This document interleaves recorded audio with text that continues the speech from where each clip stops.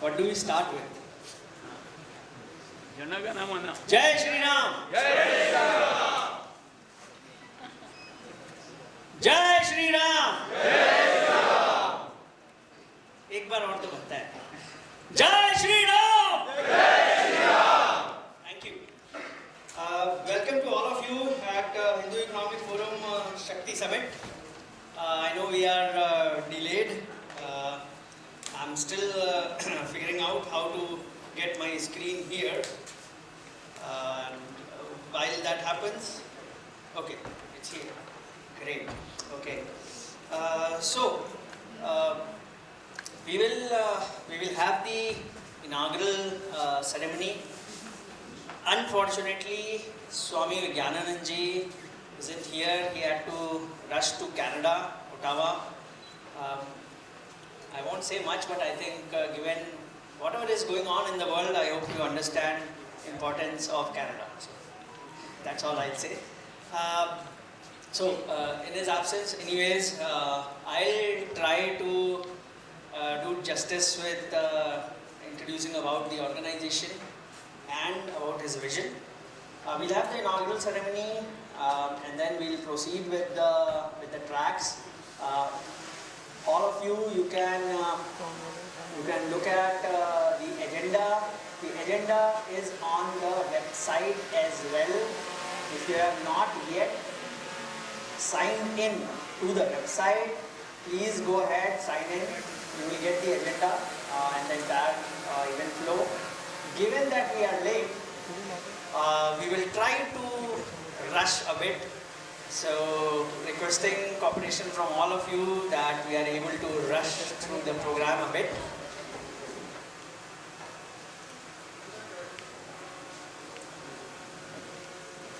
Great. Before starting further, I'll request the esteemed guests for the inaugural ceremony to please join here on the stage. So please get your hands together and welcome them with a very, very loud applause. Deepak Karanjikar ji, Lieutenant General Ajai Kumar Singh ji, and Shri Rajinder Singh Bhatia ji. Please come on the stage.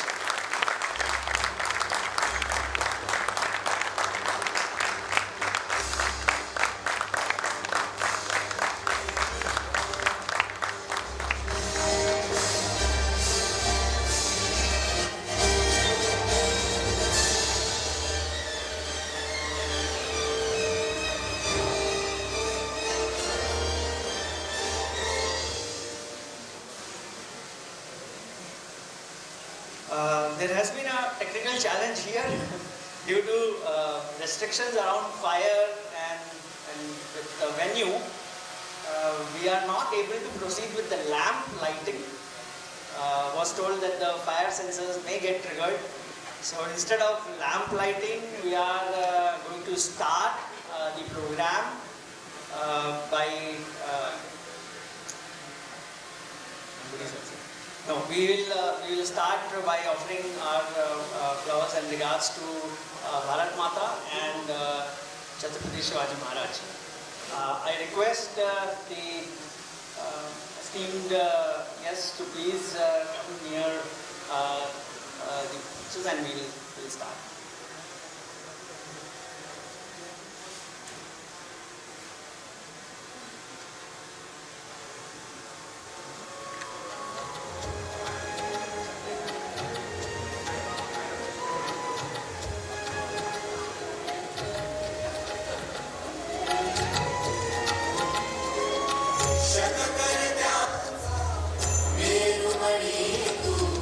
राजर्षींचा Raja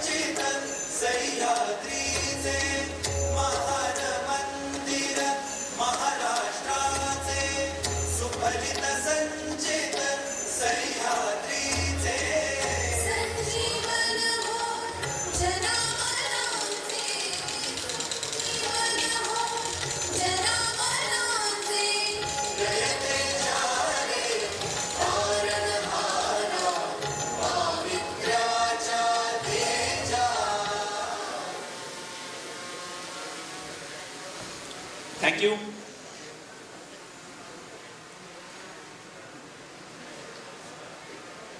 So,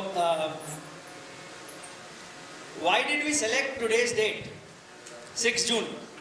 What's so special about today? Rajabhishek. Not many people seem to know about it. Hindu Samrajya Divas. What had happened today? Coronation ceremony of Chhatrapati Shivaji. Chhatrapati Shivaji Maharaj का राज्याभिषेक. महाराज की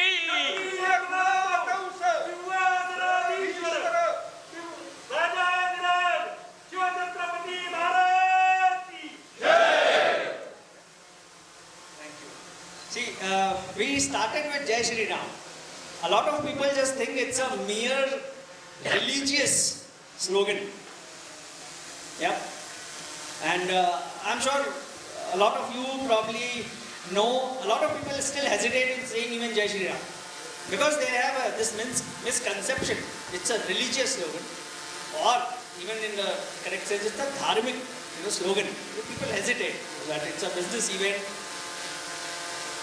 I think everybody knows who was Sri Ram.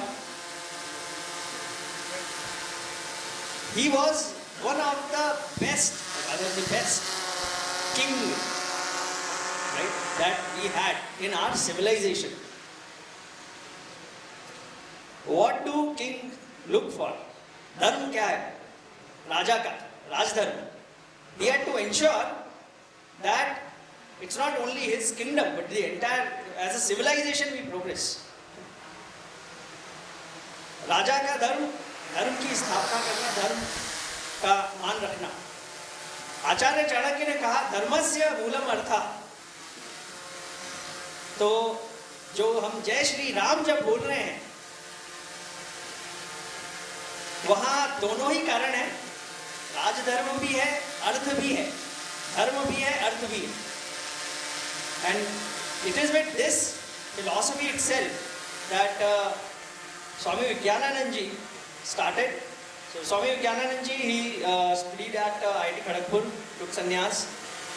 He is at present the Joint General Secretary at Vishwa Hindu Parishad, and he's been looking after Vishwa Hindu Parishad International, and I think he has been to almost each country in the world where even a single Hindu lives.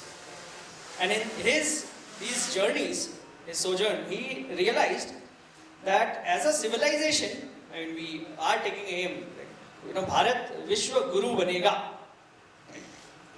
Vishwa Guru बनने के लिए विश्व शक्ति बनना आवश्यक है. Unless we are a power, nobody will respect us. जिसकी respect नहीं होती वो गुरु नहीं होता है. गुरु को आप respect करते हैं, right? So विश्व शक्ति होना आवश्यक है. विश्व शक्ति बनने के लिए अर्थ चाहिए. यदि हम आर्थिक शक्ति नहीं बनेंगे, if we are not an economic superpower, we will never become a world power. We will never get the respect that as a civilization we deserve. Hence, he realized we need to become an economic power, and that is the genesis. So he started with World Hindu Foundation, which runs World Hindu Congress, which is a grand mega event, happens every 4 years globally. The last one happened in Bangkok in November 2023. A few of the members I see, they were there. All who's who from all over the world.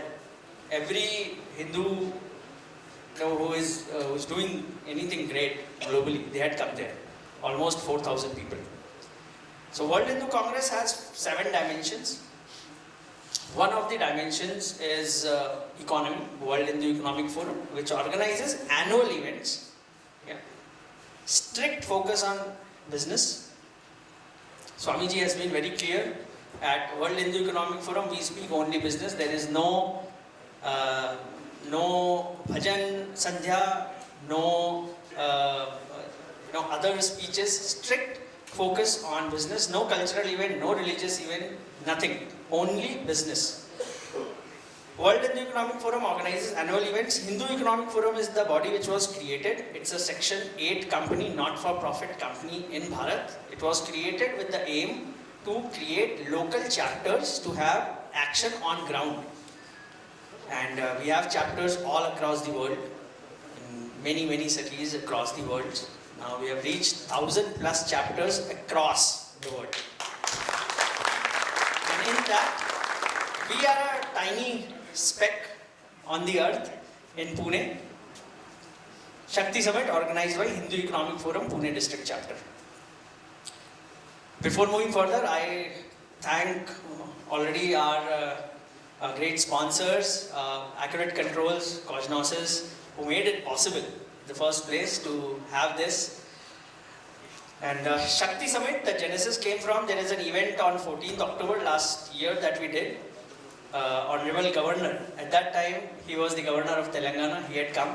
There we had a small, just about a 3-hour event, and in that there was a defense panel run by the committee, the members who represent MCCIA Defense Committee, Prashant Joglekar ji, Harshvardhan Gune ji, Varun Kandare ji, and that's what, like, there they made it possible. There was just a single panel of 1 hour, but the feedback that we got, the praise that we got, Swami ji also was very impressed. He said, थोड़ा सा defense पे focus लेके आते हैं, and that is where the genesis started.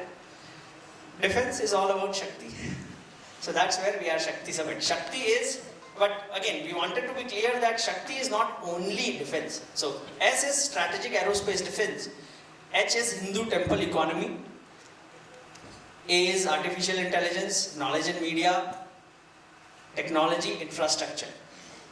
Idea was, you understand, ये सब मिलता है तो ही शक्ति बनती है. Very simple example, Operation Sindoor, we won. But somewhere we lost on the narrative war. The adversaries were just building castles in the air. Unfortunately, a lot of our own people bought those, that अरे हमारे ये गिर गया, हमारे jet गिर गया, whatever. All of that was completely manufactured media. Unfortunately, a lot of people fell prey to it in our own country.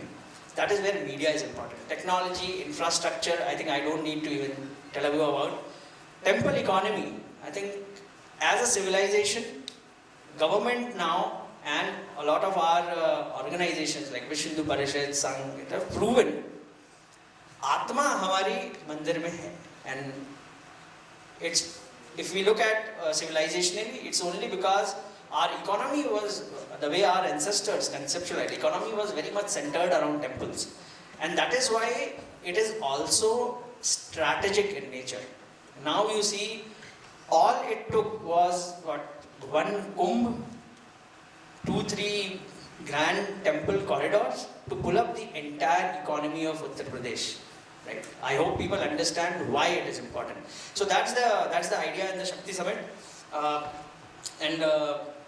Here today, what all we are going to cover, the focus is on opportunities in strategic sector. Swamiji has been saying we are, as people, as Hindus, we are individually smart, collectively stupid. Okay, he is being very clear words. Why? Because we still lack somewhere the understanding that unless we work together, right, towards a committed, shared agenda and goal, we won't succeed as a civilization, as set of people. Individually, we may succeed to some level, but again, if we really want to grow, we'll need to come together. So that's where HEF, we say, grow together, share together. Right? Okay, so with that, allow me just 1 minute.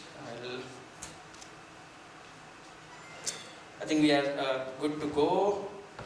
Just let me. Great. So,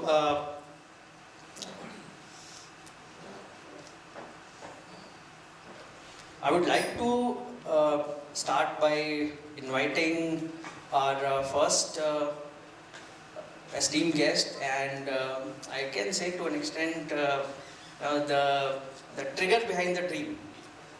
Deepak Karanjikar, he is the one who said, let's do it. And I think he doesn't need an elaborate introduction. If everybody knows Mitra, if I may, sir, I can mention that Mitra is the Niti Aayog of Maharashtra, and Deepak ji is part of the governing council member. He is the one who has been supporting us all this while, who has already supported a lot of HEF Pune members in really getting along with business, helping us get ahead, helping us work with government.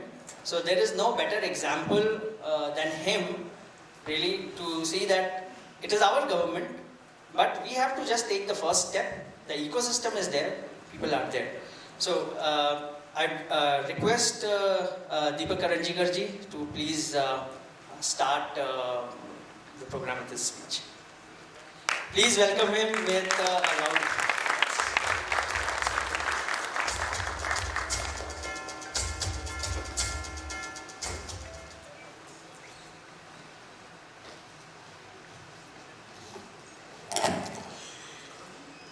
सुप्रभात। छत्रपति शिवाजी महाराज की जय। आज ये परिषद का जो मूल्य है और उस मूल्य के पीछे जो वजह है, दोनों बहुत ही अहम है और उसके 3 बिंदु मैं आपके सामने रखता हूं। जिस आदमी ने केवल 35 साल में 450 साल का दैन्य, अप्रतिष्ठा, अपमान, वेदना, यातना, पेन केवल 35 साल में खत्म किया, ऐसे छत्रपति शिवाजी महाराज के राज्याभिषेक का दिन है आज।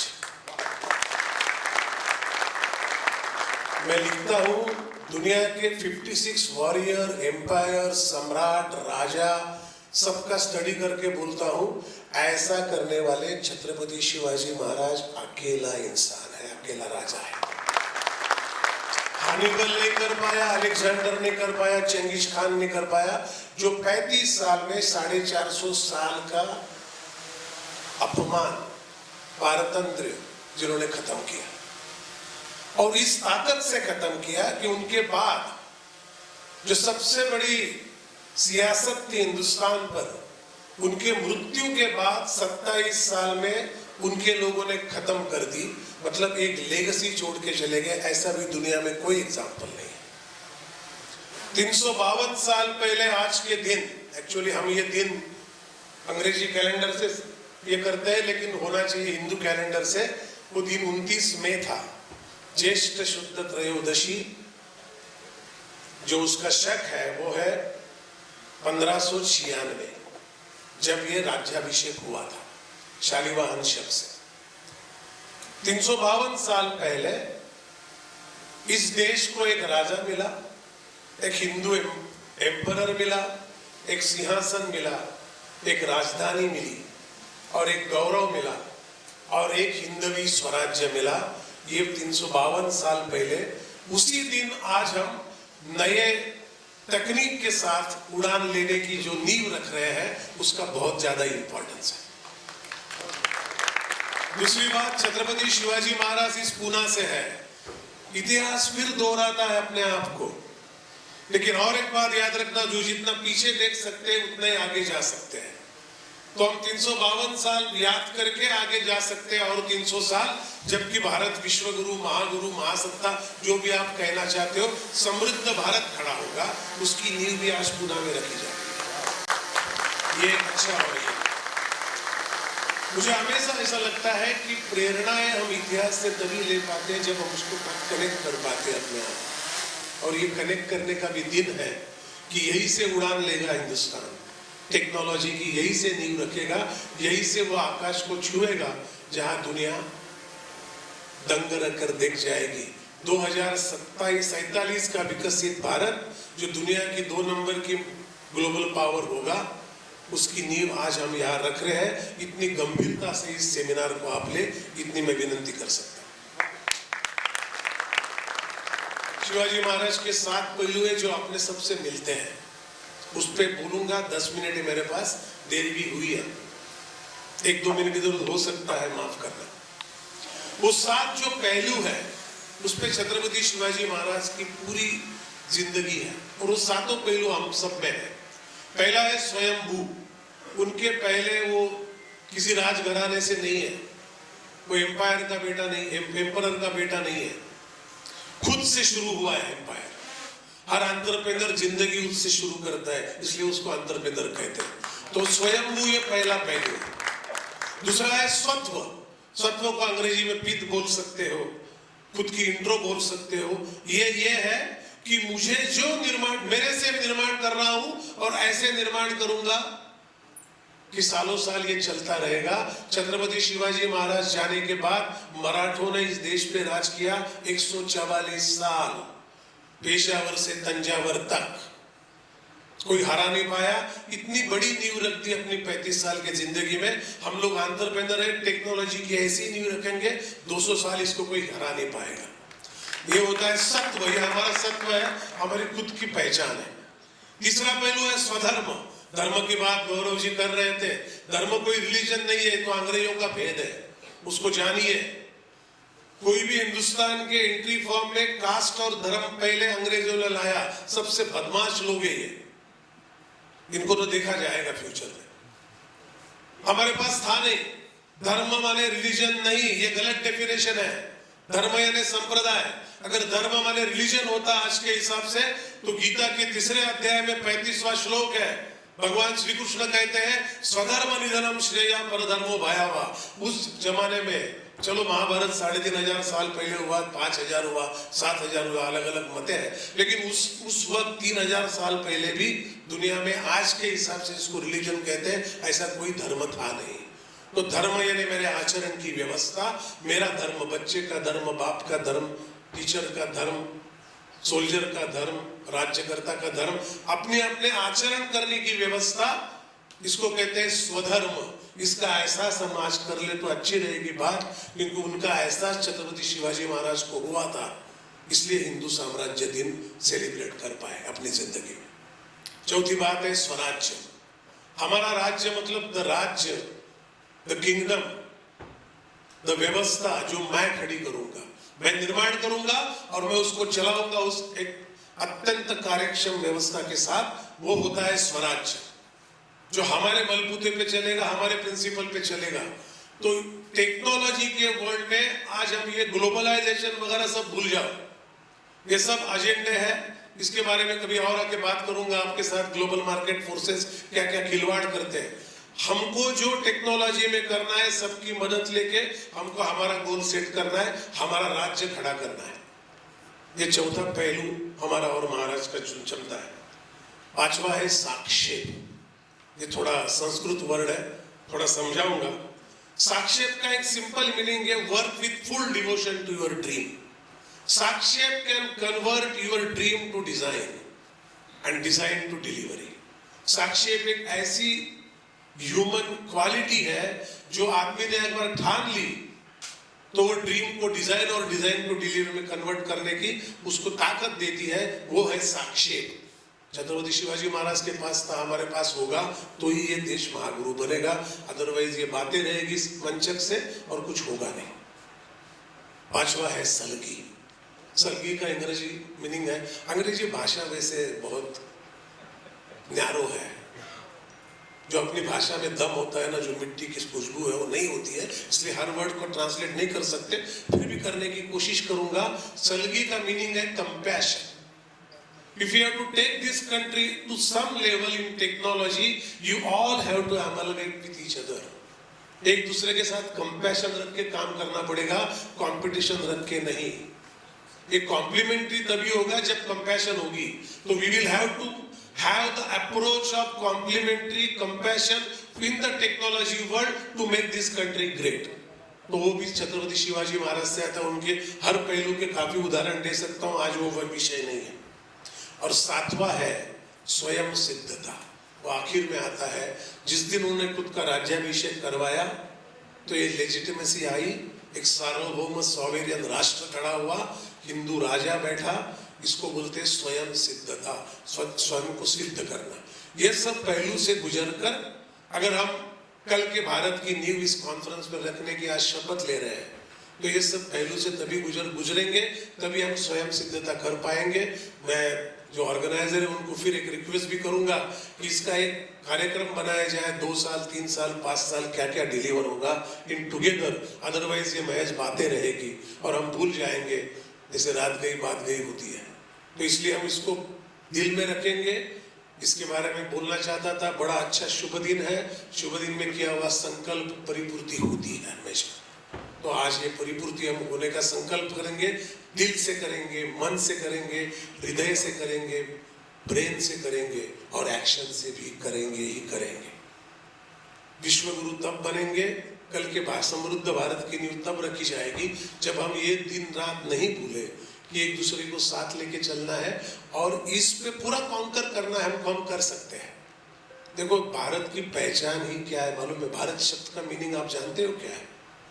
भा का मतलब है ज्ञान और रत का मतलब है उसमें रममान होना, उसमें डूब जाना, उसमें जिंदगी गुजार देना। भारत ने आज तक ज्ञान में ही अपनी जिंदगी गुजारी है, इसलिए वो भारत है। भरत का नाम से आया वो एक उसका एक दरिया है, लेकिन ये सबसे अच्छा दरिया भा मतलब ज्ञान। और उस ज्ञान में जो रत है, जो ज्ञान में डूबा रहता है, जो ज्ञान के अलावा कुछ करता नहीं है। और आज का ज्ञान है, अगर इकोनॉमी है, आज का ज्ञान टेक्नोलॉजी है, जो भी आज के ज्ञान के पहलू है, दायरे हैं, हमको उसमें रममान रत होना पड़ेगा। तो फिर एक नया भारत खड़ा होगा। उस भारत के लिए हम कोशिश करेंगे, जी जान तक लगा देंगे, बहुत ज्यादा प्रयत्न करेंगे। इस सब के लिए आपको परमेश्वर, हमारी भारत माता आपको ताकत दे, इस प्रार्थना के साथ रुकता हूँ। जय हिंद।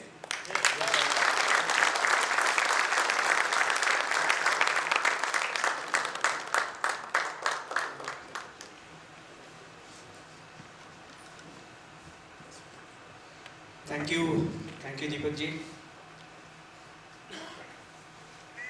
छत्रपति शिवाजी महाराज ने सिर्फ किले नहीं बनाए, उन्होंने पूरी एक सभ्यता बना दी।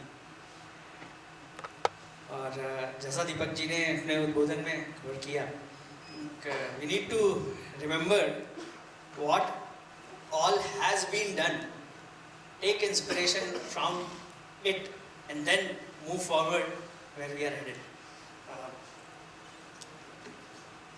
Moving on, team, can we have the next profile? Yeah.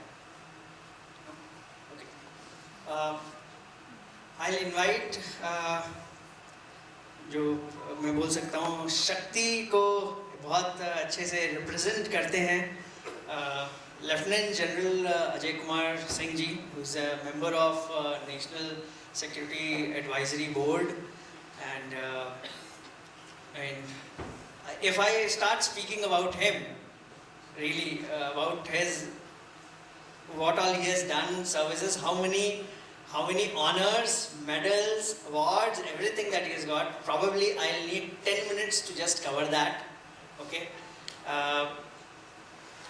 he is going to talk about the essence of Shakti and the theme itself that we are talking about here today, focus around this strategic aerospace and defense. So I invite you, Lieutenant General Ajai Kumar Singh. Please welcome him with a round of applause.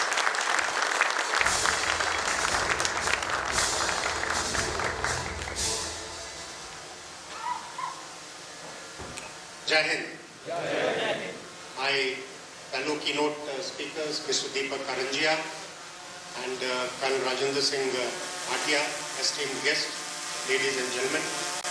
जैसा कि बताया, आज का दिन बड़ा शुभ है। छत्रपति शिवाजी महाराज का राज्याभिषेक, उनके गुरु सतगुरु श्री समर्थ रामदास स्वामी महाराज, उन्होंने ही उनको, तो गुरु की बात कर रहे थे, तो गुरु का विशेष स्थान है। गुरु ही एक दिशा देता है और उनके गुरु ने उनको एक दिशा दी और स्वराज का नारा लगाया। आई थिंक इस स्वराज के लिए आज जो भी यहाँ हो रहा है, वो इस स्वराज के लिए, स्वराज इंडिपेंडेंस जरूर मिला है हमें, बट एक swaraj which is based on economic might, which is based on military might, that we have yet to achieve, where we are independent in thought, independent in action and independent in emotion. While we have got independence, but somewhere deep down, I think we still have lot of residue of that imperialism, and that is something that has to be casted aside. और इसलिए जो आज programme रखा है, और मैं I must give compliments, full compliments to the Swamiji and to his team for organizing. I think this is the most ideal environment where it needs to be, and the most ideal time where such a forum has to come and ideate. So this is a beautiful civilizational economic forum that is primarily, which brings together the industrialists, the investors, and also the professionals and the people from the startup and people from the MSME and the leaders on one common platform. And why? So that they can enable collaboration. They can actually enable the investment generation and also chart out a way for a strong, resurgent and economically strong India. And I really like the vision. Grow together and share together.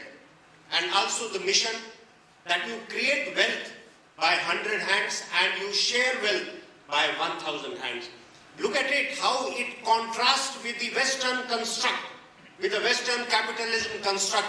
I always say that the Western construct, and I'll talk about it a little later, as to how it is now the beginning of erosion of the Western Indian, the Western construct. So something has to come about, but that I will talk a little later. I'll quote a shorter version which says, Dhrati Shama Damostem Shacham Indriya Nigraha Dhir Vidya Satyam Akrodo Dashkam Dharm Lakshanam. Dharm ke kya 10 lakshan hai? Dhrati Dharya. The patience is the most important thing. Shama, forgiveness. Dhrati Shama Dam, restraint. You may have power, but you have to use the power with lot of restraint, not the way the Western countries are using power today. The power has to be used with lot of restraint, and that is what is done. Astem, Dharti Shama Dam, Asteyam. Astem is again a word which has got absolutely no parallel in any other language. Astem normally would actually get translated as non-theft, chori nahi karna, but it is much more profound than chori nahi karna. It says, please utilize the resources that you need and not more than that. अगर पांच रोटी में मेरा पेट भर रहा है और खाना बड़ा स्वादिष्ट है और मैं 10 रोटी खा लेता हूं तो 5 रोटी की चोरी हो गई. अस्तेम, that is अस्तेम. There are some ladies, and please forgive me, but अगर जो है आपका काम 5 जोड़ी सैंडल में चल रहा है या 10 जोड़ी में चल रहा है और अगर आपके पास में 50 या 100 है तो वो चोरी है. That is also अस्तेम. That is also. So imagine what a profound ecological and environment friendly message. Not given now, given thousands of years before. So Dhrati Shama Damostem Shacham, cleanliness. The physical as well as internal. The internal is even more important. Indriya Nigraha, restraint on your senses. ये जो senses हैं, they should not go berserk. They have to be controlled. They have to be restrained. And then it says Dhi. Dhi is buddhi. It is man, chitta, and then buddhi. So man is chanchal. They call it monkey mind. In a 24 hours, an average person thinks from 17,000 to 70,000 thoughts. Imagine the energy that gets dissipated in 70,000 thoughts. Okay, so this is man. But a man that is restrained by vivek, the power of discrimination. That is dhi, that is buddhi. So that buddhi is again a very important ingredient of dharma. Vidya, knowledge. Satyam, truth. And akrodh, non-anger. So this is what dharma is for everybody. It is not just merely religion. It is these 10 attributes which constitute the dharma. So having given this backdrop, let me first come and take you around as to why such summits are important and why they have relevance today. Please look around. Today, after the First and the Second World War, maximum conflicts are raising in the world. More than 52 conflicts are raising in the world. So you have the Russia-Ukraine war, which has entered more than 4.5 years. It is still continuing. Before the Russian-Ukraine conflict, everybody was saying that the eras of the long war and the conventional war are over. And look at this conventional war. which is not finishing even after 4 years. On the other hand, we have the Iran, US and the Israel conflict, which is still continuing. Then you have the South Americas, you have in the African continent. So there are more than 50 odd conflicts that are raising in the world, which basically implies that the Westphalian system that was instituted after Second World War, the international organizations that were created and formed to make sure that the peace and the progress gets established in this world have failed. And please mark my words, that means it is the beginning of the erosion and the failure of the Western construct. And if the Western construct has failed, the nature abhors vacuum. It has to be filled by somebody and by something. There are only two civilizational countries that have the capability to fill this particular vacuum: China and India. Let's come to China. China definitely has the economic might, the military might and the technological might. But is it universally acceptable? That is number one. And the second, China has actually literally moved away from its civilizational construct. It has moved to communism. They have actually left their civilizational construct long time back. And that only leaves one country, and that is India.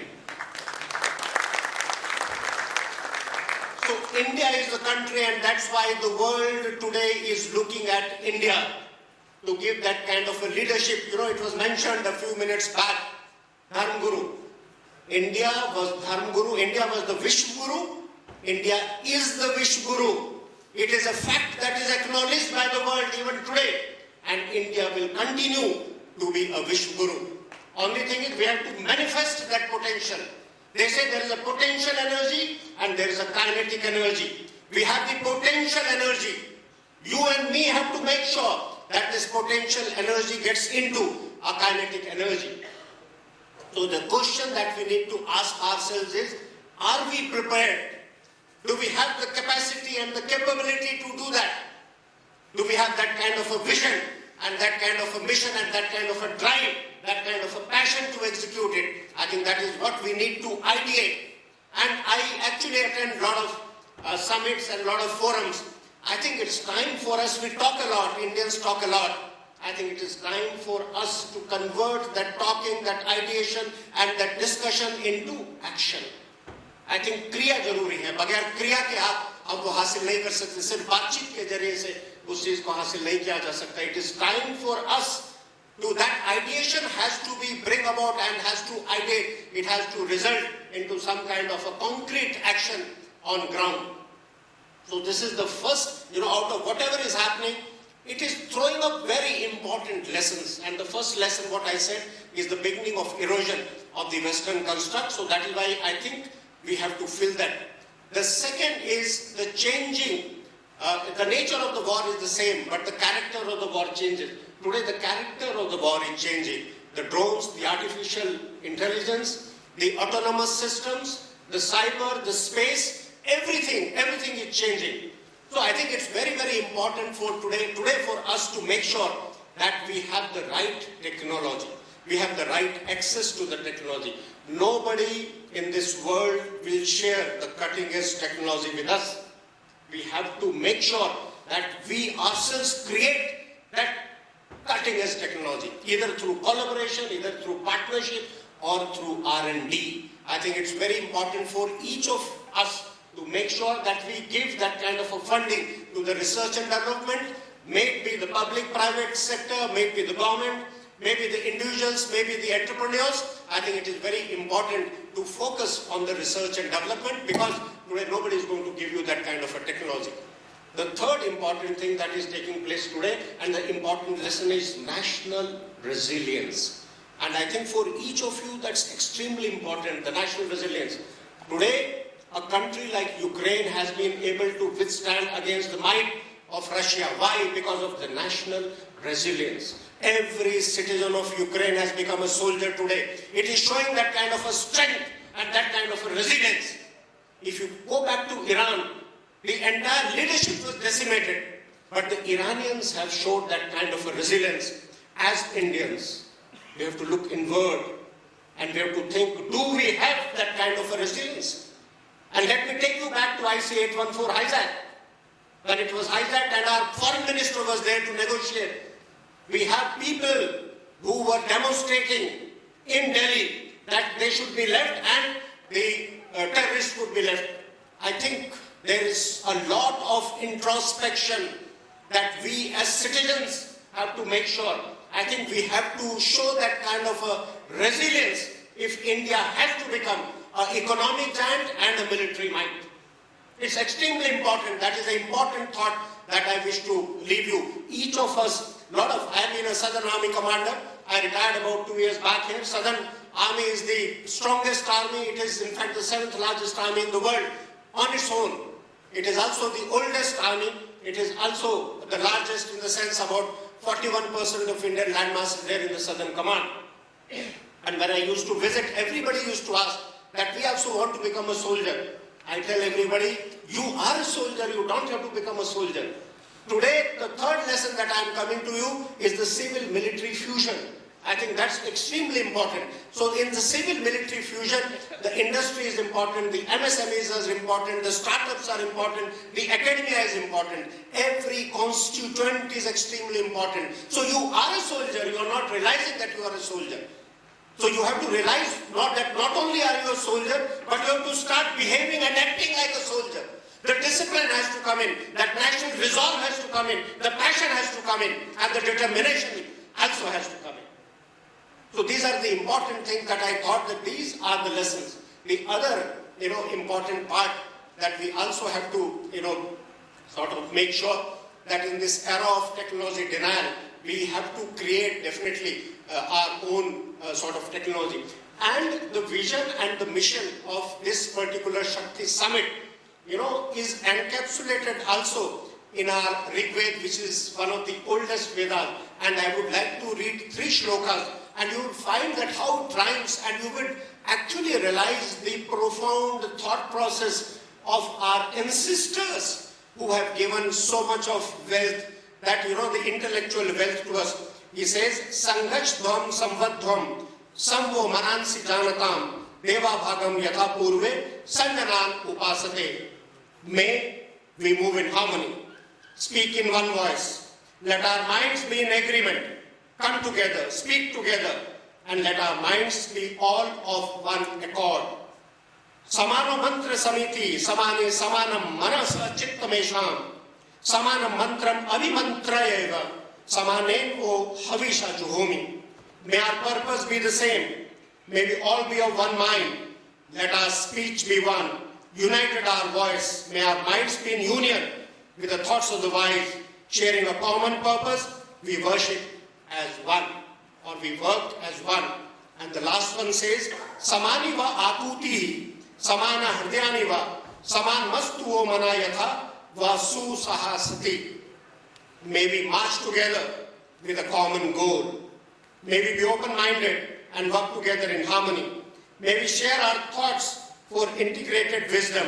May we follow the example of our ancestors who achieved higher goals by virtue of being united. So what is it that we need to do together? We need to do together. Where should this summit lead us to? I think what is required today is a civil, military, academy, industrial fusion. Number one. Because the industry has to make sure, when we talk of economic might, the economic might and the military might is interdependent.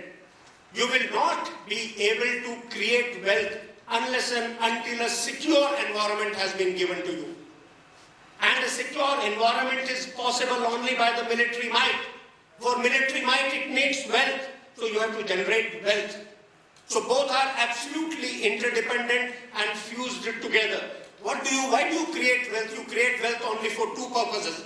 To look after and to take care of your subjects and to take care of that economic might.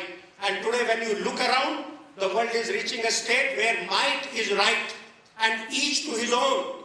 So if might is right and each to his own, then we have to be Atmanirbhar and we have to be not only economically but also militarily might. And that's why all the constituents, civil, military, academia and industry has to come together. we have to innovate and we have to adapt the cutting edge technology and on the horizon technology. There is also a need of creation of a very robust startup and the MSMEs environment. And also, most importantly, we have to create an organizational change management framework, because we are actually seeing a hell amount of change in a very short period of time. We need human capital and leadership, and we also need very enabling policies, framework by the government. And I think that's already happening. Most of you possibly may be aware that the defense acquisition procedure, DAP, is under revision. And I think it has been put out on the social media. So please, I think this is the right time for you to contribute. Not once it has been formed and articulated. I think this is the time for you to give those inputs. We also have to make sure that we have a national defense testing, evaluation and certification architecture. I have taken a little more time, so I will finish now. But before I finish, it is a SHAKTI Summit. And like it was said, Indian armed forces are a representation of Shakti. I am also from Gurkhas. So in Gurkhas, we celebrate the Navratris in a very big manner. In Navratris, there is a Navaran mantra, Om, Aim, Kling, Kling, Chamundai Vichya. Now this represents Shakti. It says, and the meaning, most of you possibly may not be aware of its meaning, it says, Hey Brahma Rupini, Hey Mahashakti, Mujhe Brahma mein sthit kar, गति, मति, निर्मलता, शांति और स्थिरता प्रदान कर। हे क्षमा मूर्ति, मुझे मर्यादा में रख, शीलवान, विनम्र और विजयी बना, दुख, रोग, भय और संकटों से मेरी रक्षा कर।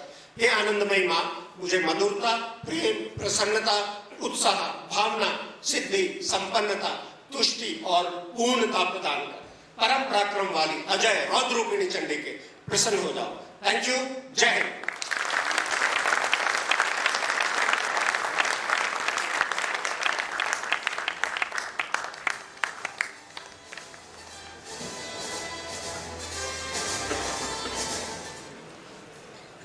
Thank you. Thanks a lot, Ajay ji, for this really charged up speech. And of course, coming from you, coming from somebody who has served the nation in uniform and has been at the very, very top, and even now is very much involved in the security affairs of the nation. It's really great to listen to all of this from you.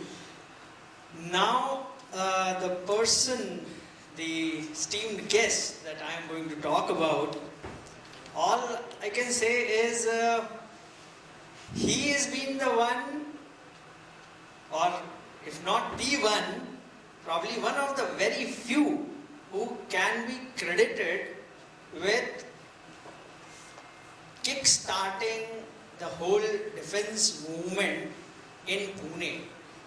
Getting Pune to be the emerging defense hub, I think he is the one who made it possible, has been one of the first people in uniform who came to industry and wasn't a mere transition, but somebody who has been able to shape the industry. So, ladies and gentlemen, please welcome Shri Rajinder Singh Bhatia ji. He is the chairman for Kalyani Strategic Systems Limited, which I think all of you would know is the defense vertical of Kalyani, of course the flagship company of Bharat Forge now. Bhatia ji, please.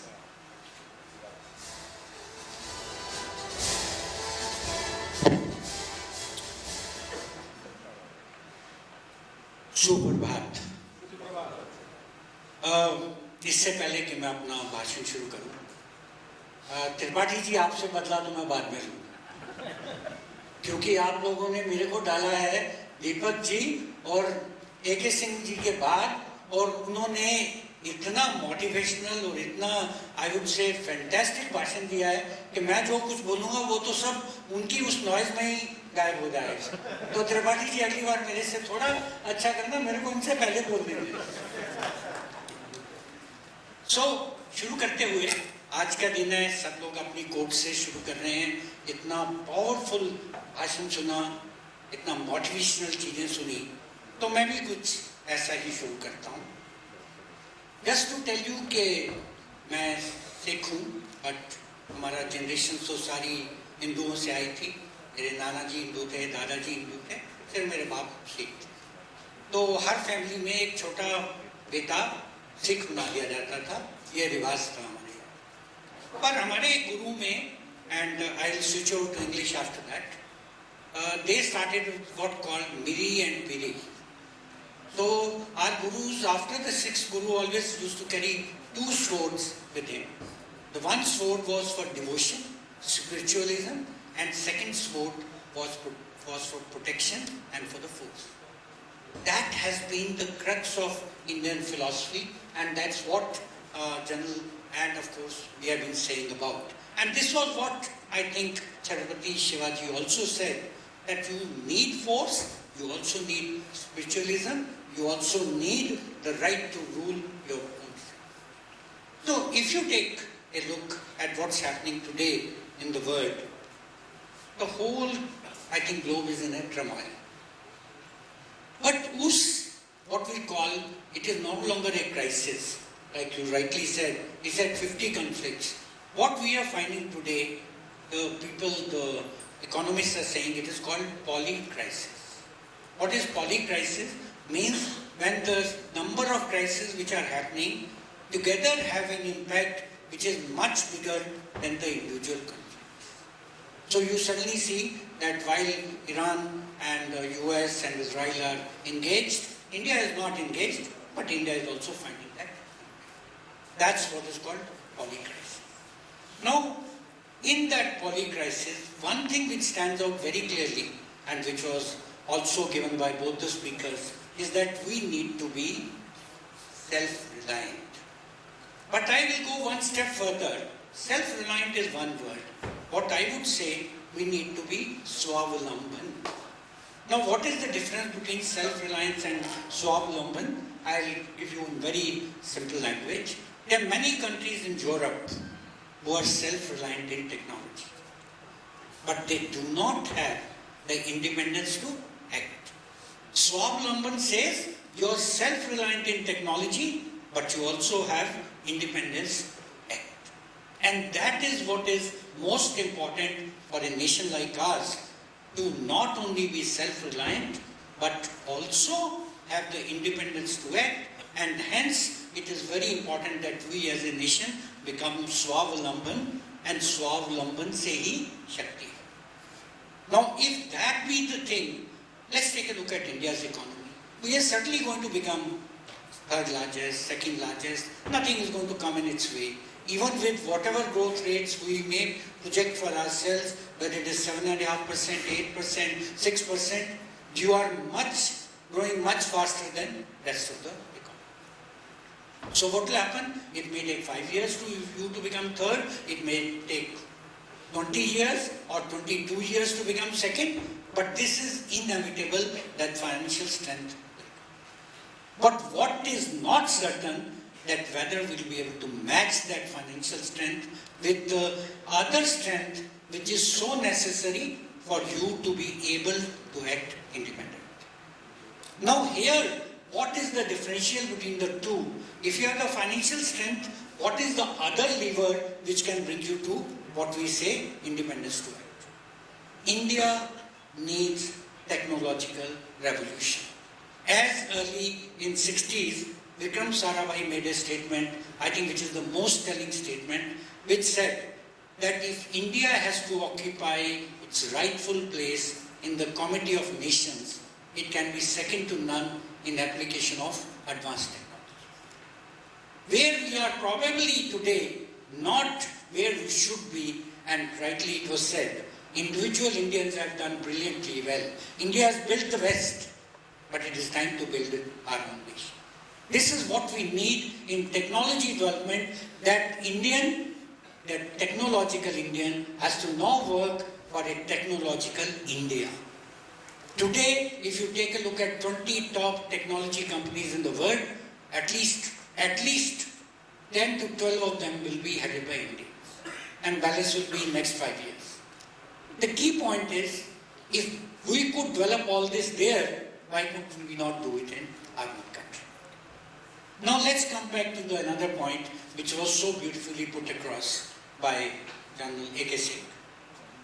I will say the second quote of the day is, India has always disappointed both the pessimists and the optimists. Take a look at early 60s. Every Western data, every Western paper said there will be 100 million deaths in India because of hunger, there will be food deficiency, India will not have enough milk for the children. We proved everybody wrong.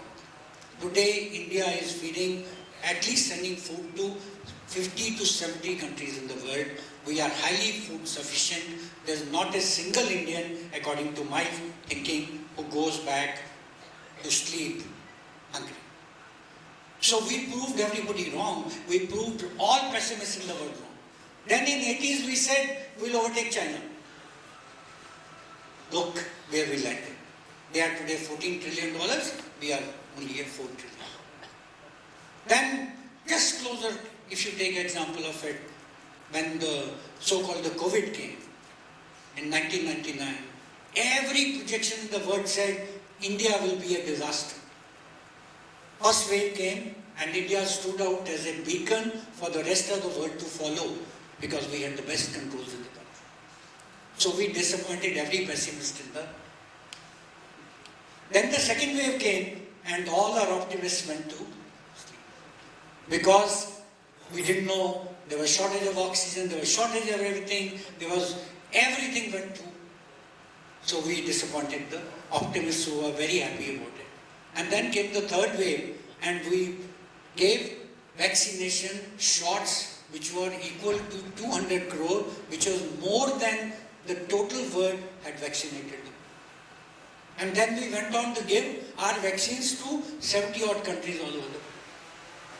Need of the hour now is, let's stop disappointing the optimists. Time has come that we only need to disappoint the pessimists. And this I am going to know borrow one word from General A.K. Singh. He talked about we need universities together, we need industries together, we need people together, we need, I would sum up in this one single sentence, we need whole of nation approach. Whenever we have gone for whole of nation approach, we have done wonders.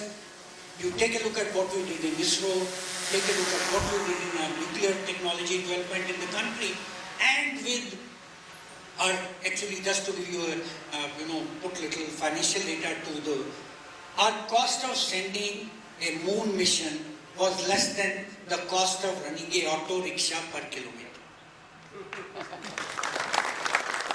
This was 1/10 of the global cost. So this is exactly what nation can do when we start lowering barriers, when we start having whole of nation moving together. And that's exactly what was being told. We need to move like a nation. We are individually very good, collectively we have a lot to deliver. Now coming back to the point. What is our dream? What do we want to be? There was a gentleman who once, in 1940s, dreamt and he said, the future belongs to those who believe in the beauty of their dreams. And he went on to create the largest military infrastructure complex in the world. That was President Roosevelt of the United States of America. In 5 years, they produced items which cannot even be imagined. There are 1 lakh fighter aircrafts produced in 5 years' time. India of 2026 is far more advanced than United States of 1940s. If they can do it, we can.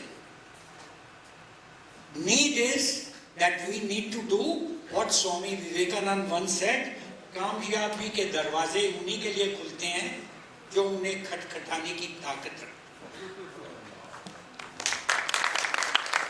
Gentlemen, I'll give you one example of my own company. 2010, we decided we want to make an artillery gun. India had not even imported an artillery gun for 36 years, leave alone make one. We went, invested our own money, we are probably driven by passion. Last year we became the largest producer of artillery guns in the world. I feel honored to be heading that particular department. We exported guns even before even one gun was purchased in our own country. And these are not small equipment. People who are technology conscious will realize the artillery gun has something like 8,000 components. There are 400 industries which contribute to developing one. And when you say that 90% of this gun is India and 100% of intellectual property rests with us, it makes us feel good. So my point is, we need to dream. And if we are dreaming of becoming self-reliant, what we have done in ISRO, what we have done in nuclear technology, what we have done in artillery guns, what we have done in ammunition, we need to do for aero engines, we need to do for seeker, we need to do for gas turbine engine, we need to take care of every technology which is not available. Let there be no doubts in the mind of anyone that it can't be done. I can assure you it can be done, and if we do the whole of nation approach, and if we put the barriers down and we move together, nothing is impossible. I just give you one example. 5 years ago, our exports were just 700 crores. Last year, we did almost 33,000 crores of exports of defense goods. I also again take pride in the fact that the largest exporter is the one who is speaking to you. We did almost 1,600 crores of exports of defense equipment. And all this is highly viable. We still have import which is about 50,000 crores. We need to remove that import. We need to become the largest exporter, if not the largest, at least the second largest, third largest. Today we are just 4% of global economy of defense. If we grow at the rate which we are growing, by 2047, when we say we have Viksit Bharat, will be 16 to 20% of the defense economy of the world, which is at $2 trillion. Then we will be a sizable figure. Then you will find in the Committee of Nations, you will be there. You will not have to seek a seat in the Security Council. The Security Council will come to you to say that please take a seat. I will try and wrap up. I think probably one gets carried away after also getting so much of motivational from the previous speakers. But one thing I can assure you, come what may, it is not the question whether, the question is only when. India will be there where it needs to be. And one reason which is there for this, I will tell. In this hall, I am sure there are a lot of parents, a lot of family, children. There's one family value which cannot be seen anywhere else in the world. And that is that the parents in India want to give the best to their child, irrespective of whatever their condition. They are prepared to give their left arm, right kidney, whatever it is required, complete provident fund, all savings, to educate the child and give him better conditions than whatever they had in their life. Nowhere in the world this kind of family values exist. And if these family values are existing, and I'm sure they are existing, I'm speaking out of abundance, confidence that this exists, that nation cannot fail. Because your family values are so strong. If we can't fail, it's only a matter of time that we'll reach where we are destined to reach. Jai Hind.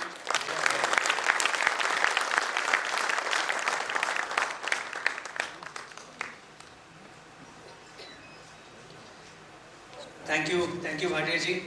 You have already set a clear target for everybody, where we have to reach as an individual, as companies, and as a nation. So thanks a lot for it. We have a small token of gift thanks to our sponsors, Accurate Controls and Cosmosis and Patex. And of course, the gift sponsor is Pratik Copper, so thanks to them. It's a small token. With that, I will invite Rajesh Upadhyay ji, who is the coordinator for our defense and aerospace track. Rajesh ji, please be ready. And I thank you to our esteemed guests. I'll mention one thing. The combination here, what you see, Deepak ji and Deepak ji, I hope I can mention it very clearly. Deepak ji works closely, very closely with our Honorable Chief Minister Fadnavis ji. Lieutenant General Singh ji, as you heard, National Security Advisory Board, so you can understand that is at a nationally, at that level. Bhatia ji is with what we can say,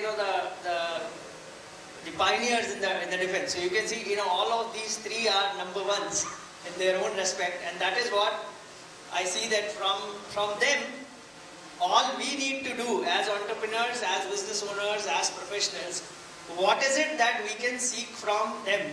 I hope, sir, I can seek your permission to say that yes, you are available anytime for our members and for, in general, Hindu entrepreneurs to reach out to you to seek out any guidance and support. Thank you, sir.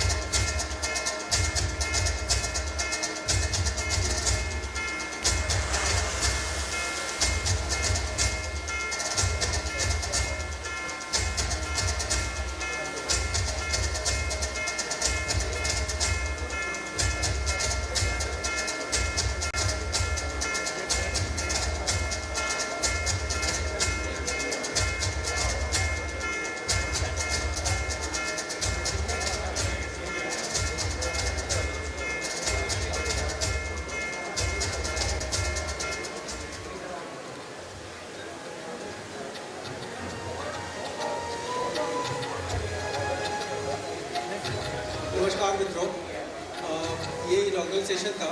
अभी जो startup track के जो participants हैं और जो team member हैं, आप please जो ऑडिटोरियम है साइड में वहाँ चले जाएं। तो स्टार्टअप्स का जो पिचिंग कर रहे हैं और उनके जो स्पीकर्स हैं वो बगल में ऑडिटोरियम है, इसके बगल वाली बिल्डिंग है।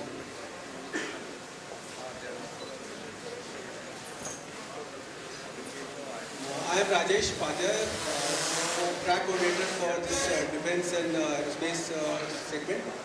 And before I start, अभी दीपक जी ने और लेफ्टिनेंट जनरल अजय जी ने बात की थी, क्रिया जरूरी है। और दीपक जी ने कहा कि अगले 2 साल 3 साल के लिए जो रोड मैप चाहिए, तो मैं एक्चुअली बाद में इंट्रोड्यूस होने वाला था। मैं बता देता हूँ कि सेकेंड हाफ में हम लोग एक डिफेंस और एरोस्पेस के लिए एक वर्किंग ग्रुप बना रहे हैं।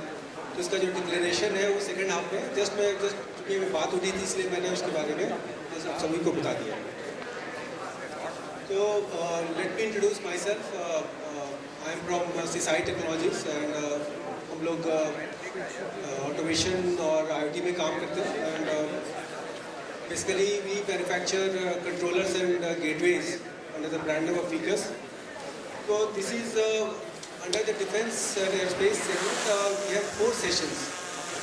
First session, we are starting with the first session, and that is rare earth applications, geopolitical scenario and opportunities, Ashwini magnets. And director of Ashwini Magnets, Harshvardhan Guneji is here. So I invite Guneji to come on dais. So Guneji is a senior member of MCCI Defence Committee, a vital bridge between defence establishment and the MSME ecosystem. And request all the members not to leave the tables, be seated, because the next session is starting, so people are supposed to be interacting and networking at the end of the session. So please be seated. Sorry, Rajesh. okay, thank you. So Guneji has given strategic leadership across the defence, aerospace and automotive sector. Welcome, Guneji. Over to you.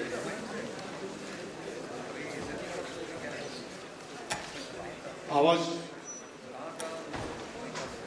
धन्यवाद राजेश जी।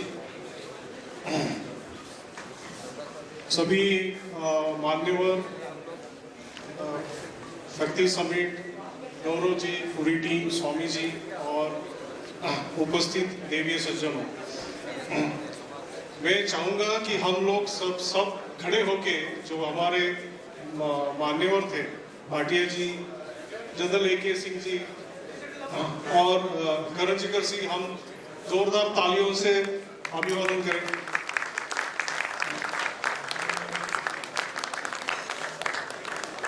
ये हमारा सौभाग्य है। We are indeed we have a privilege and we're really honored to have these dignitaries and gentlemen at one place. And again, congratulate the Shakti team and Gaurav ji for making this happen. General AK Singh ji, ये उनकी वाणी में अमूर्त ज्ञान है। So really a privilege. Bhatia sir यहाँ पे है। मैं इनफैक्ट आपकी परमिशन लेके आई वॉज गोइंग टू आपके दो सेंटेंस चुराने वाला था, but you already said that. So again I am going to request all of you to give a big round of applause to Bhatia sir, very big round of applause. Why? Because like he mentioned, see, there has not there has, but it is now thing of the past that there was a trust deficit between the private industry and the armed forces. And what Bhatia sir and Bharat Forge or Kalyani has done is they have been a torch bearer of the private industry. And whatever he shared, they have shown and exhibited that private industry can also build a very reliable and predictable supply chain. So thank you so much, Bhatia sir. It was indeed an inspiring talk. General AK Singh ji, as always, a pleasure to listen to you, and we thank you for the support in your tenure as GOCNC to the MCCI activities and initiatives. Thank you so much. So essentially what has been shared during the initial talk about the Shakti, about the Bharat, I mean Bha and Rath, and also the Bhatia sir mentioned, I have something which directly resonates with the Shakti theme, with all the discussion that has happened. And we have talked a lot about our civilization strength, the potential and the way forward. So I have here one example which demonstrates our true Shakti, our capabilities and our vision, also the family values and sheer passion. So how many of you have heard rare earth and rare earth magnet? Still very handful. And yes, Gaurav ji, Gaurav ji has heard. And Gaurav ji, thank you so much for having a vision and sort of an very appropriate approach to put rare earth to start with, because which essentially sets the tone for what we are capable of. And when you go back today evening, feel very proud of what you are capable of.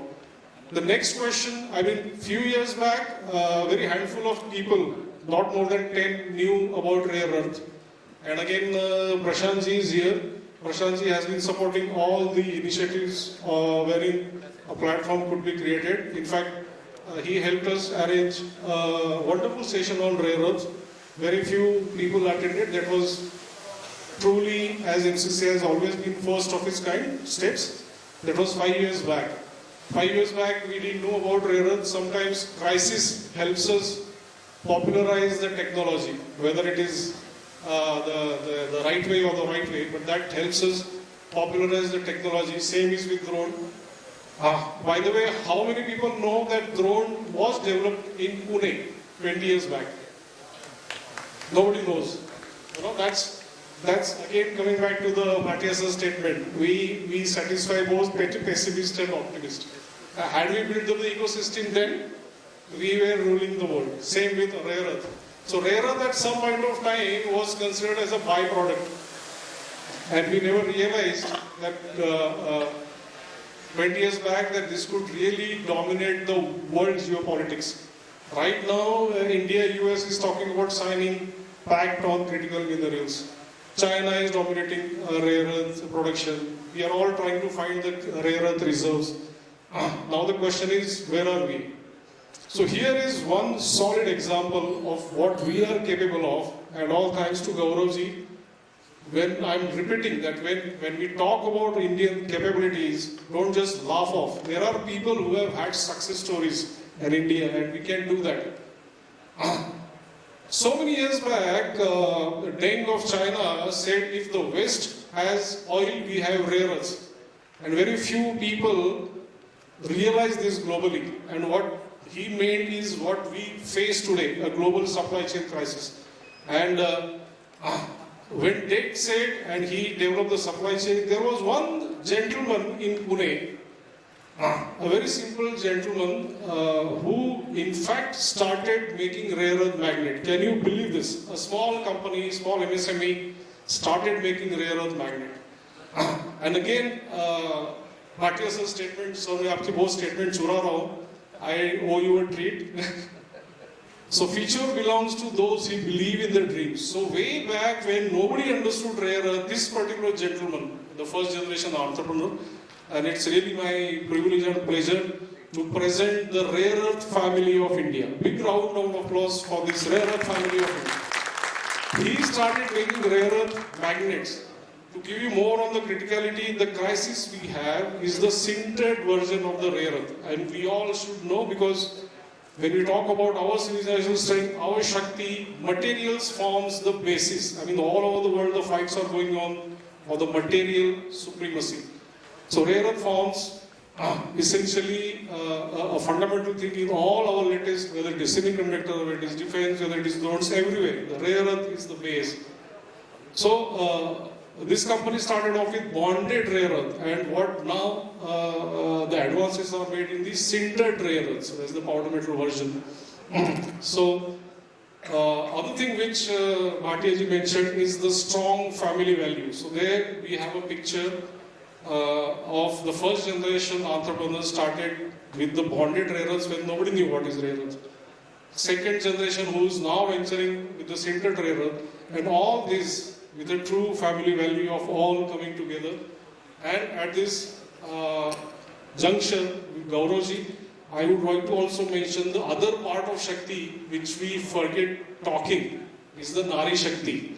So big round of applause for Indian Nari Shakti, who always stand behind like a rock solid support, sometimes contributing in the business, contributing in the overall growth of the society. So there we have this family, rare earth family, completely dedicated, passionate, with no resources, no technology available. So may I request to go to the next slide. So we have a small video, then possibly we can end, of what Pune has achieved, what India has achieved, and what we can really do. So may I request to run the audio visual, please. Thank you. President Trump is threatening a 100% tariff on China following their move to tighten exports of rare earth minerals. Are rare earths the new oil? Top story we're tracking this evening. China has started its export rules for rare earth minerals. Now, you've probably heard people talking recently about rare earths. For over 3 decades, Ashwini Group has been a trusted name in the field of ferrite and rare earth bonded magnets. serving global Tier 1 and OEM customers in the automotive, consumer electronics and industrial sectors. Through its flagship entity, Ashwini Magnets Private Limited, the group has mastered isotropic and anisotropic bonded ferrite and rare earth magnet manufacturing and precision injection molding. At Ashwini, our journey with magnetic materials spans over 3 decades. We have witnessed how the world depends on secure and high quality supply of rare earth magnets. With the creation of Ashwini Rare Earth Private Limited, we are realizing a long-standing dream to establish a rare earth mine to magnet supply chain here in India itself. Under a tripartite memorandum of agreement between Bhabha Atomic Research Centre, Indian Rare Earth Limited and Ashwini Rare Earth Private Limited, the organisations have jointly translated laboratory research into industrial reality, achieving India's first commercial-scale production of neodymium, praseodymium fluoride and metal. This landmark collaboration combines research, processing expertise and manufacturing capability. At ARAPN, we have adopted 2 different technologies for production of NdPr. The first is calcium introduction, which was developed by PRC. The second is molten salt electrolysis, MSc, which was developed by our engineers here in our own plant. This is not just an achievement, it is a statement of confidence in the nation's engineering capability and scientific excellence.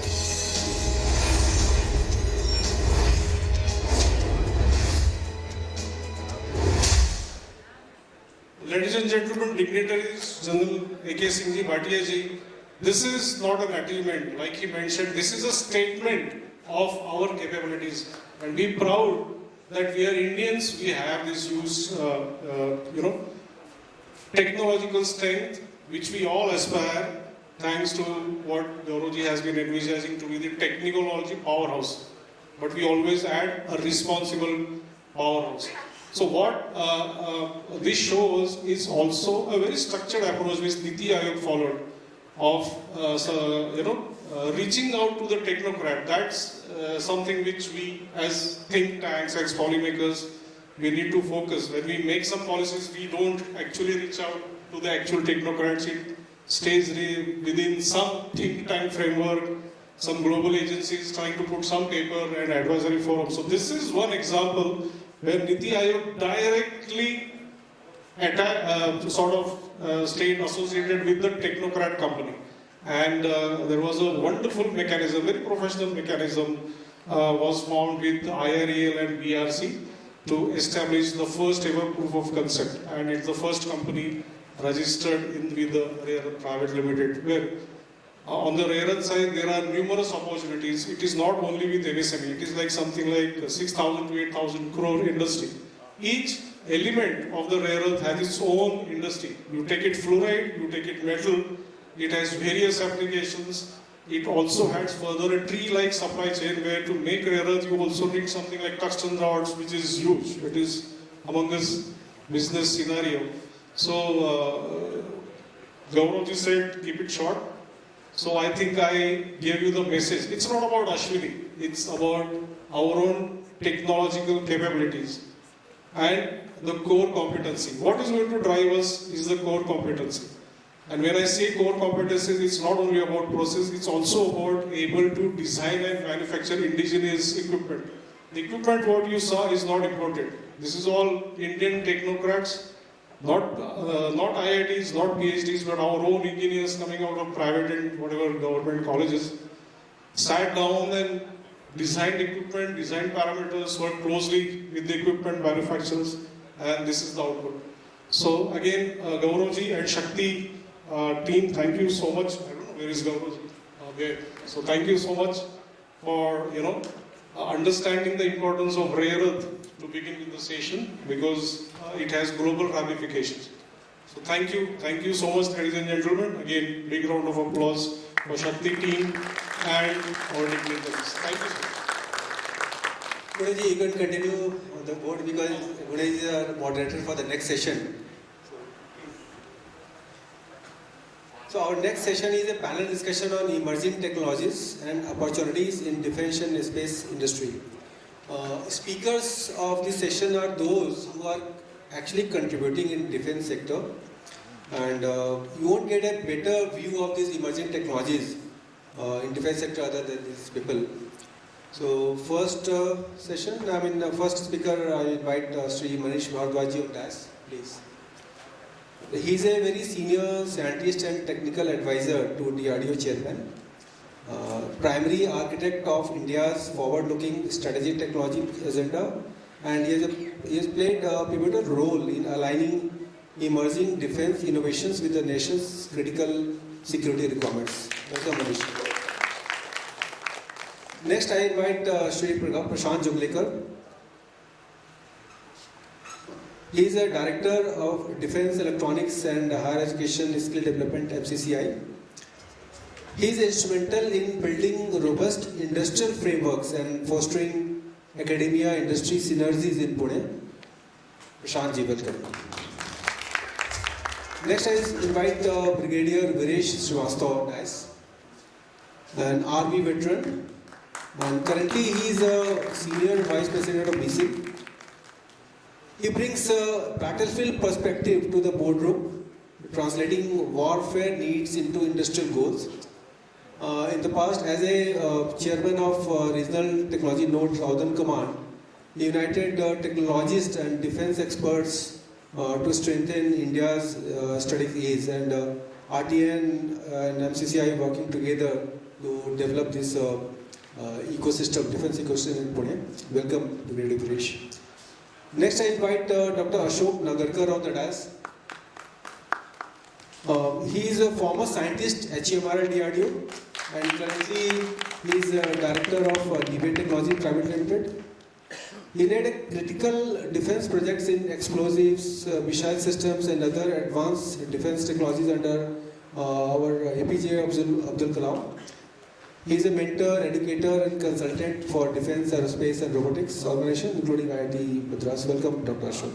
So, over to you. Thank you, Rajesh. May I request dignitaries to please take a seat. Well, again, it's a privilege to be amongst the dignitaries. So, when we envisaged of putting together the SHAKTI Summit with a focus on strategic sectors, and that too defense and aerospace, like Gaurav mentioned, we had our first session about 6 months back, and given the good response and the emerging opportunities, HEF and the team thought of putting together a specific event. So what we try to do is start with the critical aspect, and then talk to the strategists or representatives of various verticals, which essentially enables the defense aerospace ecosystem. So we have in fact, privilege to have the gentlemen and dignitaries here who represent a very unique ecosystem by itself, and glad that they are all here to share their own sort of vision, their sort of views, and the way forward. So what I'm going to do is, instead of the formal question and answers, I would essentially request dignitaries to share their views, thoughts on a specific topic, and later if we have some question answers, so with the permission of the anchor and Gaurav, we can have 2 or 3 max questions, and the dignitaries will be there for the proceedings. So a famous statement, not mine, they say we are the most assertive nation in times of global uncertainty. As Bhatia ji and Jindal Singh ji said, we are now a country which has been exporting also. So we have 32,000 exports, so it's not merely an importing company. Defense production now about 45 to even 50% coming from the private industry, that's where we are. And how this has happened, and now what is the way forward. So I would like to begin with Mr. Prashant Junglekar. Prashant ji, as we all popularly know. Why? Because I'm not sure how many of you know that Maratha Chamber of Commerce and Industries, popularly known as MCCI, was formed way back in 1932. How many of the participants know this? Handful. And it was Tilakji, Lokmanya Tilakji, who had that vision. So it's the first ever association of India. I keep seeing where other people didn't know the spelling of association. The MCCI already had a wonderful framework and structure. Point number one. Point number two, how many of you know that MCCI had the first formal defense committee in 1999? How many of you know? Only one hand. So that's the reason I thought I'll start with Mr. Prashant first. First formal meeting in 1999, where others were also trying to understand what defense committee spelling could look like. We already had a formal committee. So since then, Prashantji and the team has been taking path-breaking initiatives, and he has seen the sea of change as we see in the defense procurement. So I would like to start with Prashantji and his views on what has he seen and what he sees now the role of associations and collaborative framework in forming our Vikasit Bharat mission. So about 8 to 10 minutes, sir. And later on after the session we can have questions. Yeah, so I think you already explained. What he did mention was that Mr. Harsh Gune is the co-chair of the MCCI Defense Committee. So that he forgot to mention. Like he mentioned, we started in 1999. I have had the privilege of being associated with the committee since then. We have come up from actually creating awareness to actually now showing the opportunities to the industry. Just two things I would like to mention that we started one interesting activity during the COVID lockdown time of compiling data of industries which are there, because without proper data you cannot actually present the visibility to a particular sector or geographical area. So we started off with 250 industries in say 2020, and we just released the 4th edition of the directory in February this year during the Pune International Business Summit. And the directory already has more than 1,200 representatives as of today. And these are only the people who have voluntarily given the data. I guess there are more than 1,200 industries as of now. The second project which we are actively pursuing is we are actually trying to form an integrated drone technologies cluster. General A.K. Singh sir ji had mentioned during his tenure that we need to work on this. And we are trying to do this under the MSc CDP scheme, which is a central government scheme. We already have initiated one major electronics cluster in our Bosri branch. We also have a branch at Bosri. And that is a 70 crore project. And this is a much smaller project, about 10 crores. And this will work on designing, simulation, reverse engineering, and some part of skill development as well, like how to assemble a drone, pilot license, those kind of things. So currently we are in the SVD formation stage. And as a committee, I think we have been often discussing this, that we need to move from awareness and seminars to actually go into the action mode, like General A.K. Singh was saying. So that's what we are trying to do at the Defense Committee. Thanks.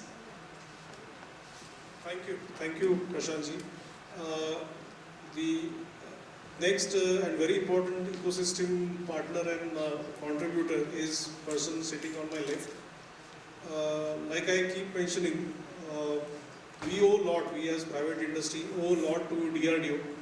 I know a lot has been debated and discussed, the speed and whatever issues, but frankly, for us who are in the let's say tier 1 supply chain, not the strategic partner level, but the platform, but for us, DRDO has played a big role in making us understand what the defense procurement is, what are the technical challenges, what could be the test requirements, what are the end users' possible expectations, and gateway through the defense procurement. So we have with us Mr. Manoj Bharadwaj. Manoj B has been, of course, he is a part of our core group and has been also supporting the initiatives of MCCI. So currently he is the technical advisor to the chairman of DRDO and has a mandate to also encourage industries and startup to be an integral part of the defense procurement. So Manish, we would like to hear from you what could be the role of DRDO in the technology transformation integration. Sure. Thanks, Mr. Pune, and thanks the organizer and my fellow colleague panelist. And as Sir General A.K. Singh has already set the tone, and he said that R&D play a very, very important role. So I come from a R&D fraternity, DRDO, which is an important pillar of defense technology and Atmanirbharta, which we talk self-reliance, Atmanirbharta in the country. And as in Pune, we have 3 DRDO labs. Then we have a defense university also, apart from the industry which closely we are working with. I was told that the topic was new age technologies and the DRDO perspective. Now, as you know, the Ops Sindoor, then Ukraine, Russia conflict and Iran conflict has already set the ball rolling. Now, this is the area where the contactless warfare is emerging. The new age warfare, every technology has a background also, how it has to be generated. So the new age warfare will decide that what technology is going to come and what is the new area, thrust area has to come out. So these wars have seen that most of the scenario which is emerging is algorithmic warfare. We are coming into a cognitive warfare scenario. And there is no direct man-to-man conflict. In the olden days, in our early days, we have huge one-on-one fight, which is not there. We did not see anything. Now, other day I was hearing a podcast of Sir General Raj Shukla. He coined a new terminology, I don't know whether he coined or it was there. He said that with these warfare, we are coming up with we have artillery, we have armored, we have infantry. So now the new age is coming up, dronari. I am not able to recollect, but he says that it is a new age of new age of which has to come up now. So drone-based war fighting ability has to be increased. Now when drone is there, then we have to have a counter drone also, which is very essential. And air defense is another area where we have to make our effort more concentrated. So then in lower orbit, we must have a space situational awareness. So then we have to focus on directed energy weapon and quantum technology, along with autonomy and swarm drones. So these are the few areas where we have to focus, and DRDO is also taking necessary steps in these areas. Apart from what Mr. Gune has said, that advanced material is always a core area because it is required everywhere. You take any domain, material is needed. So this is one area where strategic material requirement will be there. As General A.K. Singh has said, we need to have in technology domain a strategic autonomy. the nation must have a strategic autonomy for reaching out to become a Vishwaguru. So this is one area where DRDO is actively pursuing. Now coming to what DRDO is giving, enabling an industry ecosystem. There are 2-3 very important schemes are there. One scheme is Technology Development Fund, TDF. TDF is one fund where the entrepreneurs can impromptu give their technology areas where they wanted to work. Second is the statement of case also comes from the DRDO side and the services side. So 50 crore grant is being provided.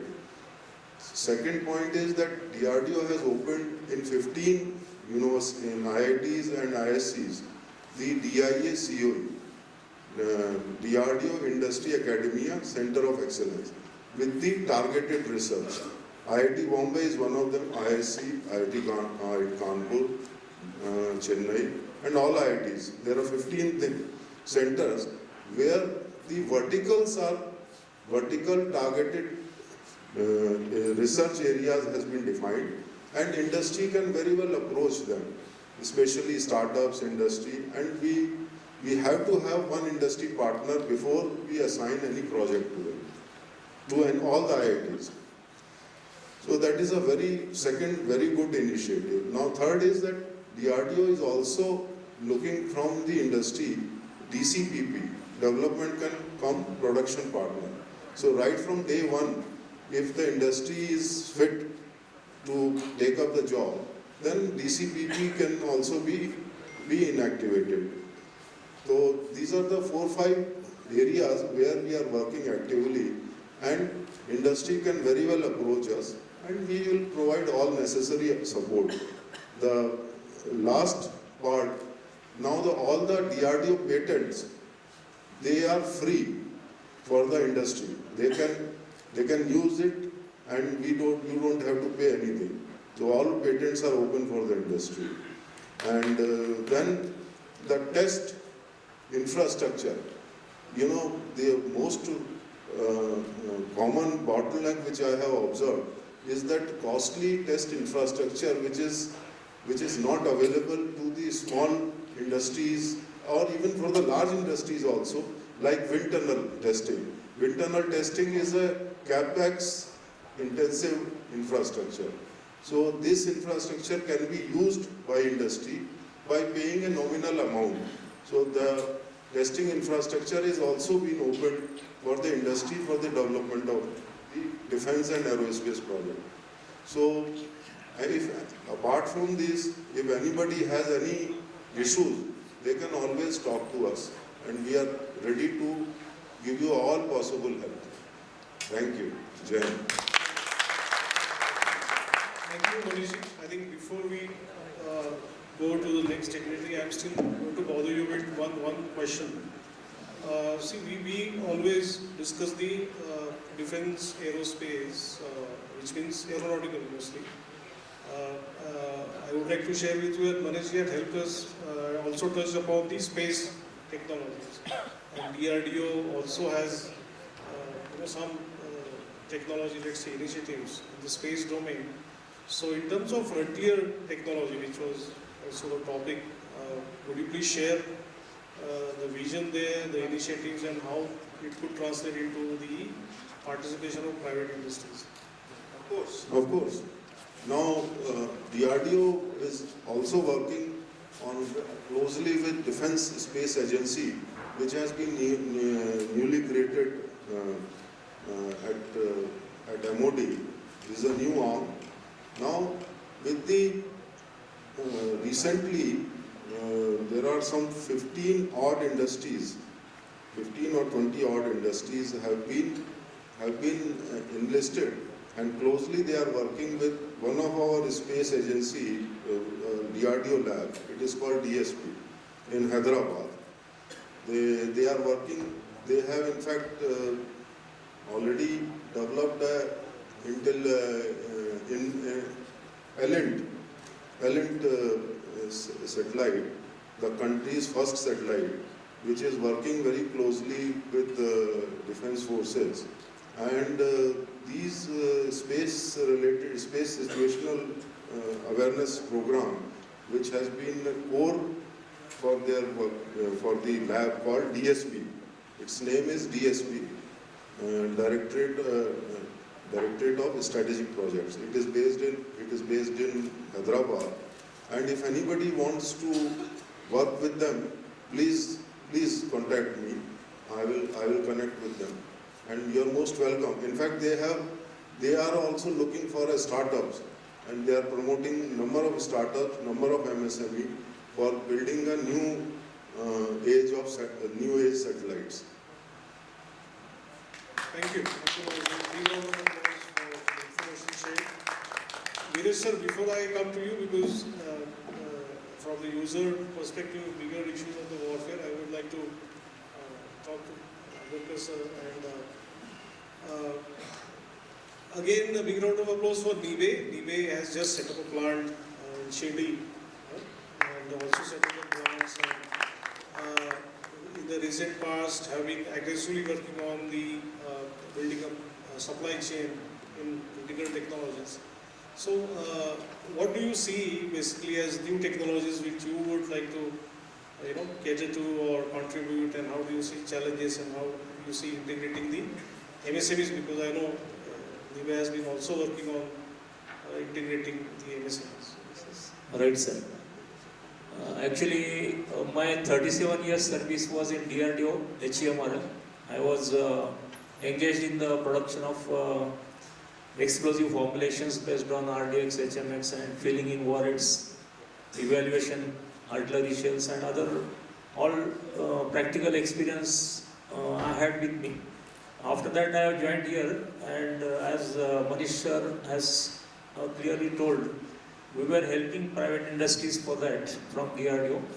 And with that, when I entered in this private sector for last 2 years, which I had seen this company has grown in the last 4 years only. It is a single generation development.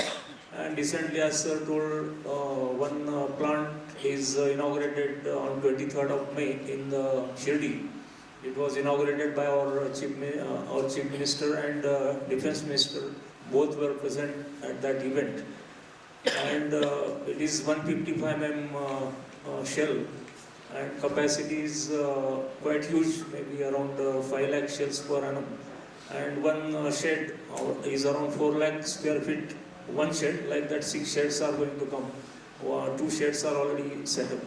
Now thing is that when we go for such type of development, sir, in this connection, there are some problems from private sector that if you have some shell, you have to fill with explosive, you should have igniter, you should have propellant, you should have cartridge case, testing facilities. As Manish sir has rightly told, that DRDO is supporting for that, and because of that, these things are becoming more and more easy. Because some support is required. Suppose you have some shell, but if you don't have propellant, who will help? Then DRDO is there to help us. Luckily, when I retired, Manish sir was on the stage as a director at HEMRL. On that day, I remember that day 3 years ago. And this synchronization should happen, and that we are trying to help in the private industries also. One more thing, when we talk about, sir has clearly told, in DRDO there are 850 technologies, and people are trying to grab those technologies from their sector. Those who are new here, they can scan that list, and where we are able to fit, that you must try to select. And accordingly, that technology you can purchase from DRDO. You can pay just 5% of the project cost. That cost, I think, sir, it is costing only 2 to 5 lakh rupees, not more. And DRDO is giving complete hand-holding till you produce the product. So even in my tenure, I have helped more than 52 technologies to private industries. So here, my advice, or I can say one important statement, that whoever is sitting here in the hall, they should scan that list. It is not everyone should go for explosive only. There are non-explosive technologies called as Group B technology. You can search in that. I think Manish sir can throw more light on that list. For example, the latest generation semiconductor. Everybody is talking about semiconductor. The semiconductor 2.0, the gallium nitride technology is available in DRDO, and it is available for transfer of technology. And if somebody is interested, they can definitely approach. And the cost is very cost effective. And implementation. People say that semiconductor technology implementation, creating a fab is very costly. But when I talked to the director of SSPL, they told me it is somewhere around 1500 CR to 2000 CR kind of investment is required. Whereas in other conventional silicon-based fab, the 3,000, 4,000 crore investment is needed. So you can just see how cost effective it is. Our Shuddha Atmanirbhar technology is available for the latest semiconductor in the world. And GaN is basically used for all the latest electric vehicle, power electronics, space, defense, anywhere. Even for mobile charger also, GaN technology based chip is used, and your mobile charging can be, which is taking, let's say, some 1 hour, 2 hours, it can be done in a very fastest time. So that is the effect. So I'll request industry partners, please. It is also better than silicon. Yes. It is better than silicon. Gallium nitride. It is better than silicon. It is a new age. Since we are talking, this session is for new age, so it's a very apt example. Gallium nitride is available with DRDO stack, transfer of technology. People can come and evaluate, and if it is suiting to your requirement, you can venture into it. You are most welcome. Thank you so much. Now come to Brigadier Viresh. Before I ask him, I need to share with you our own experiences since 2014. Lot of changes have happened in terms of access to armed forces, in terms of armed forces interacting with industry. In fact, we have had delightful interactions with armed forces. We have had wonderful presentations made by the commandants. In fact, those presentations are not even, does not even match, but they are even superior to what we as corporates see the presentations, because there's a lot of commitment, a lot of passion coming out of those presentations. And the way they take these presentations seriously, I think we have something to learn, definitely. Yes. Well, thank you. So, Brigadier Viresh, I think when we mentioned about General A.K. Singh, he supported the formation of regional technology node and the integration of private industry. So, Brigadier Viresh also was Director, Regional Technology Node at Southern Command. So, Viresh sir, I would like to understand your views from the perspective of wherever, warfare, changing warfare, private industry, and technology perspective.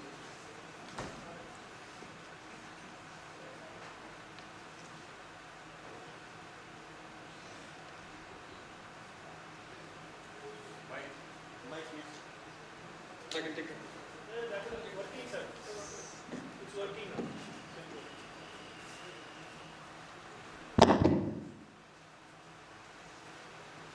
Good morning and Jai Hind for those kind words.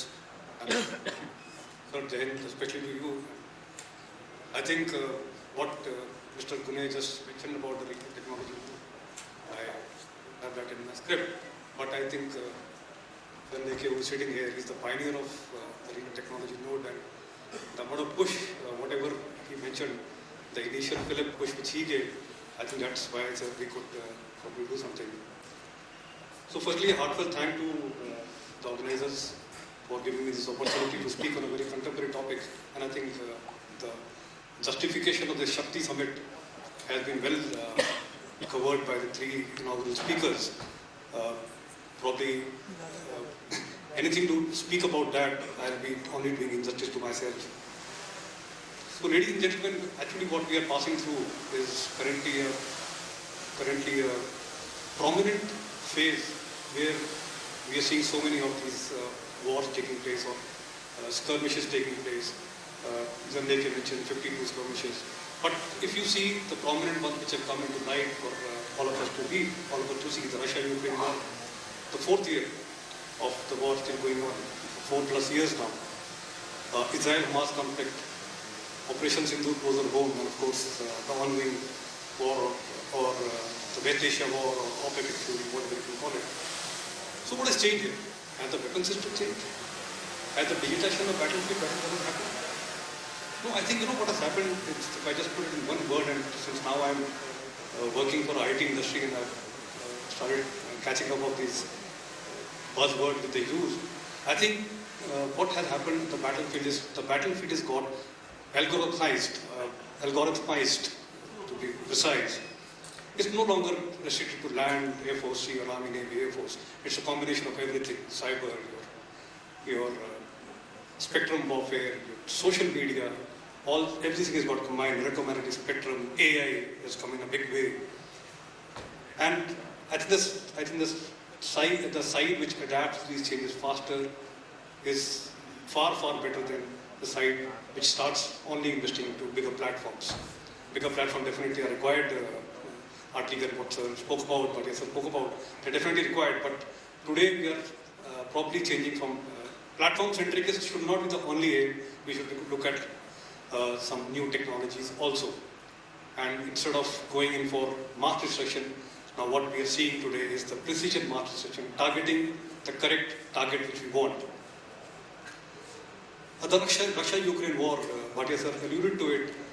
I think it's the biggest lab-tested example of learning about any war. And Ukraine, such a small nation, has been able to withstand this for the last 4.5 years. Probably Russian army, if I'm not wrong, is the 4th or 5th largest army. I think 5th largest army is Russian army. They've been withstanding this army for the last 5 years or 4 years. How has it happened? What have they done? They've gone in for innovations. Manish mentioned about R&D. They've gone in for innovations. They've gone in for commercially available technology. They've gone in for cheap drones, cheap FPV drones, which have got havoc in the Russian tanks and such like things. So it's not anymore that how many tanks do you have. What is more important is, can your equipment, do you have sensors to detect, decide, communicate, and strike and destroy? So that is what we have learned from Russia-Ukraine war. Closer home, Operation Sindoor. I think Operation Sindoor represents one of the most important milestone in India's evolving military doctrine.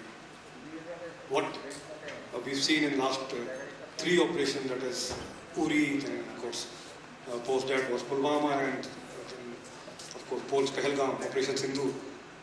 This demonstrates our resolve to move towards precision, technology-enabled, multi-domain response options, just still keeping it below the optimal or the full-scale conventional war. The lessons from Operation Sindoor is just a few. Drones are one which we have spoken quite a lot since morning. But it is the precision-guided, precision strike capability deep into the enemy territory. That is what brought the enemy to the tables to ask for a ceasefire. The air power, that 90-minute battle on 10th of May, wherein we took off 11 of their airfields, I think that's a battle, or that's a operation which will be studied by many of the air forces of the world. Of course, drone, the cyber capabilities, the narrative warfare. I think narrative warfare, somebody alluded to it in the morning session. We probably did not have a very enabled narrative warfare which went on with the ISR, the naval. We actually India fought with a resolve of a systemic approach to the complete battle. It also highlighted certain hard realities. The realities which is that the preparation, of course, as defense forces, we always believe, and that's a format which we always speak, that the war will happen during our time.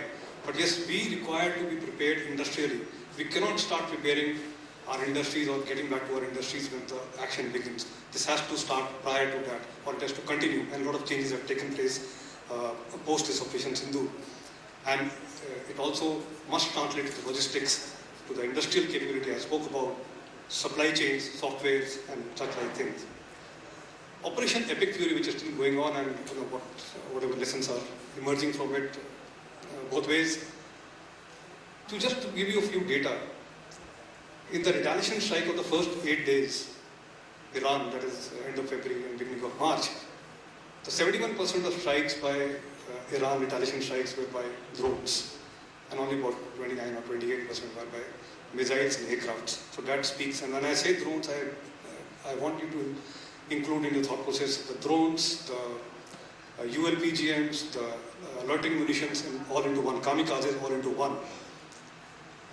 And the Shaheed drones of Iran, which is creating havoc, and which is again a formidable drone for US to tackle. Now, you know what Shaheed drone is? Shaheed drone is not something which has been made by Iran. Let's suppose it is now being manufactured by Iran. Shaheed drone is not typically called as, again I refer to General Raj Shukla's one of the podcasts, it's called a Jugaad drone. He took up something from somewhere, even US was involved because US had Lucas, which is a similar kind of Shaheed. They took the technologies, combined it, and they produced the Shaheed drone, costing about just $35,000. A patented missile costs $4 million. So you have almost about 80 to 100 drones can come into that cost. So these, when we look at these, so what is that we as our country should look at in the technological field? I think the first and foremost is the integration of all these technologies. You cannot be, someone spoke about that in the morning, and it has to be a collaborative effort. It cannot be a development of technology in silos, but main ye bana raha hu, who's making what is not known. I was there for a seminar in IIT Jodhpur last year. These academicians are working in various fields. They are doing their research, but then there is no one common platform which they can come to know that, okay, so and so research is taking place at so and so place. So we require to integrate this technology. Drones, I think much has been spoken about. They've actually democratized the air power.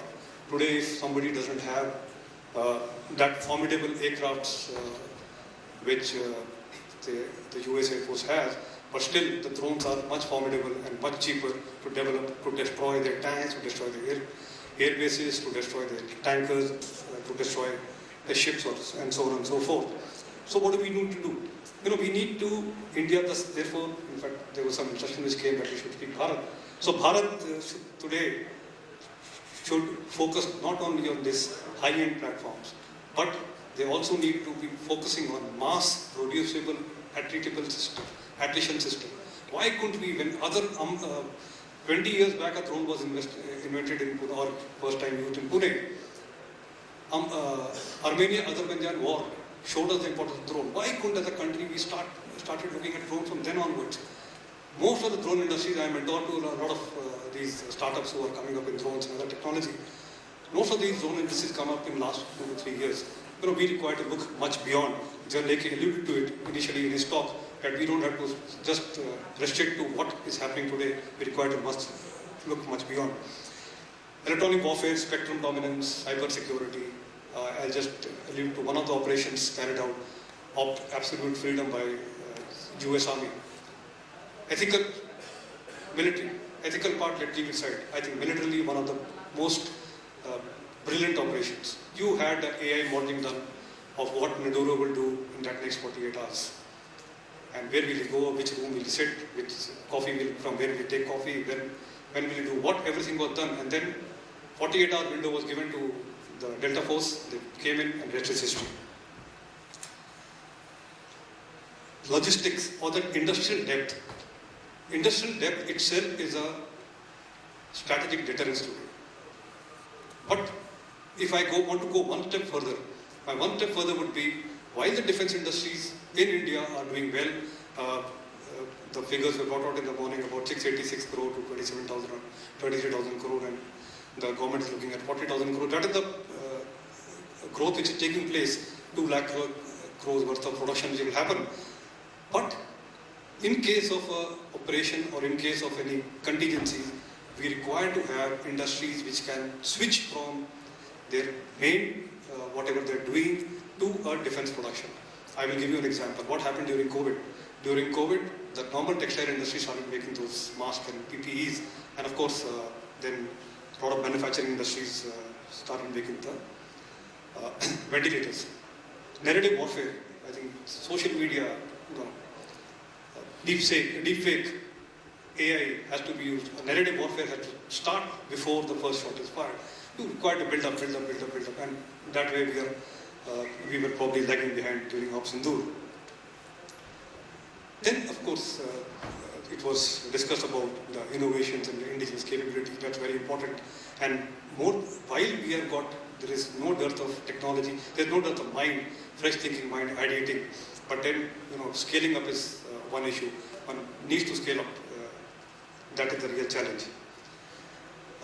Operation Sindoor has also taught us one more thing, that while we were able to restrict, we spoke about India's and Hindutva's philosophy in the morning that we don't bother anyone, but while we were able to restrict the battlefield continuum to only the targets, but we cannot be negating the fact that we require to be only fighting the episodic war. That means only a restricted war of 10 days. That time of short nature, short duration war is probably over. Now we've seen this in the world. AI, I think, has got into everything, and it's a force multiplier. All these there are AI tools available now. When enemy fires a missile, it will tell you कि 2 missile खेत में जाकर छोड़ दो, engage those 2 missiles.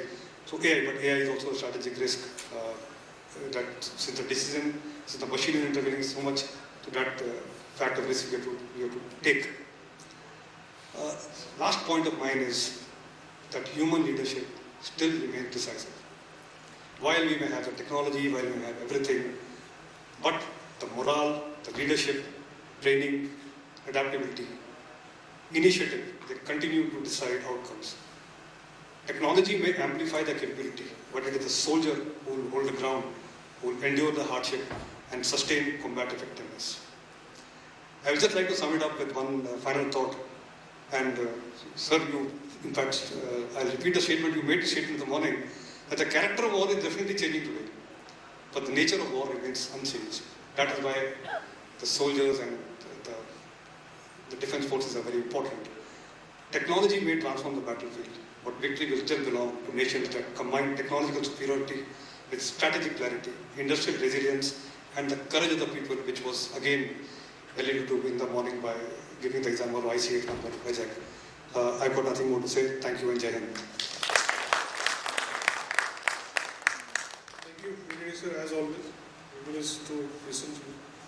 Well, thank you, dignitaries, ladies and gentlemen. What we try to do is bring all the ecosystem partner, end user, private industry, an association who has also always had a passion and endeavor to provide that platform, and of course the defense development organization, think tank, knowledge tank, and providing like solutions also for private industry as well as armed forces. So thank you so much, gentlemen. Thank you. I think Anchor has put a request that question answers we can later, or we can also share during the lunch time. So thank you so much. Thank you. I just recollected he has coined the word dronery. The new terminology which he has coined, General Ashokla, it is called dronery. So now dronery. I forgot, so I just wanted to. Thank you so much.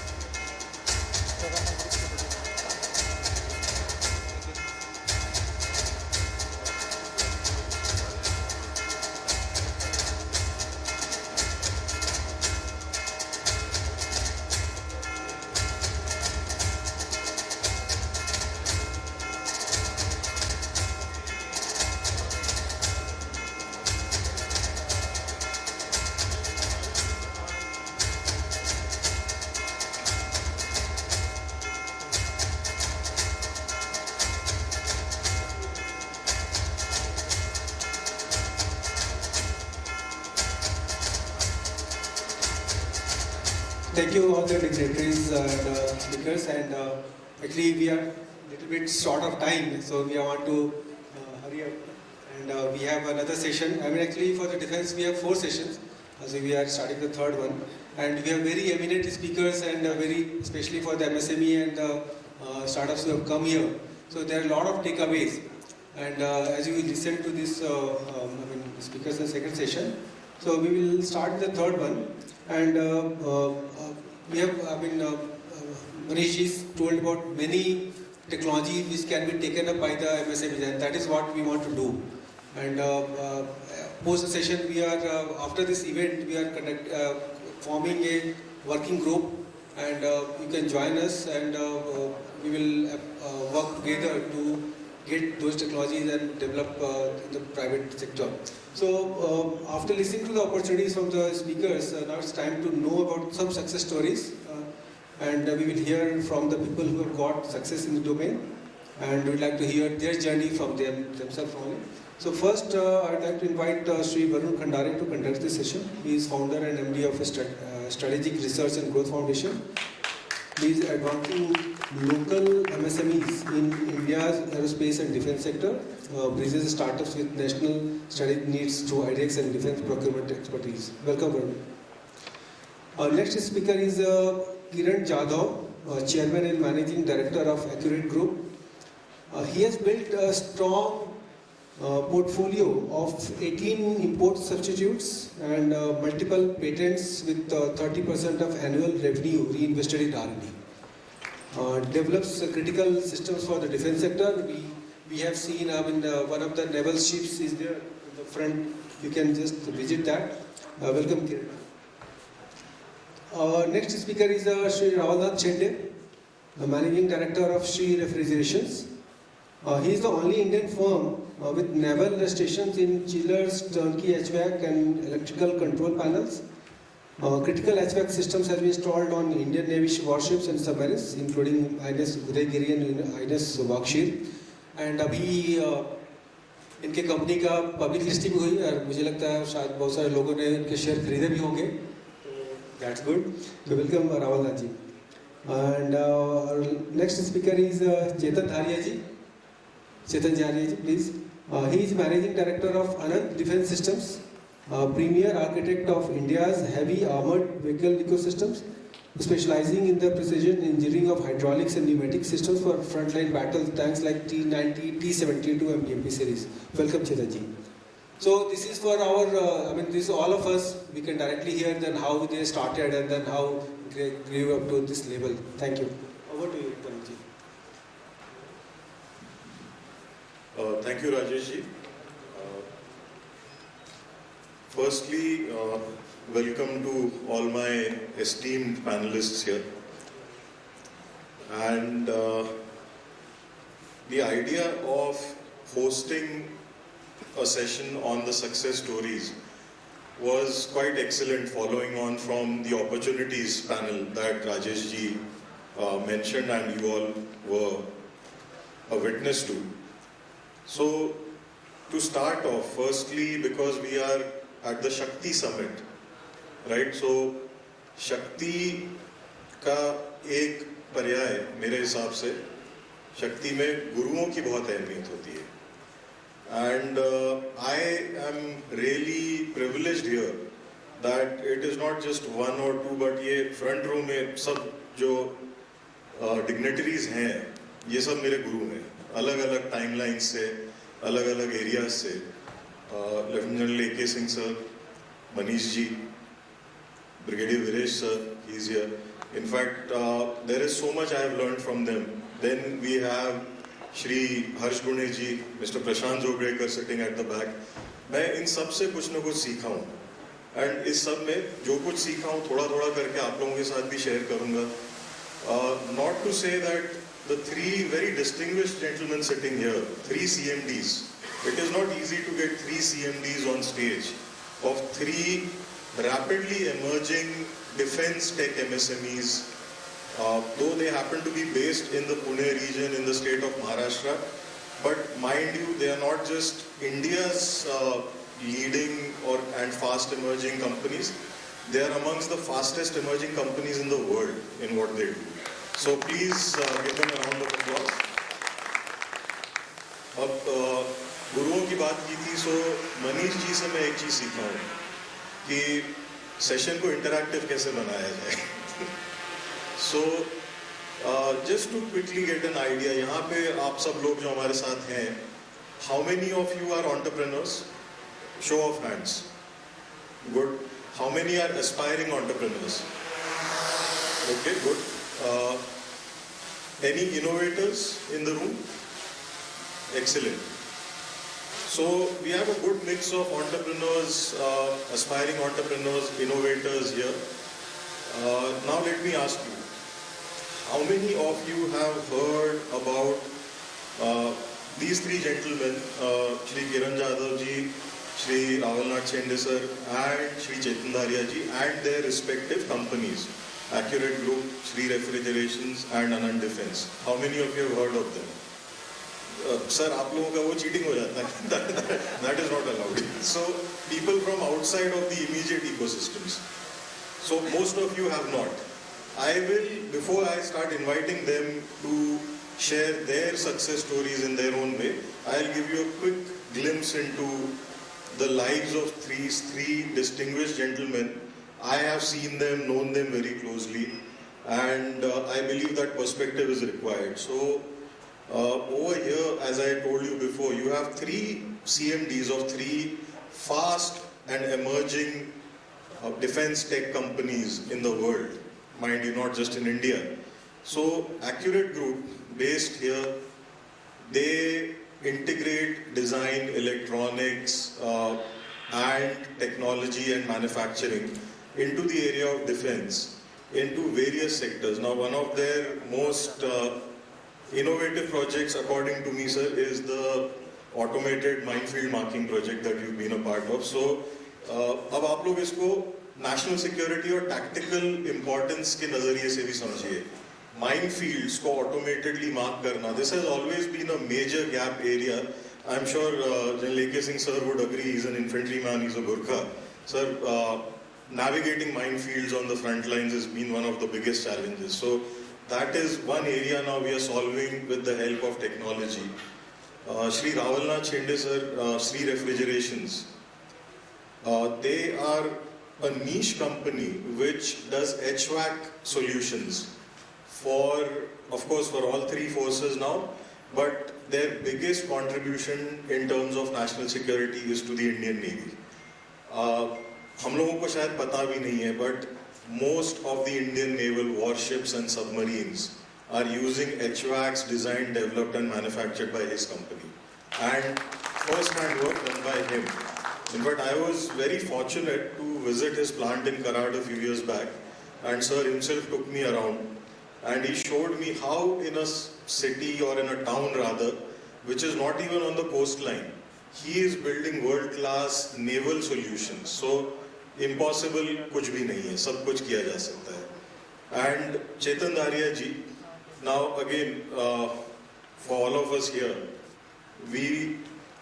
I know sir, but I know many of you have not heard his name, so you should know his work. In the armed forces, we have armored vehicles, tanks and BMPs. Viresh sir is here, he's from mechanized infantry. He knows what it takes, why it is tactically important, why and what it takes to keep them maintained. That is where directly Anand Defense comes in. One of their flagship solutions is actually in the serviceability and in the supply chain of spares for our armored vehicles. So हमारी फौज के जो tanks, BMPs वगैरह चल रहे हैं, उसका एक major contribution in terms of spares and serviceability comes from his company.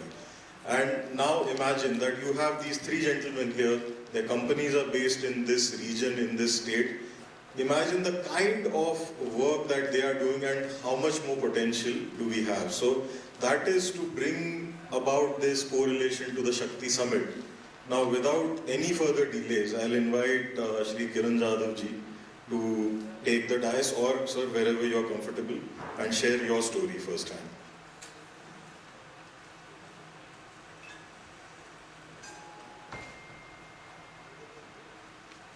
Suprabhatam. Jai Shri Ram. First of all, thanks to in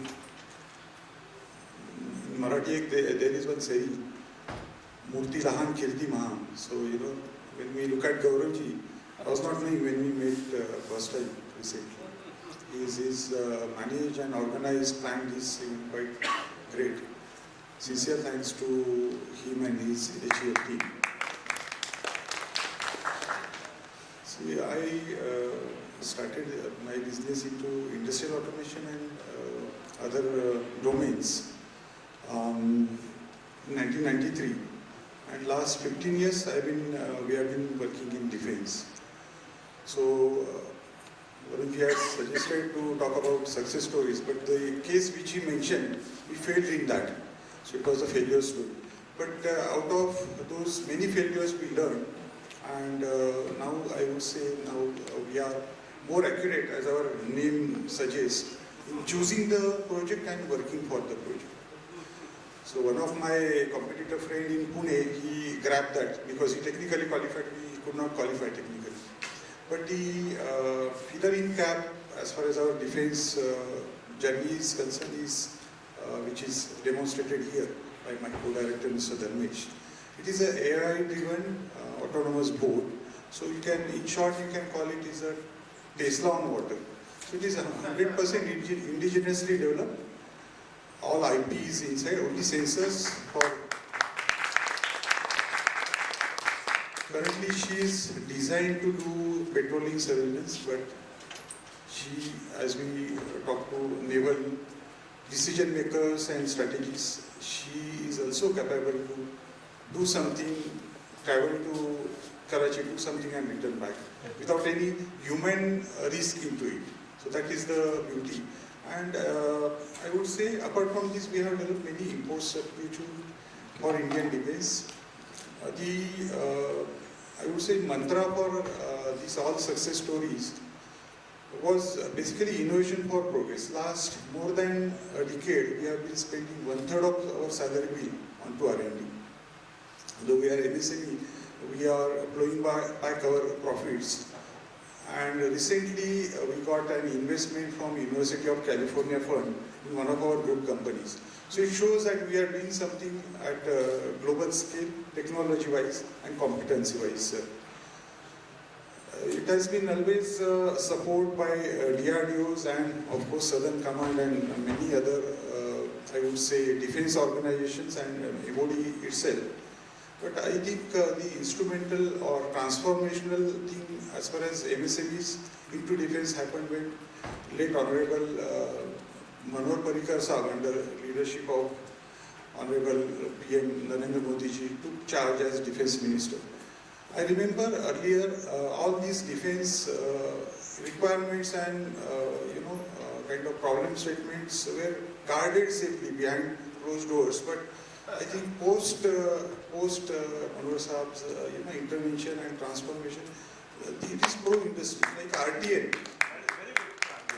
RTN is a great example, which Brigadier mentioned. So actually that is what is enabling our kind of MSMEs, or rather it is giving wings to our innovations, not only for India but also for global markets. So many thanks to our visionary leadership in Delhi and support system, services of course, and industry ecosystem in Pune. It is said in Marathi, Pune tithe kai Pune. So there is no shortage of resources or anything in Pune. Be it finance, be it technology, be it academia, IT, software, everything is there. You have to just be passionate and you have to be soldier, as Chandra Sahab mentioned. All of us need to have that soldier in mind and heart to take on these challenges and support our nation for safeguarding us and for our sovereignty. Thank you so much. Thank you, sir. Shende sir, over to you. Thank you. I mean, keeping in the same league, I'll skip my PowerPoint because what I have been doing has already been explained by Varun sir. Nothing more for me to share on that. After having heard such high voltage speakers, highly motivating, highly focused presentations. My speaking on air conditioning is like showing a light to the sun. But Naneshwar ji ne kaha hai, Rajahamsaचे चालणे जगी झालिया शहाणे म्हणून काय कवणे चालूची नाही. So I will take my case forward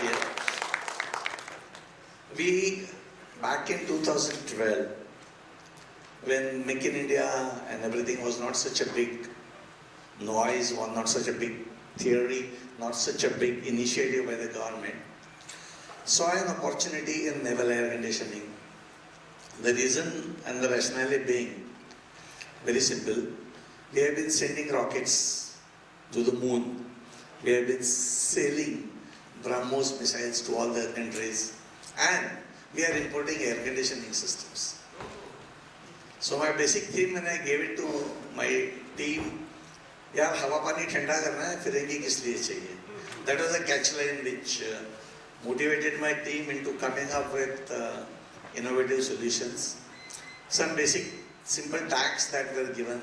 What they can do, we can do better. What you can write, I can make. You make a tender specification, I can make it. Most importantly, the session started with the great honor about Shivaji Maharaj. Do you imagine Shivaji Maharaj importing the steel for his swords from some British country? No.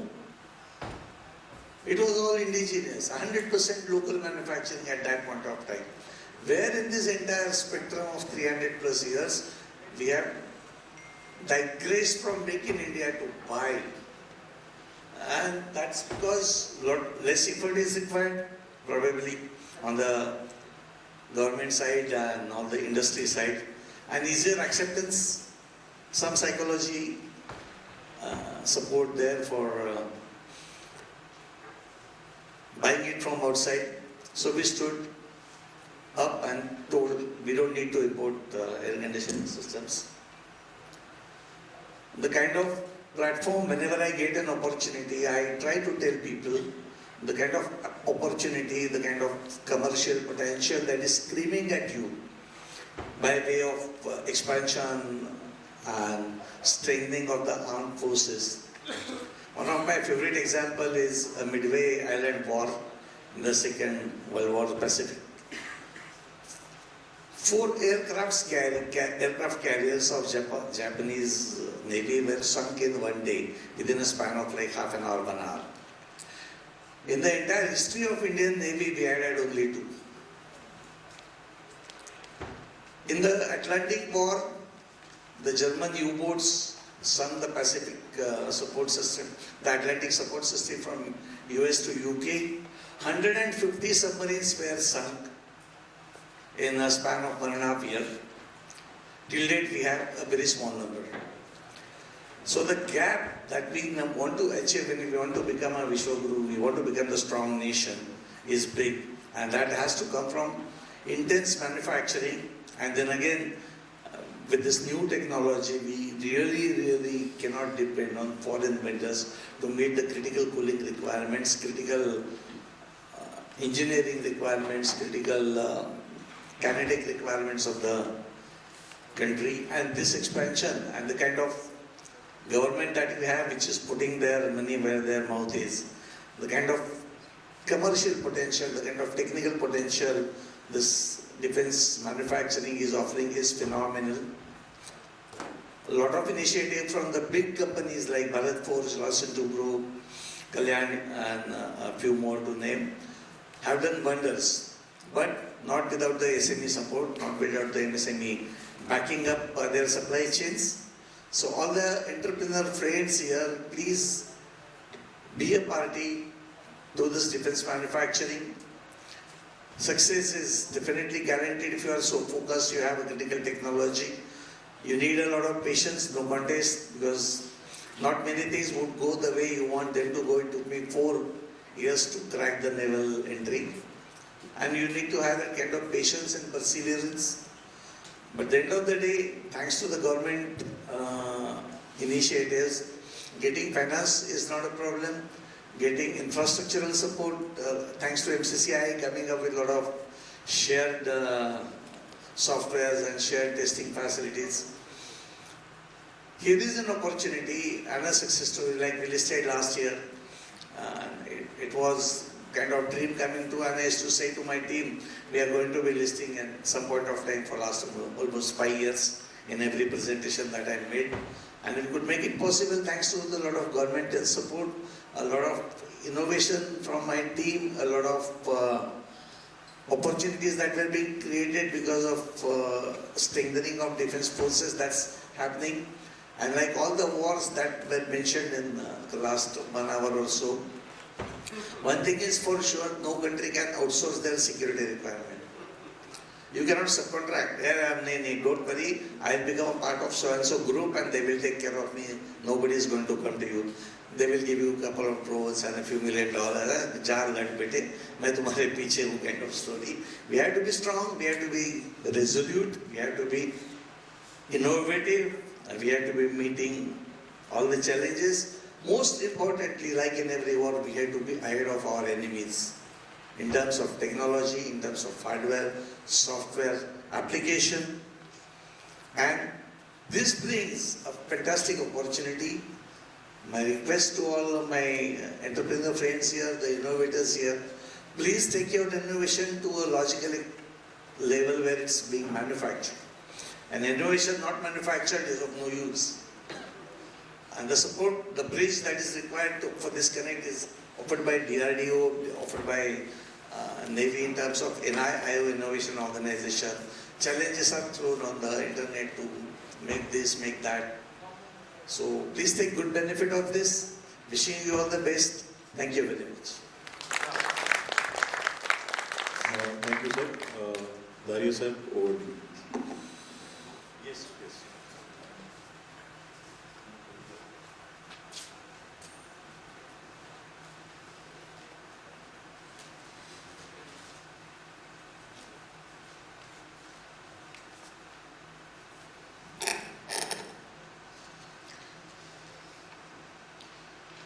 Thank you, Gaurav and team Hindu Economic Forum for this great opportunity to share my experience and my learnings for last 38 years. We are working in the defense ecosystem. So I will touch a few points.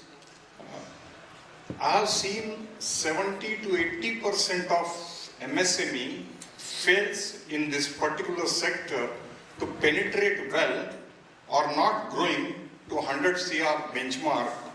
Hope I am right, sir? What your observation? Because since I am too small company compared to you, but let me be very honest, and I have seen it from close last 38 years. So what is exactly needed? I would like to formulate some of the things. We should have clear vision, mission and values to align with defense. I would request not to enter into defense unless you have done your company's SWOT analysis, strength, weakness, opportunities and threats. Unless you have done this pretty well, don't enter into defense because it's very difficult and very tough sector. And after that SWOT analysis, please see whether your company is eligible and capable of doing the defense business. That's my point, one point. Because only long-term policies works well in defense. And you should have cool mind and patience because it takes long time to get the success in defense. So sitting here, all my colleagues have spent 3-4 decades, even me also, to come to this level.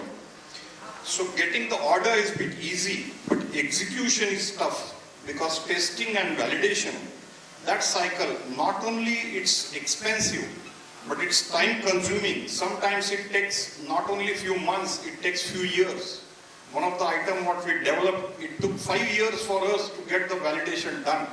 That is a pneumatic valve called ADY2C. And we are the only one manufacturer in India.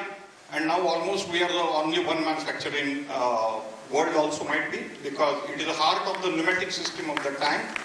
And now, since Russia was earlier a very big country, and now USSR called USSR, and their supply chain has been disturbed last 5 years. So this ADY2C is a very critical most item which we are supplying, not only supplying to Indian defense, but even we are doing the exports. So please don't quote like auto components, because Pune is an auto hub, so a lot of companies quote on GEM portal something, and there is another one survey. GEM portal के ऊपर जो order place होते हैं, उसमें से hardly 30-40% order get materialized. Other orders are being cancelled because the people don't know how to do the exact costing when you are quoting for the defense. So please take care of that. And my request will be, you keep investing your resources slowly and steadily and increase your product portfolio coolly, very slowly. Profit-centering approach doesn't work in defense, because if it is profit-centering approach, then you will lose your credibility, risk-taking ability get reduces, and you will create fear and stigma in mind, and so continuously you will be under stress, and naturally then we start blaming ecosystem, entire ecosystem for our failures. So study the ecosystem well. That is what my suggestion. Next is, if there is no fire in the belly, means burning desire about the country, जिसको हम देश प्रेम, देश सेवा, जो भी बोलो आप, जो जज्बा अगर आप में नहीं है देश के बारे में, तो defense business is tough for any entrepreneur. Always select some mentor to guide at every stage, as defense is a very vast and complex field. It's not so easy that you start supplying immediately. Your basic 4M means man, material, money, machinery, which is required for every businesses, might be good, but next 4M are needed to be strong. That is matrices, management, marketing and methodology. Unless you have matrices, means infrastructure. Unless you have proper infrastructure, proper methodology of working, every SOPs and everything at place, marketing department should be strong, because it's not easy to crack the defense deals. And of course, this aspect is very important. Outsourcing and integration skill, this is also very important, as 100% in-house operations many a times is not possible. Communication skill, most important. Communication skill increases your networking ability, and this is must, because you have to deal with many agencies, and many a times we lose patience because we have invested a lot, we have done a lot, but still our product is not getting approvals. So invest your time first in all these things.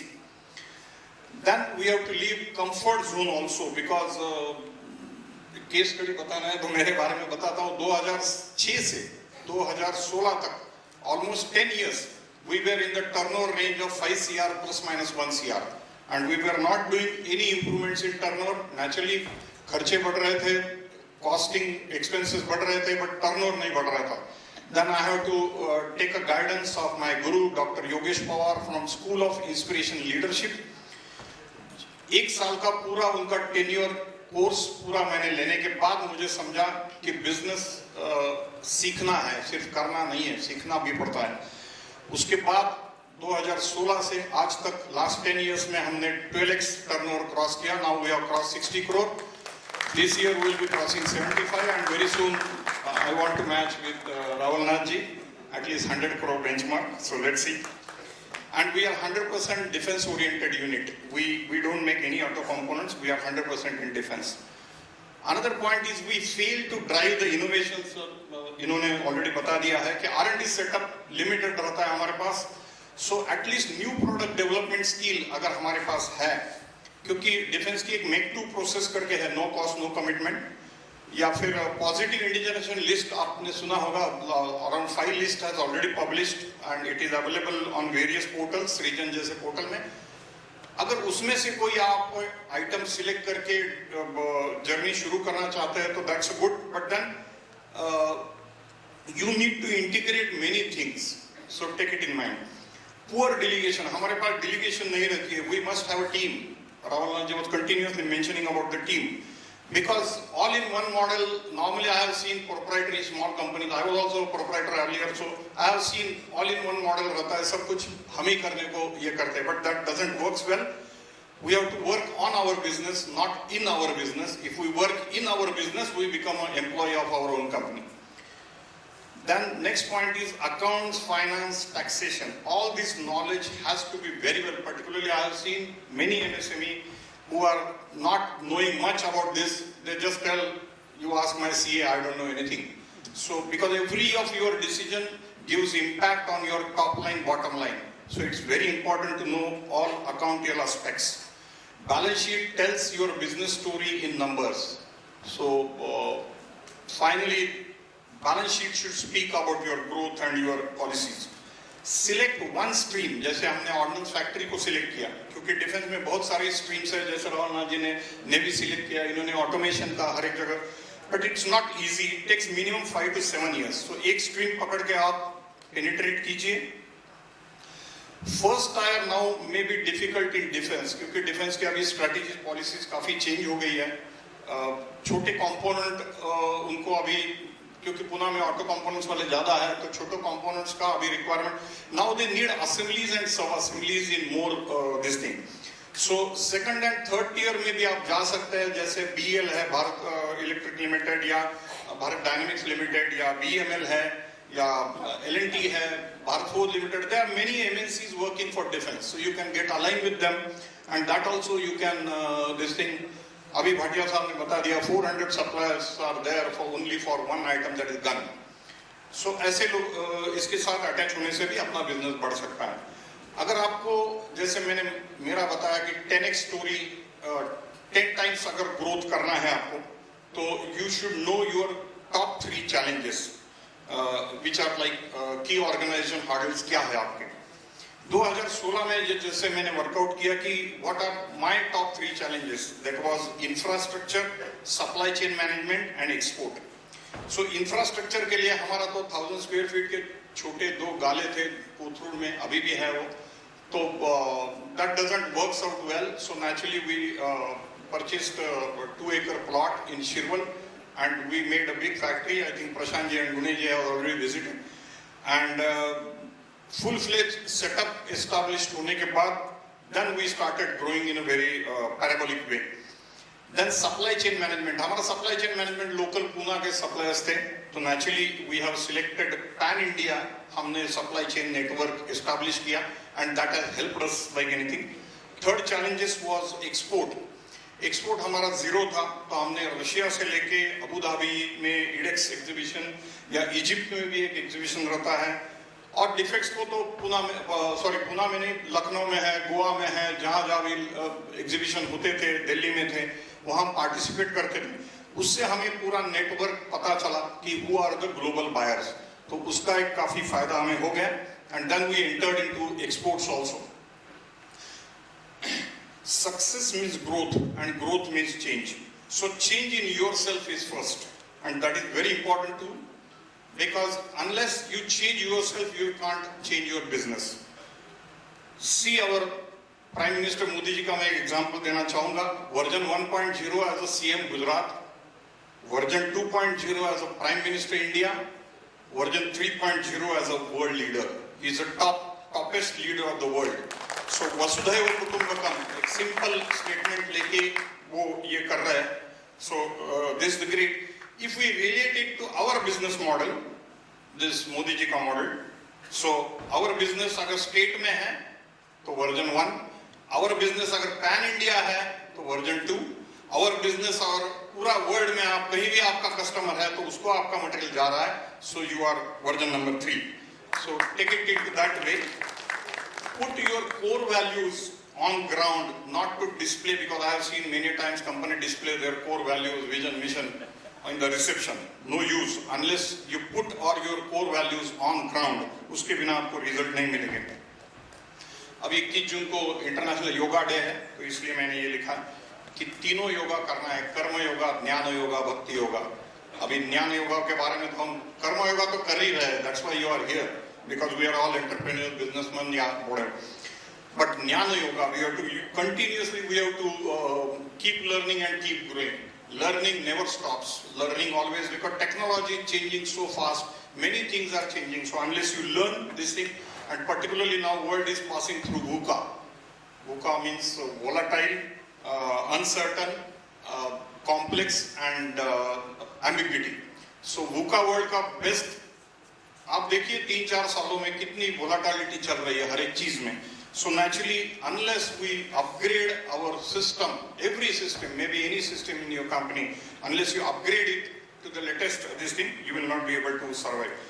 Create the business verticals. Naturally, small company के लिए ये सब difficult रहता है, लेकिन हमने करके देखा and finally we got succeeded. हमारे भी 4 छोटे-छोटे वर्टिकल्स है, जैसे ऑर्डिनल डिपो, ओवरऑल का टैंक का जो ओवरऑल होता है उसके बायर्स अलग रहते हैं, उसकी सिस्टम डिजिटल इंस्पेक्शन जैसे सिस्टम है वो अलग है, तो वो एक वर्टिकल है. ऑर्डिनल फैक्ट्री का एक वर्टिकल है. प्राइवेट कंपनी जैसे हम अशोक लेलैंड से लेके एलएनटी से लेके भारत फोर्ज से लेके जितने भी डिफेंस का काम कर रहे हैं, उनका एक सेपरेट वर्टिकल है, उनके लिए काम करने वाली सेपरेट टीम है. एंड देन नेचुरली एक्सपोर्ट, जो मेरा लड़का देखता है, तो एक्सपोर्ट में भी हम काफी काम कर रहे हैं. अभी जैसे मैंने आपको बताया कि assembly skills are more important. You may be doing casting, forging, electrical, electronics और may be pneumatic, hydraulic, but this thing will not work now in defence. So क्योंकि मेक टू प्रोजेक्ट में अगर आपने पूरी लिस्ट देखी, इंडिजिनेशन list आपने पूरा देख लिया, तो उसमें कंपोनेंट कहीं भी आपको दिखेगी नहीं. There are many assemblies and sub assemblies. तो इसके लिए मेरा एक सुझाव है कि you have to make project partners. 4-5 company मिलके एक छोटा सा project partner, select good one, जिनको उस डोमेन के बारे में नॉलेज, स्किल और एटीट्यूड अच्छा है. जैसे बड़ी कंपनियां तो जॉइंट वेंचर कोलैबोरेशन करके टेक्नोलॉजी लेके शुरू कर देते हैं. For small scale company this can not go through. So अगर एक छोटा सा ऐसा प्लेटफॉर्म बनाया और जिसके ऊपर, और हमने ये कोशिश किया, and that's why we have developed last in 5 years we have developed 3-4 very critical assemblies and sub assemblies for defense, which has given a very boost to our company. So ऐसी सब चीजें आप कर सकते हैं छोटे-छोटे प्लेटफॉर्म पे. We have to trust well on. Yeah, I will close up. So 2047 Vikasit Bharat. So we may not be, we may be there, may not be there. But let's make a path for pave the path for the next generation, because all positive things now working in Bharat, and Bharat is changing, so we also must change. I will conclude with 5-6 statements. Abhi nahi to kabhi nahi, because growth happens in the right ecosystem. So we are lucky to have the growth mindset PM. Sabka saath, sabka vishwas, sabka prayas, sabka vikas ko aapne. And this thing is happening on ground. So let's grow together. Let's build a brand Bharat. Collaborative approach रखना है. जैसे साहब ने बताया, collaborative approach, competitive approach नहीं रखना है. Go beyond the limit. Whatever you do, there is no gain without pain. Higher the pain, higher the gain. So struggle for scalability. Business को scalable level लेके जाने के लिए struggle करो, not for stability. जो 5 trillion economy within next 2-3 years जाना है. So let's create that history. And inorganic growth, जिसको पैराबोलिक ग्रोथ बोलते हैं, उसके लिए कॉन्फ्रेंस, सेमिनार्स, एग्जीबिशंस, ये शक्ति समिट जैसे summits, these are very very important, because Hindu economic forum हो, लघु उद्योग भारती हो, MCCI हो, या बाबा कल्याणी ने शुरू किया हुआ society of Indian defence manufacture हो, ये सब चीजें कैटलिस्ट है अपने ग्रोथ में. Naturally it help us to grow very well. And make in India and make for world is not now just a नारा नहीं है, ये ग्राउंड पे चीजें हो रही है. सो बी पार्ट ऑफ इट. आत्मनिर्भर Bharat has opened many doors for all of us. So and that's how we can finish the war in 30 minutes. कुछ बड़े-बड़े कंट्रीज 3-4 महीने से लगे हैं, या कुछ 3-4 सालों से वॉर चल रहा है. Complete world is suffering from no growth, no progress, but Bharat is going ahead, and that's our strength. Bharat is now becoming world's favorite manufacturing hub in defense also. So मैंने एक सकाल में last sentence, सकाल MCCI का एक authorised news सकाल में आया था. 6 years में डिफेंस सप्लायर 264 थे पहले, 5-6 साल पहले. अभी 1143 है. Almost 5 times defence suppliers in Pune has increase. And surprising fact, 1 minute, surprising fact, 1143 में से 586 एक्सपोर्टर्स है. defense exporters. That is only Pune. Just imagine. So great contribution by the Pune. So Pune is not now auto hub or IT hub. It is already a defense hub. So thanks to HF to organize this, particularly on Shivarajyabhishek Din. So let's take a oath, do or die for my country Bharat. Jai Bhavani, Jai Shivaji. Thank you. Jai Hind.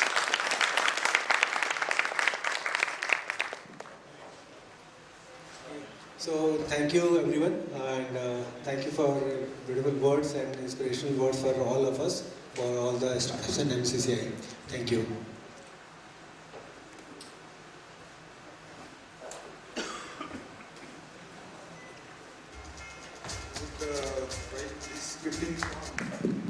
I think I would appreciate Chetanji for his 360-degree view about how to run a business, how to scale up the business.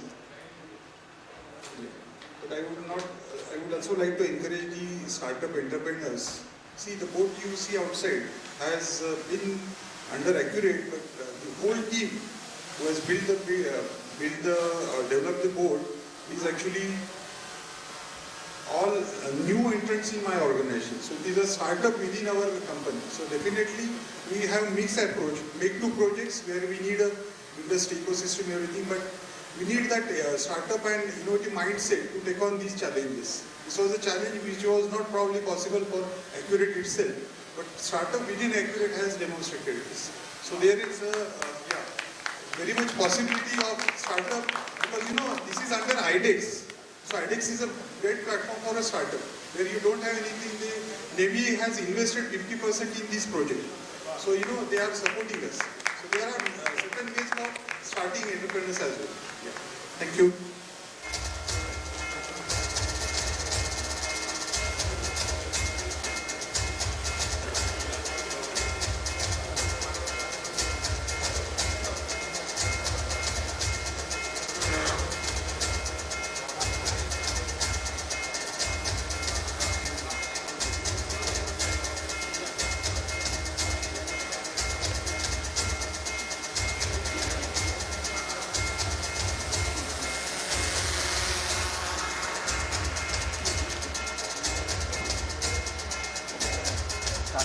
Now I invite Niteshji to take for the next session.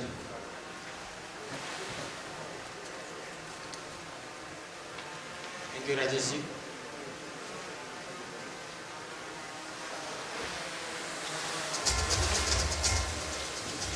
जय Shri Ram.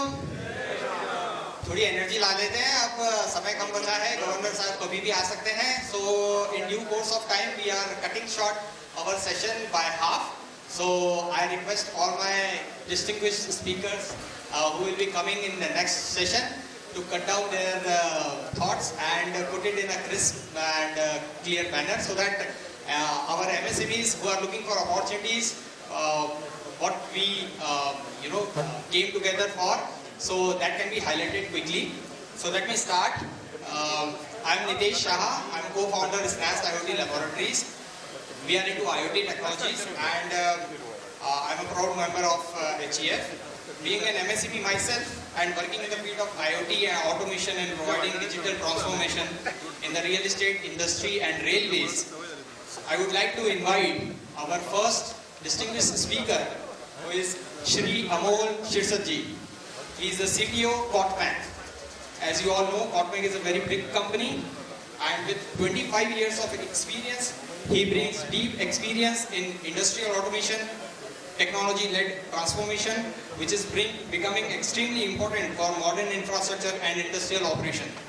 As a certified functional safety professional, he brings deep expertise in sectors like energy and water to highlight emerging automation opportunities. Next, I would like to warmly welcome Shri Rakesh Mehta ji, founder principal consultant, Kavya Consultancy. Rakesh ji is a serial entrepreneur, system designer and mentor with over 40 years of experience in building ruggedized electronic systems for space, defense and automotive applications.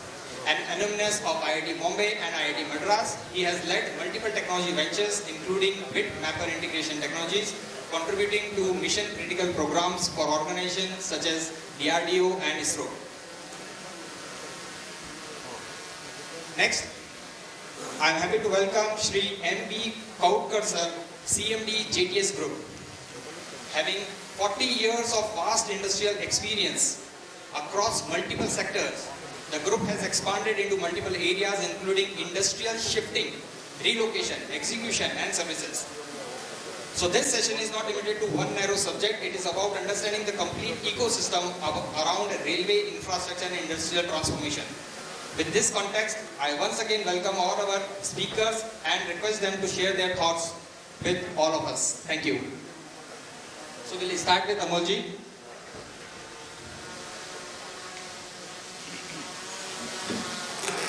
Hello. So I'll be quick enough and will be not taking the time. So with the powerful sessions in the morning as well as the motivational session in the morning, everybody touched today on the technological aspect. So I would like to talk about the technological. India being targeting to be the top 3 economies. So for that, the technological stuff is very important. And being in the technological subject, I would like to touch base on the 4 pillar.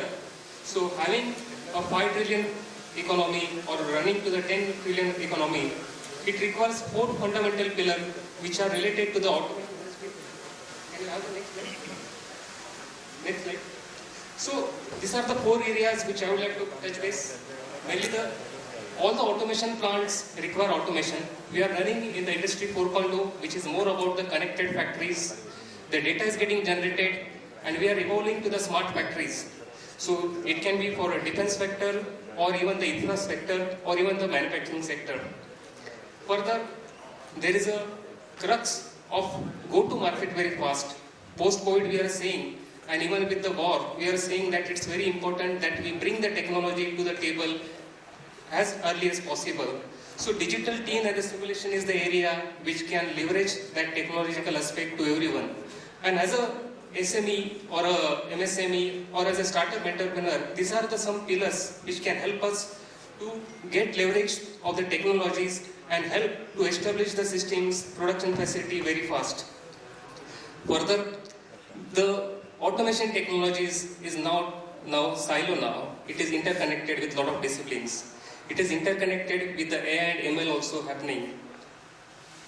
Yeah, thank you. Like AI and ML, all the data is getting generated and we are looking for a system which can predict the production, which can predict the asset performance. So again, these use cases are relevant to all the industries. It's not something that this technological stuff is valid for one industry. Followed by the cyber security. So the cyber security is one of the fundamental pillar, 4th pillar I would say in all the technological stack.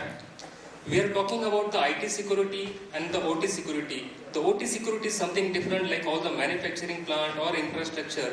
Its fundamentals are different, the priority are different. OT, that is the automation system, has a priority on the availability side, while the second is about the integrity and the confidentiality, while the IT stuff is different. So handling the OT security needs a different type of approach.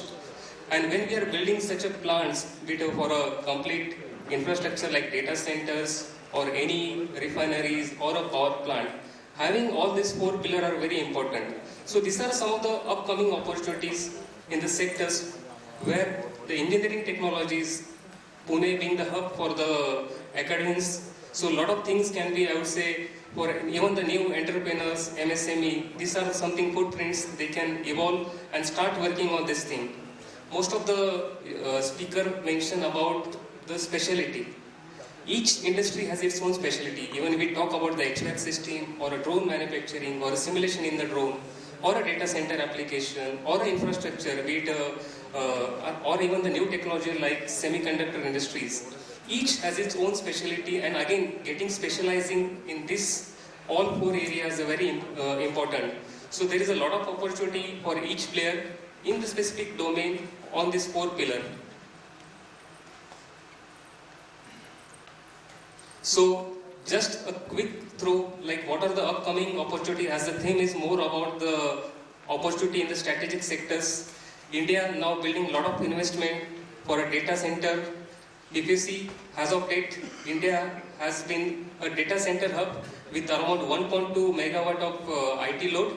But again, a lot of infrastructure and the hyperscale data centers are coming, which will scale up this to the 10 megawatt by upcoming 2030. And again, we are proud to say like Maharashtra runs almost 66% of the data center load. So that's one of the things. Again, Pune is also one of the, Pune and Mumbai are the major hosting of data centers. So the upcoming opportunities from a data center for various entrepreneurs are related to the electrical infrastructure. If you see, data centers are measured in the gigawatt, megawatts. So again, a lot of big electrical infrastructure, which also requirement of the panels, UPS systems, as well as the utility system, like the HVAC system, what we also discussed for the nuclear. So again, HVAC system for a data center is very essential for the cooling and the chilling of the plant. So overall, if you see that almost there is a growth what is planned from 1.5 gigawatt today to the 10 gigawatt by 2030. So almost 10 times growth is planned in this sector, which will be leveraging a lot of opportunity for a lot of players. Similarly, since the data center and all other infrastructure is coming, the energy demand is getting high. So a lot of investments are also coming which are related to the renewable. Organizations like companies are making the plants to run the renewable sources, which can be a wind energy, solar energy, or even a biogas energy. So like government has taken initiatives to run and create this fossil fuel free energy to all the segments. So again, a big jump is coming. There is again the requirement of all these 4 pillars what we talk in these industries. Similarly, industrial AI, we are talking a lot about the AI, but again AI and the ML things are very important in terms of the predictive, in terms of the production, in terms of the asset optimization. So again, each field will also have a lot of potential for this industrial AI. Same way, there are 3 other domain also like semiconductor, which is an upcoming market. A lot of investment are happening. 2 projects are already operational in Gujarat. So there are also, barring the paper manufacturing, there are a lot of utilities which can be focused, which covers like the ultra water treatment plant, HVAC system, building management systems. So these are something the very regular requirement, and all this emerging market will have those needs. Similarly, we talk about the defense industry, so simulation softwares, drone manufacturing. Already the distinguished speaker have talked about this thing. And finally, the mobility. If you see like in India, the metro infrastructure is spreading a lot. So again, a lot of opportunity in terms of building management system, HVAC system, as well as the electrical SCADA system, connectivity, signaling system. So multitude of opportunities there, and again what is required is more about the focus on this manufacturing. One thing I would just like to cover on the aspect is that definitely the government has taken the initiative to make in India model. But again, being in the forum, we need to see how we run 2 aspects. One is the make in India, as well as we also need to try about the research design created in India. So again, that is the aspect where Indian talents, Indian entrepreneurs should put focus and make some indigenous thing in the technological aspect also. So this is the something which I wanted to present more on the manufacturing infrastructure object on the technological fronts. So I will stop here. Thank you very much. Jai Hind. Thank you, Amolji. Now I would like to invite Rakeshji to share his thoughts.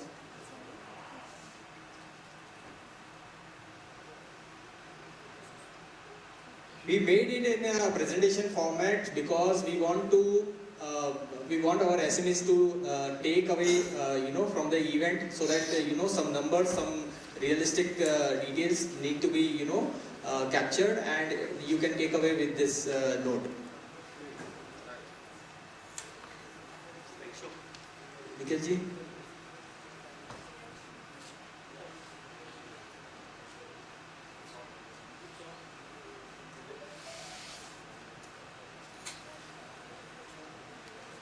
Hello. So I was asked to talk about opportunities in railways. So I will not beat around the bush, and I will talk directly in numbers of the real opportunities. So we know what happened 3,000 years ago and what is going to happen in 2047. We are just talking of present, and we are only talking of railways. So opportunities in Indian Railways. What do you go next? Okay. So this is a golden period for rail manufacturers. We have a record capital expenditure of 2.92 lakh crores rocketed in FY27. Atmanirbhar Bharat and Make in India push, they are helping everywhere amidst railway infrastructure, defense, name anything. So these are some figures that this is going to be the railway capex. One of the main things is the Vande Bharat trains, which are coming up, then the metro lines, because we are the third largest metro network. We have already become the third largest metro network in the world. And huge amount of freight is being moved. So these are numbers, we all know these ones, so we are not adding any value to this. So this is the scale of opportunities at a glance. These are the numbers, you can have a look at it. Better than I saying something. So new trains which are Vande Bharat, so many of them, and these are where the SMEs and MSMEs can fit in. These are the opportunities which these kind of trains create. Freight wagons, so fabrication, wheels, axle couplings, passenger coaches and bogies. Now that NHB bogie is something just for one sentence of what it is. It's a new kind of a bogie, complete stainless steel, and it doesn't telescope when there's an accident, so they're lightweight. So these are the new bogies, and there are going to be a huge number of them. So you will find that these are the things where railways is going ahead, and this is where it actually creates opportunities for us. So we're just talking of opportunities, we are not talking of numbers or what is going to happen. So we discussed, that so many Vande Bharat trains, and just come down to the real thing, So these are again numbers. Yesterday, last week only they talked about floating a tender of 1 lakh wagons, 40,000 crores over 3-4 years. Passenger coaches, as I said, a huge number of passenger coaches are being made, and these are the 3 companies where these coaches will be made: MCF, Raebareli Railway Coach Factory Kapurthala, and Integrated Coach Factory Chennai. Metro coaches, huge amount of metro coaches are required, and mainly BML, Titagarh Wagon are the 2 companies which are making them. BML, Alstom and Titagarh are making them. Then Kavach is one huge thing. Government of India is putting in huge amount of Kavach, and we have millions of kilometers of rail track. And to avoid, this is one of the most upcoming things. In fact, some 30,000-40,000 crore worth Kavach, not 4,000-5,000 crore worth Kavach orders have been given recently. So Kavach is something that is huge, and that is where it is electrical, it is mechanical, it is electronics, cabling, everything comes into the Kavach systems. So Kavach is, so how does it work? Is it basically avoids collision from the front and rear end? It will automatically apply brakes. Like we brake the red light, if the train breaks the red light, it just stops the train. And it keeps on giving the GPS coordinates of the train, which Kavach system it passed, so the real-time monitoring of what is happening in the train happens.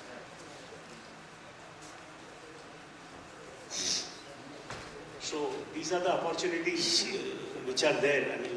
What Kavach system brings, and there are 3 companies, I think so.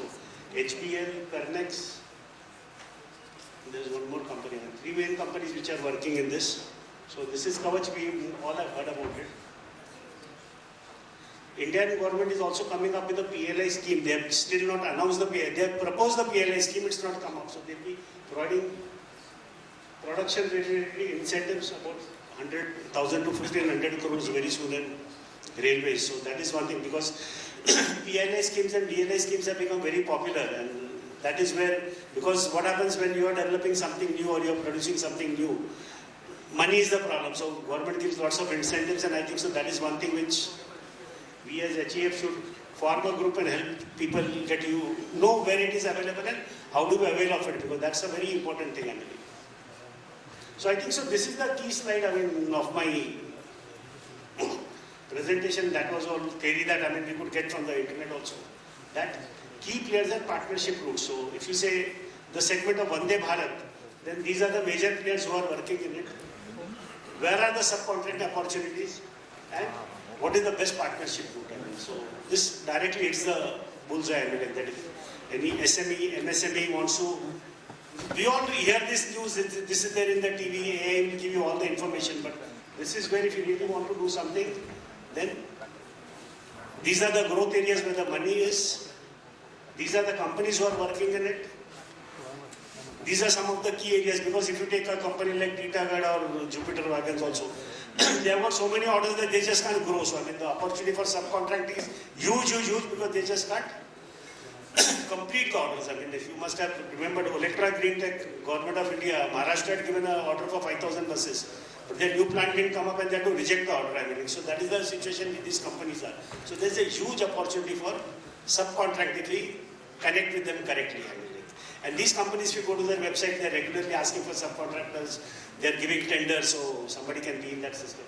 So if you want to join the railway bandwagon, this is the slide which you have to look at. I will give you the slide, so sir, there's nothing much in it. This is all from internet, it's just compilation to make it simple.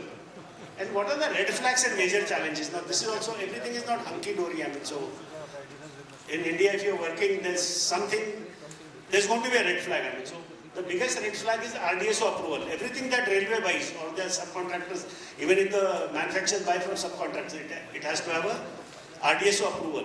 So if you directly try to get an RDSO approval, as Dhariaji was saying, I mean, for some product they took 5 years. I mean, so RDSO is a tricky thing. So the best thing, if any MSME or SME wants to start, is becoming a tier 2 or a tier 3 supplier initially and then going up the value chain. That is the best thing to do. Second thing is compliance, because defense and railway systems are mission critical. If something goes wrong, you lose lives, and so it is news everywhere. I mean, everybody in the world knows what has happened. So they have these standards like ISO, SENLEC and SIL4. SIL4 is a pretty complex standard, and all covered systems have to go through SIL4. But we can mentor or guide you. We can tell you how to go about it. It's not that it's rocket science. It can be done. So basically, compliance is more of a mentality or an attitude than doing the real thing. The real things will happen. Working capital is another thing. I mean, long payment cycles. I mean, because though the order comes, but what happens if you go to become a tier 1 or tier 2 supplier, by the time he makes a train and sells it and he gets it order, it's going to be taken. So working capital is one thing. So that is where PLI, DLI scheme can help you. And technical capability. I mean, you have to be able to scale. Precision is all that is required. So these are my way forward recommendations. If somebody wants to get into railways, we can discuss this offline. Thank you, sir. Thank you so much. Thank you so much for the valuable insight. It took a lot of effort to compile this. So thank you very much. Now I would like to invite Kopkar sir to share his thoughts.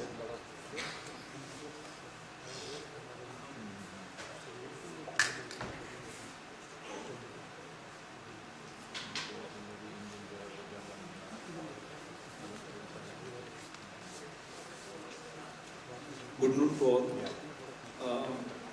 I'm actually hanging my group as Jagruti Group. I'm founder director of Jagruti Technical Services Private Limited. I'm here because Mr. Nitish ji was in our office one time, and he came to us finding what we do. Actually, I'm not from manufacturing sector. I'm from service sector. But I'm proud to say very well organized service sector, because I have only 98% multinational customers and 500 plus of them. I support multinational companies to set up their factories in India. I was working somewhere in multinational previously, and I used to get humiliated when the Indian contract system was always criticized by the multinationals, my directors, and they said they never take responsibility, they take money, but they will always use the company resources to complete their work. So when I asked Nitishji I am not from manufacturing, so what I can give to the public, he said that I am roaming around many organizations. Your growth journey itself can be a takeaway to many of them, because here is academia, here are startups, here there are well progressed MSMEs also. So maybe my growth journey can inspire some of you. I have global offices at Frankfurt, Germany. In China, I personally have Chinese employees in our sales team, which are spread across Korea, Japan and China. And then I have office in Thailand. I operate with 7 of my colleague directors. I've been the founder group director. And maybe these figures itself emphasize in last 20 years where I have reached. And I've told that how I am here. Let me tell you, if anyone wants to grow in service sector or what industry needs, my particular industry needs a trained manpower, which is the biggest problem right now for manufacturing also. I am representing CI also as a co-convener in Pune district. I am director in Ranjangaon Industries also. And I find that I am in that place because many of the big giants, they feel that I am around many companies and I know what are their problems, and I represent these companies on the government platforms, their problems, because I know what their problems. From the problems we get the solutions. And I am the solution provider for many MNCs. Been setting up the plants. What the MNCs require, what I require is the trained manpower. The material handling skills, the material handling equipments, these are my requirement. And when you talk about the big industries, they have their well product, and what they require is nowadays is automation. But these are the material requirements or these are the technical requirements. I am being given 5 minutes, but in these 5 minutes I want to summarize something which can help to grow if those who have MSMEs and they are struggling. The financial growth or the growth of their organization. See, first is the relationship with customers. This helps a lot. Now these relationships are happening only when they trust you. Now trust तो ऐसा आता नहीं है एक दिन में मेरे पे trust हो, because when you talk with Japanese or Koreans, the first thing you have to work with them for years. For years, then they start trusting you. So in this way, you have to earn the trust of these customers. Then you can get the business. Anyone can here get the first business from their companies. Even the Indian people are representing these companies. The multinationals have directives from their parent companies abroad, like Europe, and these directives are always saying that whoever contractor you handle or whoever agencies you handle for any work, they should be trusted and owning the responsibility. And here is what the failure is. What is owning of responsibility? If we fail in our job, we should be ready to pay the customer. At least to the certain extent, we should penalize ourselves. And when I started my journey, there are instances where I penalized myself, my team also, and my team learned from that. Yes, we should penalize ourselves. And then, yes, in many instances I have got the penalized myself and I took that penalty. Sir, it is my team's fault, I will bear it. I am not here for earning myself. Second thing is, the foreign multinationals criticize you on the safety aspect. They will always say that safety is never a DNA of Indian companies, the Indian mentality. So when I sit with many of the foreign multinational directors or somewhere, and I say, why you are always saying like this? We implement all the systems. We forget our ISI and we have taken the ISO. Every Indian company has ISO. I took ISO after 20 years and within the first break itself, and that is of TUV Nord itself. So, but none of my multinational knew that I don't have ISO. I'm not saying proudly this, but this is my mindset that whatever you work, it should not be challenged. System should be in your DNAs. It should be in your DNAs that whatever you work, it should satisfy your customers' mentality. Yes, no single accident is what they want. No single accident for the people. We have seen instances where the owners don't care for the people. And foreigners criticize on these systems that In India, there is no care for the, if the signal is not working, or rather, if the signal is working, then also there is a breakage system. And we find it very easy over here. But in foreign countries, I've seen at 2 a.m. in midnight, in the signal, and many of you may have seen this, even at 2 a.m. in midnight, the people stop at signal. I said, why can't they break the signal? Who is seeing that? They said, there is a scanning system, everything. I said, you are investing a lot more in infrastructure. And is it really worth? I just was cross-questioning in, and you feel to the eastern part from Japan, to the most western part, USA, they follow the signal. This is one simple line. So, this is what they criticize, and one day I thought that I will overcome all these things when I make my company. And from the first day, I made a company which has no single accident of the equipment and the manpower. No single damage. I don't have person, and many companies, when they force me to break the safety systems, I said I don't want to order. So this is the extent I take up myself. I lose the order, and that we have to carry on. Second thing is playing with the timelines.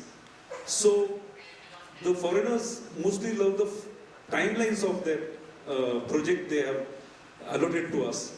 So many of the people or many of the agencies back the orders. Sir, मैं करता हूँ 2 दिन में करता हूँ, 10 दिन में करता हूँ. Actually, this is again the criticism. They said you just take the orders, but you never work in timeline. I tell them. Extremely sorry to disturb, sir, but actually, Shekhar Singh ji is waiting. He has a meeting at 2:30. Okay. We need to wrap up so that we can have the temple track. Otherwise, we have already pushed one track post lunch. So I request to please wrap up. Yes. Sorry for this. No problem. Yeah. So with the interest of time, let's wrap this session as quickly as possible. So we'll be having a round of applause for all the dignitaries, the speakers, who share their thoughts, and it will be definitely a takeaway for all our MSMEs. Thank you so much.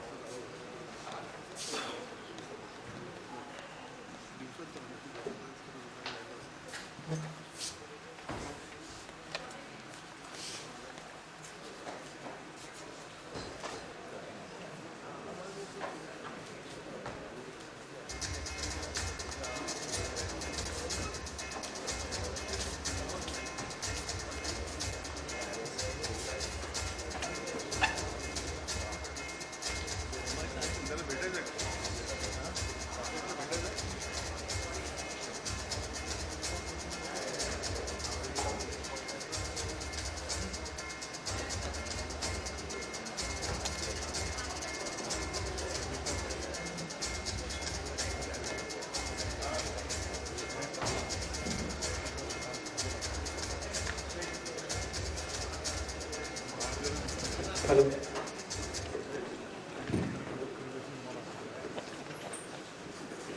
Namaste, Jai Shri Ram. So next session is very important, and for that I would like to invite our honorable speakers on stage. So the section is about Hindu temple economy, Mandir Artha Vyavastha, and for that I would like to call upon our honorable speakers, Mr. Shekhar Singh ji, IAS Commissioner for Nashik Kumbh Mela, please. Then we have Giresh Vasudev Kulkarni ji, who is the founder of Temple Connect. Then we have Shefali Vaidya ma'am. She is a very well-known author and speaker. Then we have Prashant Sachin ji, is the founder of Sri Mandira and App for Bharat. Then we have Dr. Kiran Shinde, He is a professor and researcher on temple economy stuff. Then we have Dr. Kiran Jadhav. He is a senior research fellow at the ASRA. So please have a round of applause for them to have a wonderful session. And just to start with, I would just like to check the energy of the room. So just repeat behind me. Jai Shri Ram. Jai Shri Ram. Jai Shri Ram. Jai Shri Ram. So नमस्कार मित्रों. मंदिर.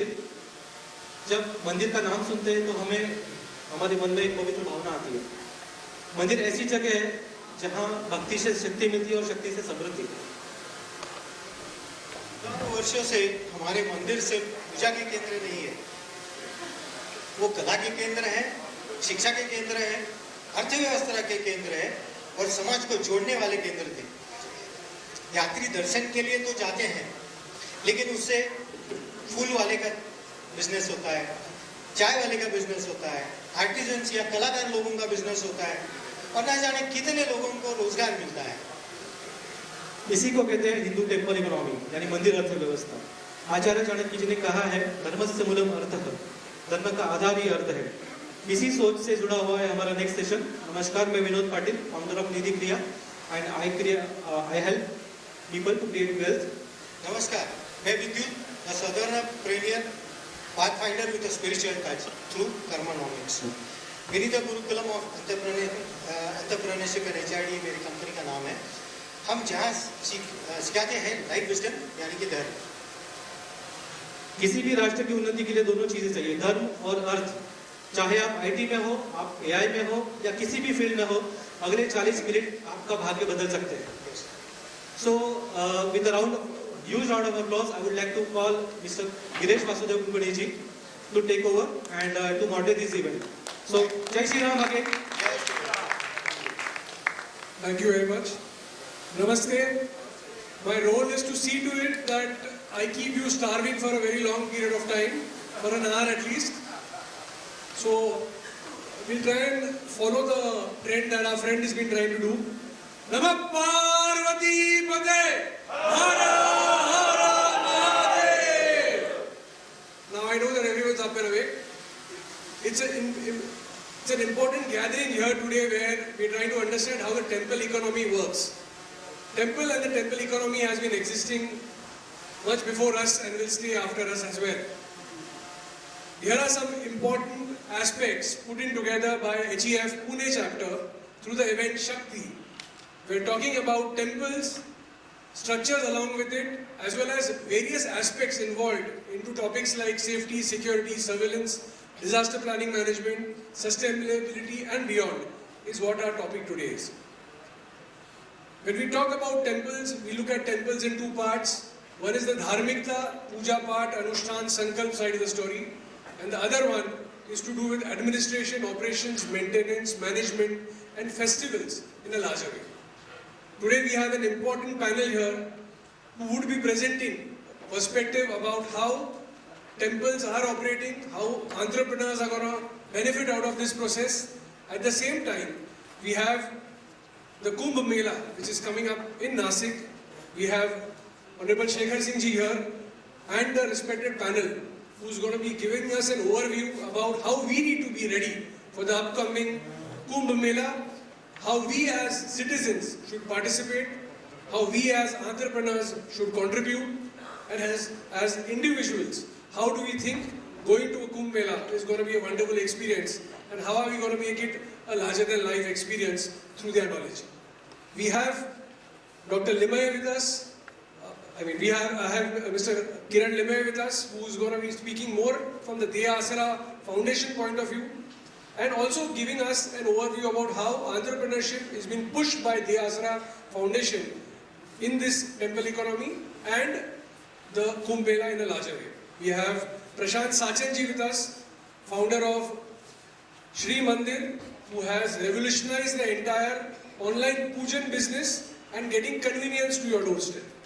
As mentioned, this gathering is all about eminent people from the industry who has been working very closely in the temple structure, infrastructure and authors of its own perspective in the temple economy. We have Shefali ji here, who's going to give us an overview about how her perspective about years of knowledge in temple management, infrastructure and businesses have helped and it's prospering.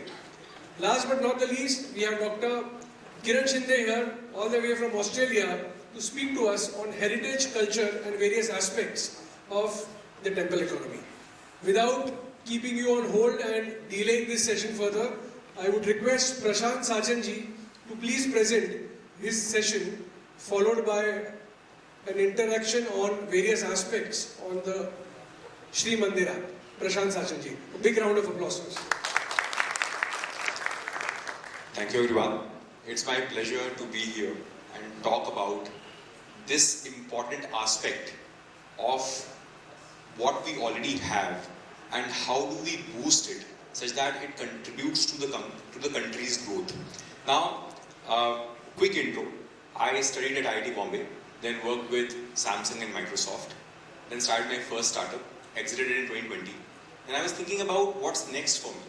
And I realized we might not be having the best of physical infrastructure, but as a nation, what we have leapfrogged in is digital infrastructure.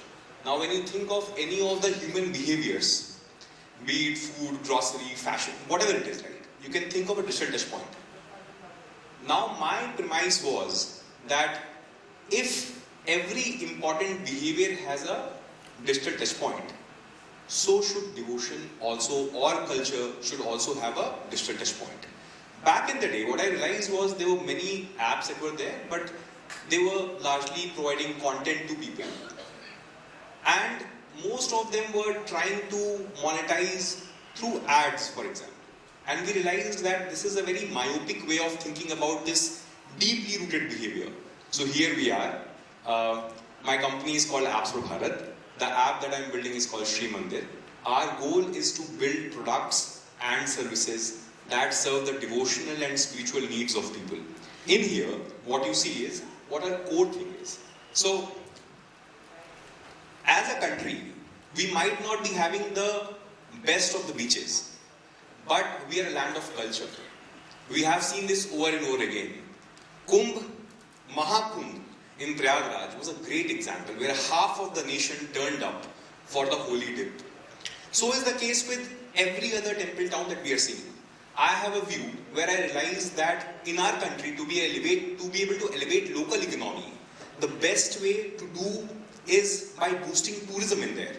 Now, I was born and brought up near Ayodhya, and I have seen the development of the place over the last 30 years, I would say. What I have seen in the last 7 to 8 years is beautiful because people are able to earn a lot more livelihood.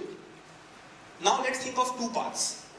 Path one, we would have done enormous investment around manufacturing, infra and so on and be able to create employment through that. We should do that. I'm not saying we should not do that. But investing in the infrastructure, in the culture of that place, led to the boost of local economy there. And that's the fastest way to create employment, fastest way to create economic help to millions of people who be living there. So with Shri Mandir, what we are trying to do, we are enabling India's culturally important destinations for everyone and boosting spiritual tourism. To give you a quick view of who we are the largest tech platform in the country when it comes to devotional and spiritual needs. In the last 5 years since we have been operational, our app has around 4 crore installs. At the same point in time, we have partnered with 100 plus temples. What we do is we bring their services to people. What kind of services? Now, there are, let's take a case of Vaishno Devi, for example. Guess how many people would have visited Vaishno Devi in, last year? Quick guesses. Sorry? 100 crore? The population is 150. So, quick guesses. 10 crore? I said that in the previous session. So 96 lakh people visited Vaishno Devi last year. And that's the max that mountain can accommodate. And we have seen what happens with over-tourism, for example. But Vaishno Devi is top of the mind consideration for half of the population. Of course, they have a live stream that would come every single morning, but that's not the best of the way in which people will engage with their place of worship. It has to be more participative. So what we bring is, we have partnered with around 100 plus temples, 50 lakh people use the platform every single month. And these services like getting to participate in a puja live from that particular temple or making offerings at those places have happened more than 30 lakh times on the platform. What we have also done, and credit to the way we have actually built this ecosystem. Prior to us in 2020, when I was thinking of starting this company, people told me that, hey, you're building something in devotion, no company has raised any private money, no company has gone public, why would you do that? I was a second time founder then. And I realized that if we are able to serve people very, very well, we'll be able to create a lot of value for everyone in the value chain. And because of which, for the first time in a country like ours, where private money never came into a sector like this, we have raised roughly $50 million, and we are a Series C funded company. And I think this is essentially the new India, where a sector like this is seeing private money investment, temples opening up, people partnering with us, and so on. I'll move a bit ahead. We are a team of, I would say, technocrats, people who were working elsewhere at different jobs. Then we all believe that something like this should be built, something like this should be created. I'll move ahead. Now, there are three areas that I wanted to emphasize on, which are very, very important for us to solve. The first one, I did not have a right word, maybe I'll ask Shekhar sir to help me with the right word, which is, the first one is over-tourism. I think the spaces that we have, where the places of worship, can accommodate only so many people. And most of them, the popular ones, are running at full cap at this point in time. And the numbers have actually tripled, doubled in the last 5 years. Now that's the max that they can actually accommodate. And beyond that, the infrastructure crumbles. So the first thing that we would want to solve is over-tourism for that matter. How do we, the people who could not make it, the remaining gap, which is 30 crore people for whom Vaishno Devi was important, and the 1 crore people who would visit, the delta, which is 29 crore, how do you create access for them where they can feel they are there, they are able to participate every single morning for that matter? Now that's the first part. How do we enable over-tourism in ways where we make it more sustainable? Second part, which is very, very important to us, is we started partnering with temples which were culturally important but not popular. There are many case studies that I'll share with you on the work that we have done, and many of these places now are seeing increase in the footfall. So that's an important part that we do. And the third, which is inclusion and global access. I'll give you an interesting data point. 18% of the people who have booked these services on our platform are above the age of 60. 25% of our demand comes from outside of India, and so on. So we realize that even though people would want to go, it is not possible because of certain constraints for many of these people for that matter. And can we help solve inclusion and access? I'll move a bit ahead. This is a glimpse of what happens on the platform. So for example, every large temple in the country would do live streams. But what we realize is live stream is a very non-participative way where I'm sitting in front of a TV and something is happening. But what is important to a devotee? What's important to a devotee is when the person who is orchestrating that tells you that today is this tithi, this is what I'm doing, this is what happens next, and so on. All of that makes you feel more involved. And the person who is more involved will develop deeper connect. And as that deeper connect gets established, these people would go on and travel to that particular place a lot more. So what we end up doing was, instead of just a plain live stream, we would enable live participation every day from various of these spiritual destinations. And what people do in there is, people would, let's say, Panditji will actually read out their requests, give them blessings and so on. It is a beautiful way of engaging with people. Every single day, let's say, the live that we would do from Haridwar would serve 55-60,000 people every single morning for that matter, where, and this is just a simulation of the same thing on a YouTube, for example. If you see the kind of chat people will actually send to engage with Panditji, and Panditji responding back is magical in many ways. The second part to that is, I'll give you a quick example of how it feels. Oh, it's not playing, but maybe I would have actually shown you how that participation looks like. The next part, can you play please?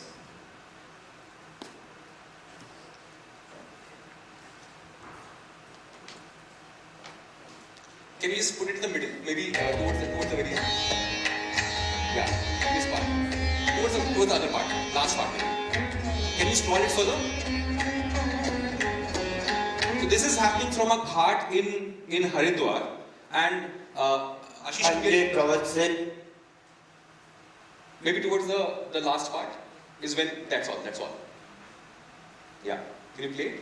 आज जिसमें से माफी मनिश्चित कामना जिस भी मनोकामना से आप यह चढ़ावा नरसिंह भगवान को चढ़ा दें वह जो मनोकामना मन में स्मरण कर लेना था भी मनिश्चित कामना राजद्वारी व्यापारी न्यायालय सर्वत्र विजय लाभ आदि प्राप्ति कामना आज जिसमें समय विशेष चढ़ावा संकल्प Can you go back to the slides please again?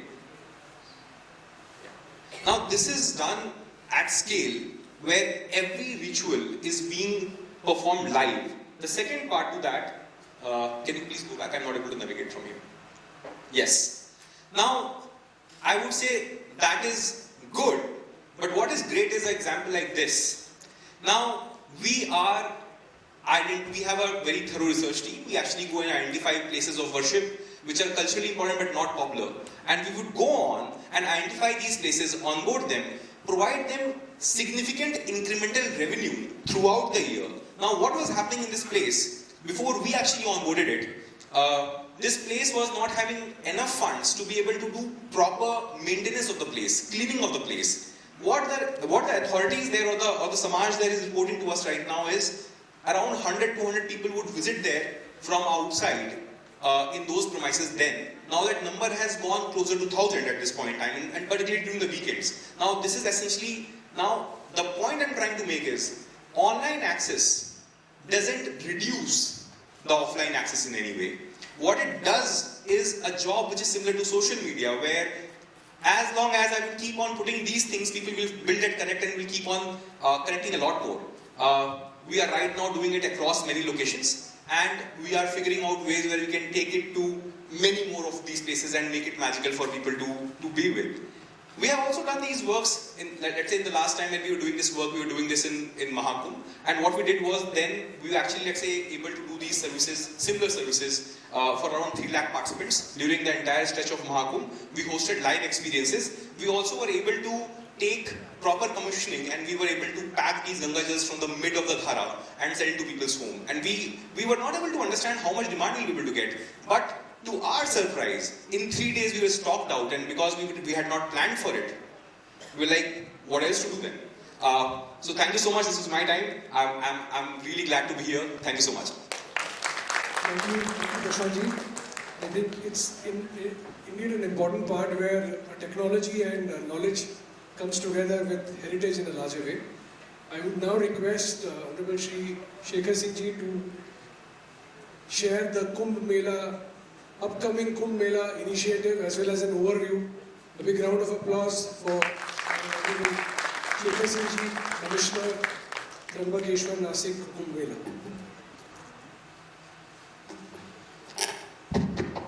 Respected members of the dais, all the organizers of Hindu Economic Forum, SHAKTI Summit 2026. First of all, apologies from my side to the last panel.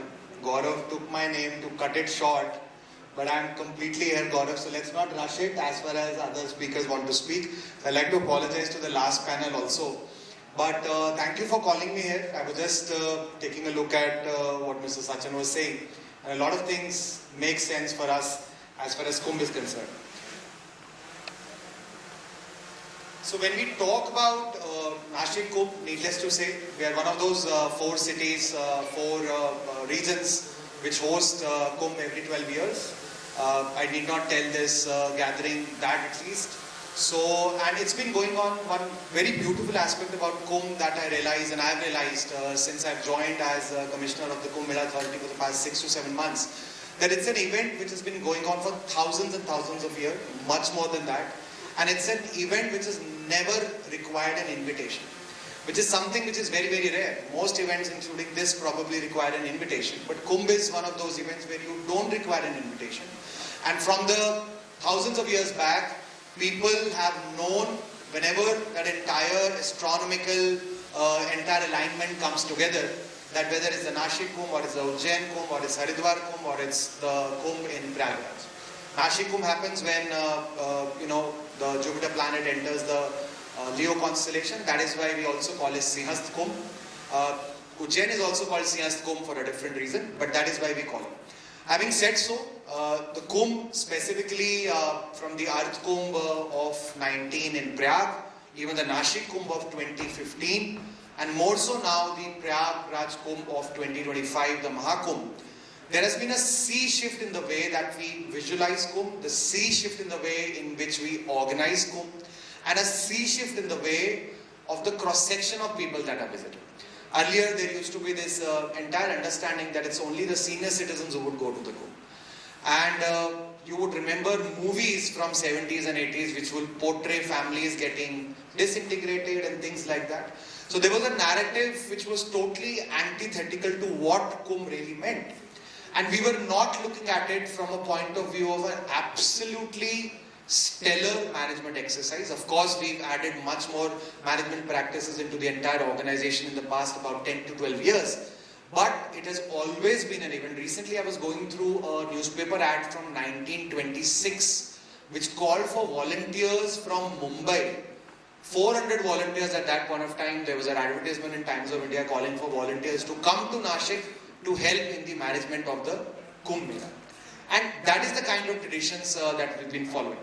As far as Nashik Kumbh is concerned, I will not go into the details, only these numbers are probably important, which is about, when you're planning for Kumbh, you're planning for an inflation of population, which goes from a city of about 26 lakh to suddenly 1.5 crore people in a day. That's almost like 6 times of the population on a single day, and we have 3 such days during the entire Kumbh, and also some other days as well. Similarly, Trambakeshwar numbers are even further more mind-boggling. It goes from a town of roughly about 39,000, town plus floating population, it would go to 75 lakh in this Kumbh. So how do you plan for this entire thing when you have so many people dawning together? There is something which I was interacting with one of the akhadas, and the Swami is very rightly pointed out that आस्था को व्यवस्था की जरूरत नहीं होती है. तो जो लोग वहाँ पे आ रहे हैं अपनी आस्था से, उनको व्यवस्था मिले तो बहुत ही अच्छा है. तो सरकार का काम है जितनी अच्छी से अच्छी व्यवस्था हम उनको दे पाए, पर आस्था को व्यवस्था की जरूरत नहीं होती. बट इतने लोग आने वाले हैं जिनको हमारे को उनकी आस्था को व्यवस्था देना बहुत इंपॉर्टेंट है. ये हमारा कॉन्टेक्स्ट है, ज्यादा इसमें नहीं जाऊंगा. त्र्यंबकेश्वर नासिक दोनों जगह पे हमारा स्नान रहता है. नासिक त्र्यंबकेश्वर एकमात्र वो कुंभ है जिसमें Shaiva akharas are in Trimbakeshwar, there snan happens in Trimbakeshwar. Vaishnava akharas are in Nashik and there snan happens in Nashik. These are largely the dates that we have. Dhwajarohan on 31st October, Amrut Snan in August and September. And this time something interesting that we've done, we've declared additional Parvani Muhurats over and above the Amrut Snan. This time our Kumbh is about 20 months long. It's a Trikhand Yog which has come after many, many decades. And in that Trikhand Yog, it total overall extends to about 20 months, but the major period of concern is about July, August, September 2027. Similar dates for Trambakeshwar, only 12 September varies as far as Amrut Snan is concerned. This is the motto that we've kept for ourselves for the authority. Authority that has been just being formulated is something very, very new. And building spiritual consciousness is the core of what we are trying to do. Apart from the cultural vibrancy and economic dynamism that we are trying to portray and push forward. Another vision that we've kept aligning with the vision of Honorable CM is how we maintain Maharashtra's thought leadership. Maharashtra has been one of those states, one of those regions which have always had thought leadership in multiple things. Right from freedom movement to social reform movement and many other movements. And how do we continue with that as far as Nashik Trambakeshwar Kumbh of 2027 is concerned? How do we hit on spirituality? How do we take care of spirituality beyond rituals? Rituals is of course very important. The holy grail of, if I could put it that way, of Kumbh is the snan that all devotees want to take in the river at a particular time, probably more so than other times.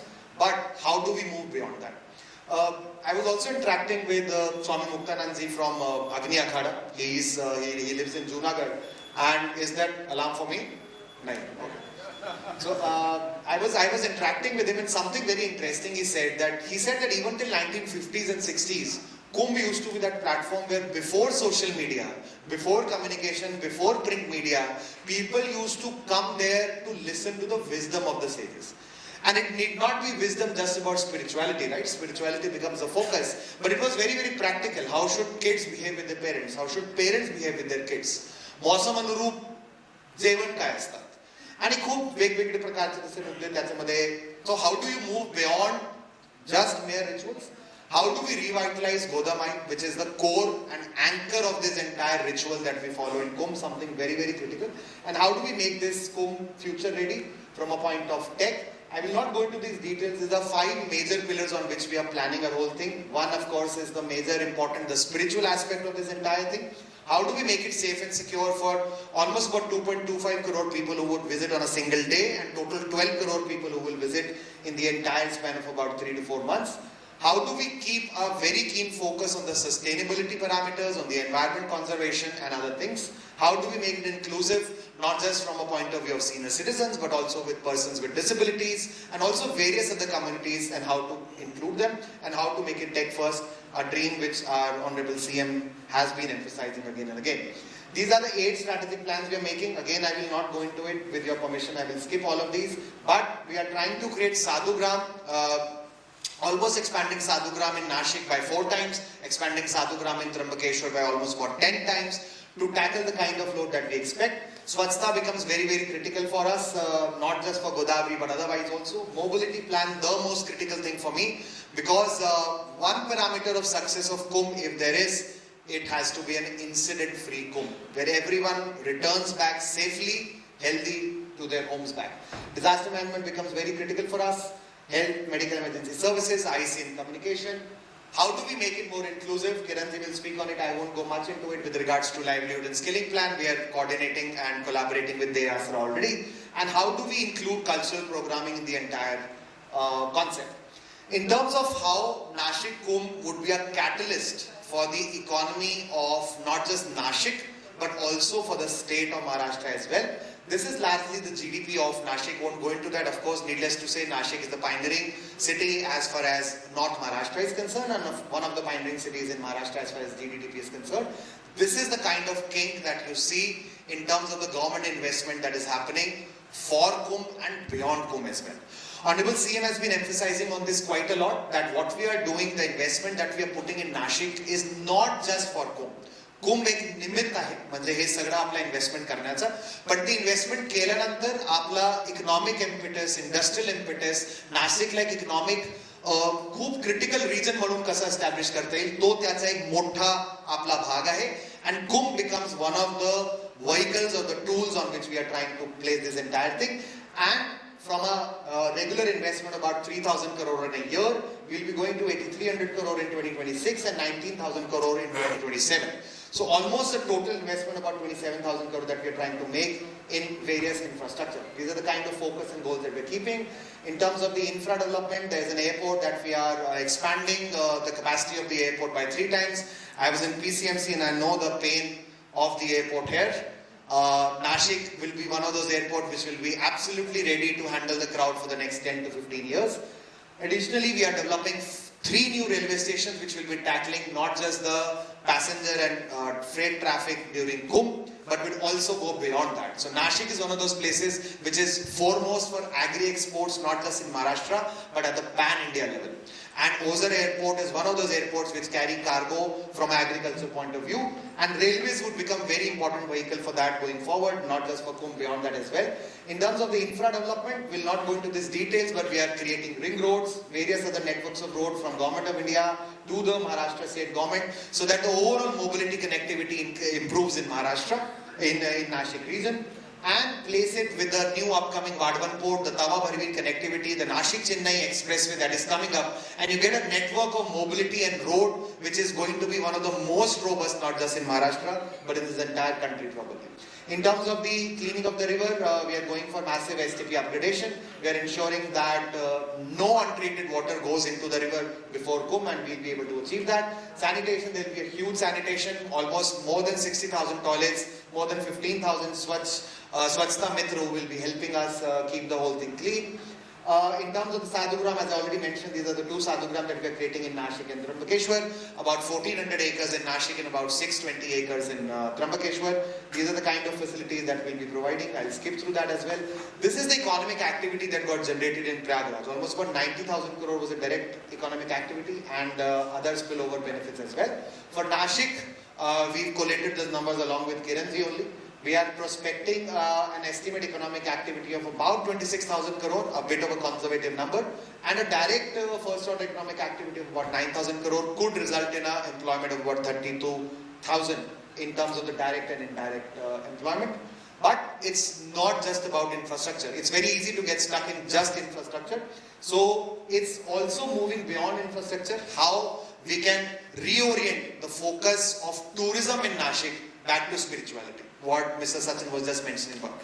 And there's a beautiful word that I recently heard in one of the conclaves that we had with a few of our akhadas and our sadhus, where it's no longer to be called paryatan, and I really like that word about tirthatan. And the word, Mr. Sachin, that you were looking for is carrying capacity. So that over-tourism is not there, it could be carrying capacity going forward. But I think Tirthatan is that something that we have begun to focus on. Nashik is a place which could be a good anchor for Paryatan also, but a very good anchor for even Tirthatan. And how Nashik could become one of the spiritual capitals, where it could be an anchor for the entire Jyotirling circuit and moving beyond the Jyotirlings as well. So in terms of the heritage development, the restoration that we are doing, we are taking it from the point of view of the aesthetic beautification in both the cities, Nashik, Trambakeshwar and rural areas also, but also how to push the entire agenda about spiritual tourism and the other tourism also. I'll rush through this, but this is a very ambitious project that we are doing in Nashik. It's called Ramkal Path, where the entire Kalaram Mandir, Panchvati area, Sita Gumpa, Lakshman Gufa, the Ramkund area is being restored back to its glory. Ramkund, that's the photograph on the left, the right is what we are targeting, the left is the one of the street, and the right is what we are targeting going forward in trying to create a heritage district. This is the Kalaram temple, the famous Kalaram temple. That's the main entrance that you see, that is what we are trying to restore, and various other things. These are the kind of architectural elements that we are taking as an inspiration from Kalaram temple only. Few of photographs of the work that are going on at the Ramkund. The second major ambitious project that we are taking up is the Darshan Path project of Trambakeshwar, one of the 12 Jyotirlings and one very, very important Jyotirling for that matter. This is the kind of development that we are doing. We are trying to create a whole corridor. Currently the situation is not very good.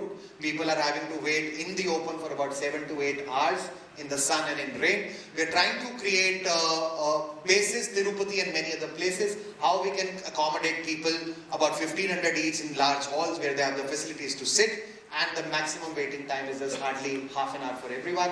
And this is the kind of development that's already started, and we intend to complete it very soon. In terms of the ghat development, we are already creating about 12 new ghats. This is something in Nashik and Trambakeshwar. I'll skip through that. Trambakeshwar ghat is very, very critical. Trambakeshwar, the main snan happens in Kushavrat Kund. How many of you visited Trambakeshwar? How many of you visited Kushavrat Kund? So you know the reality that exists. That is a place which accommodated 25 lakh people in 2015. And if I am to accommodate 75 lakh people, I cannot accommodate in Trambakeshwar, Kushavrat Kund.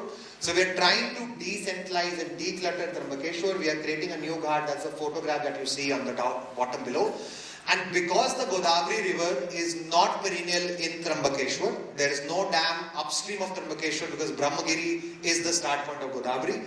We are lifting the water from a dam downstream of Trambakeshwar to ensure that Godavari flows perennially 12 months, and this ghat has perennial water for all 12 months. And this is the major decluttering strategy that we are doing for this year. And in Nashik, there is a very nice Goda Aarti that has already started for past 1.5 years. And almost on any weekend, you have 1,500 to 2,000 people. We are soon going to start that at Trambakeshwar Ghat as well.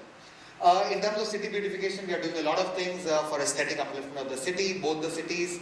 One very keen focus that we are keeping is on the intangible heritage part. Nashik, how many have heard about Bohara?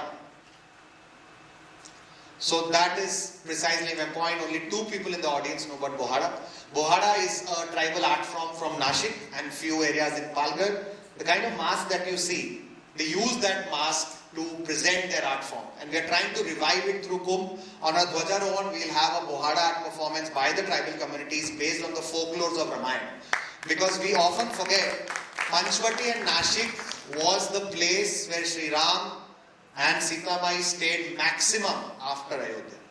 And we are not able to push that entire thing. So we are also trying to think about Ramayana circuit. But Bohara is something that we are very, very keenly focusing on. And also the other intangible heritage. I think very soon we'll also be applying for the intangible cultural heritage precinct of Nashik for the UNESCO World Heritage as well, depending on the kind of developments that we are doing in both Nashik and Trambak.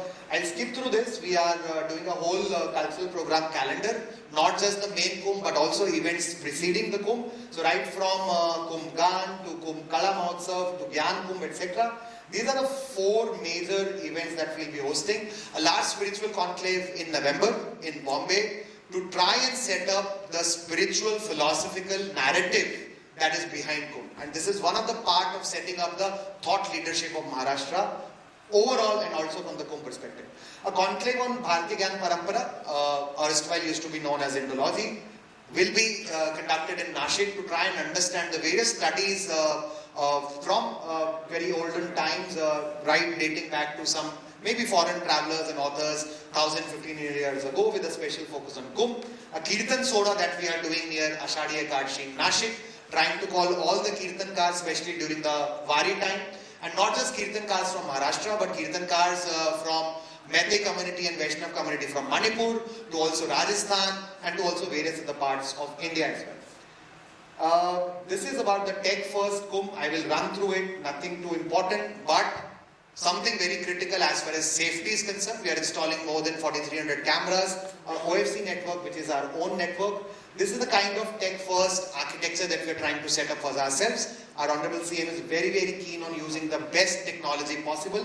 We are trying to create a Kumbh AI stack as well, probably a go-to LLM service for our own selves, because with regards to the data privacy and all, probably that is something that we thought could really help us out. And also, Rishabh is also there somewhere in the audience. He is the CEO of Kumbhathon Foundation.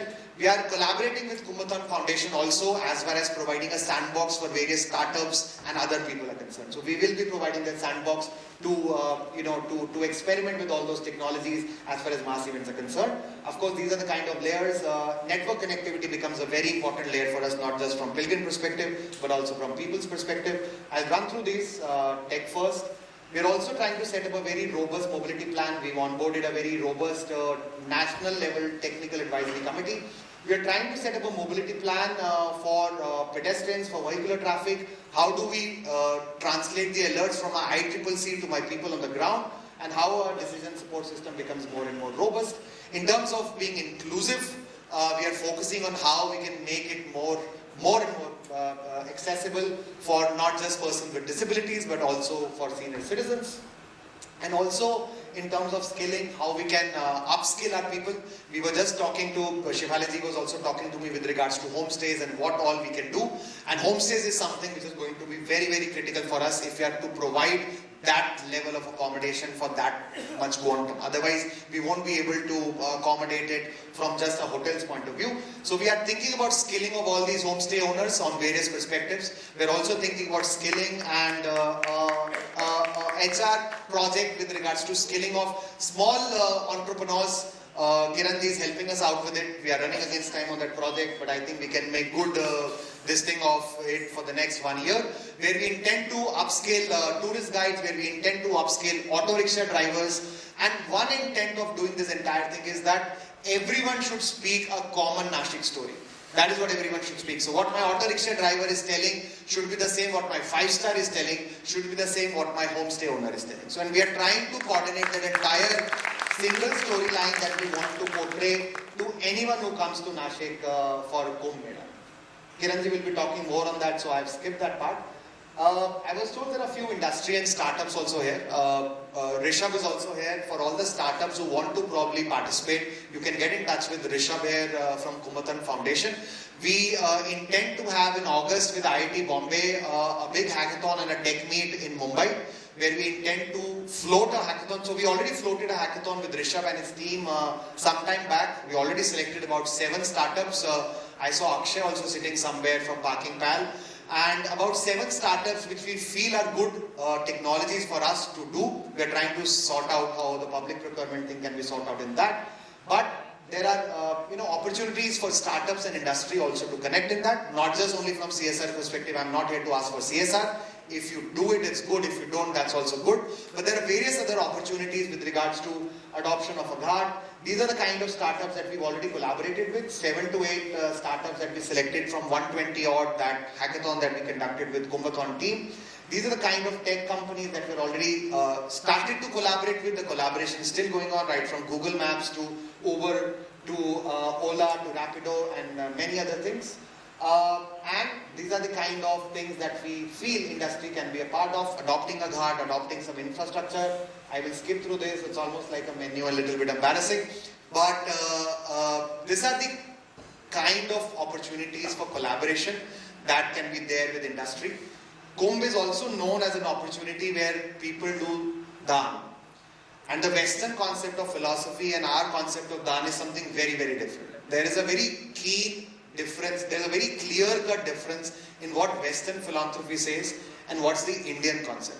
The Indian concept mostly is about your right hand should not, left hand should not know what right hand is doing, right hand is donating. That's the kind of concept that we've always believed in as far as daan and other things are concerned.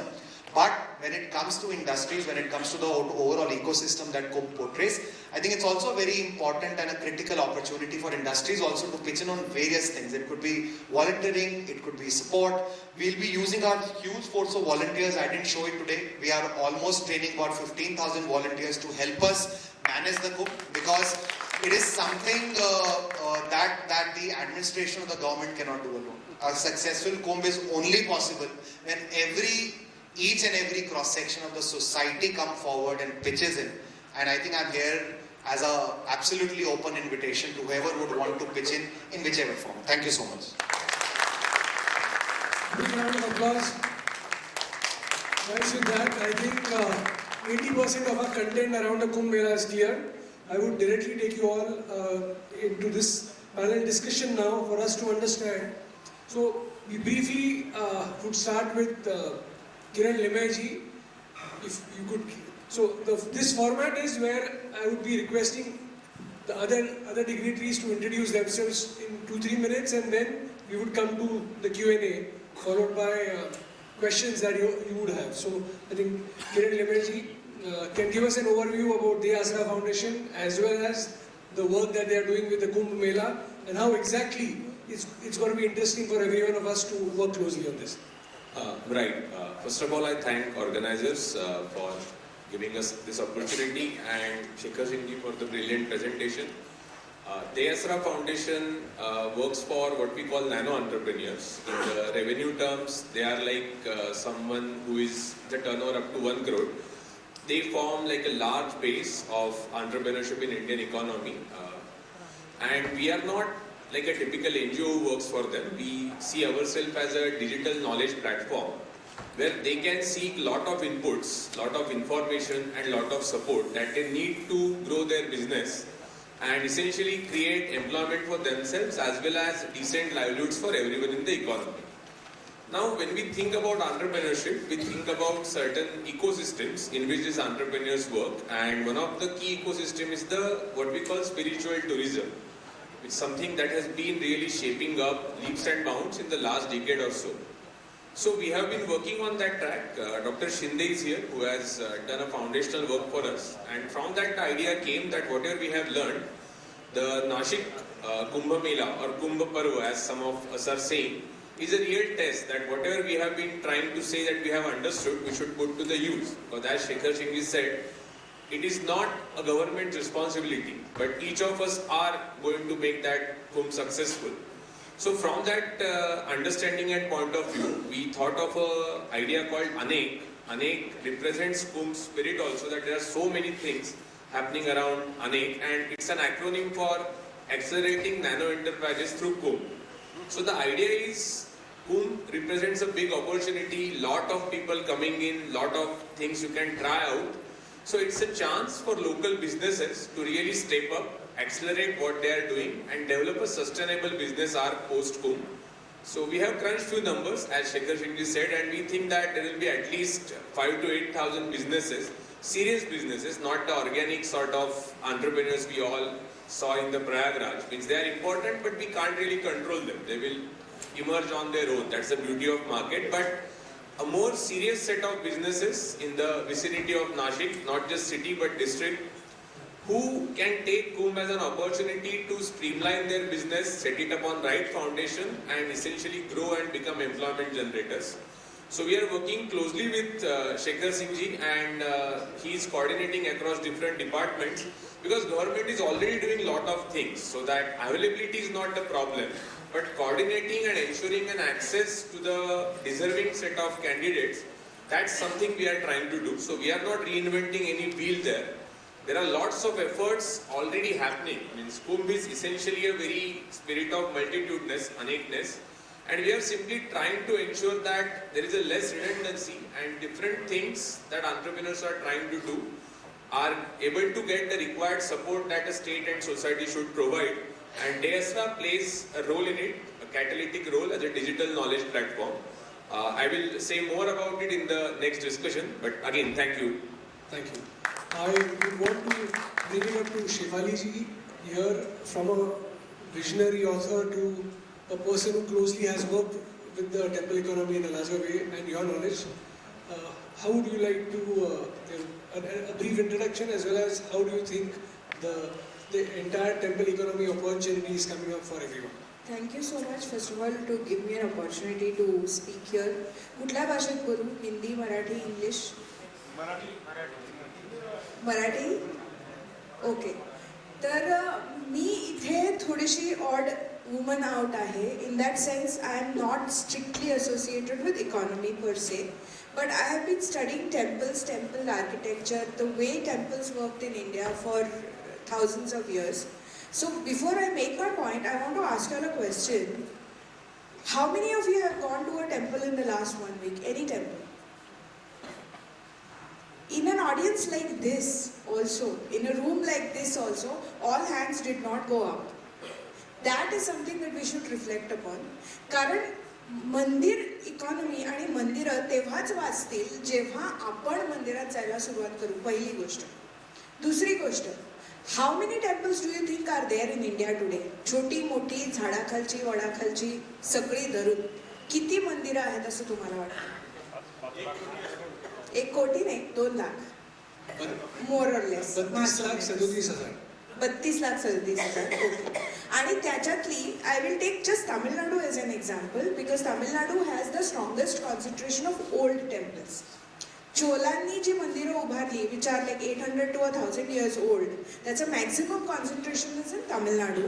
And out of them, sadly, they say, exact data you may differ, but there are about 14,000 temples under the HRNCE, which are controlled by the Tamil Nadu government.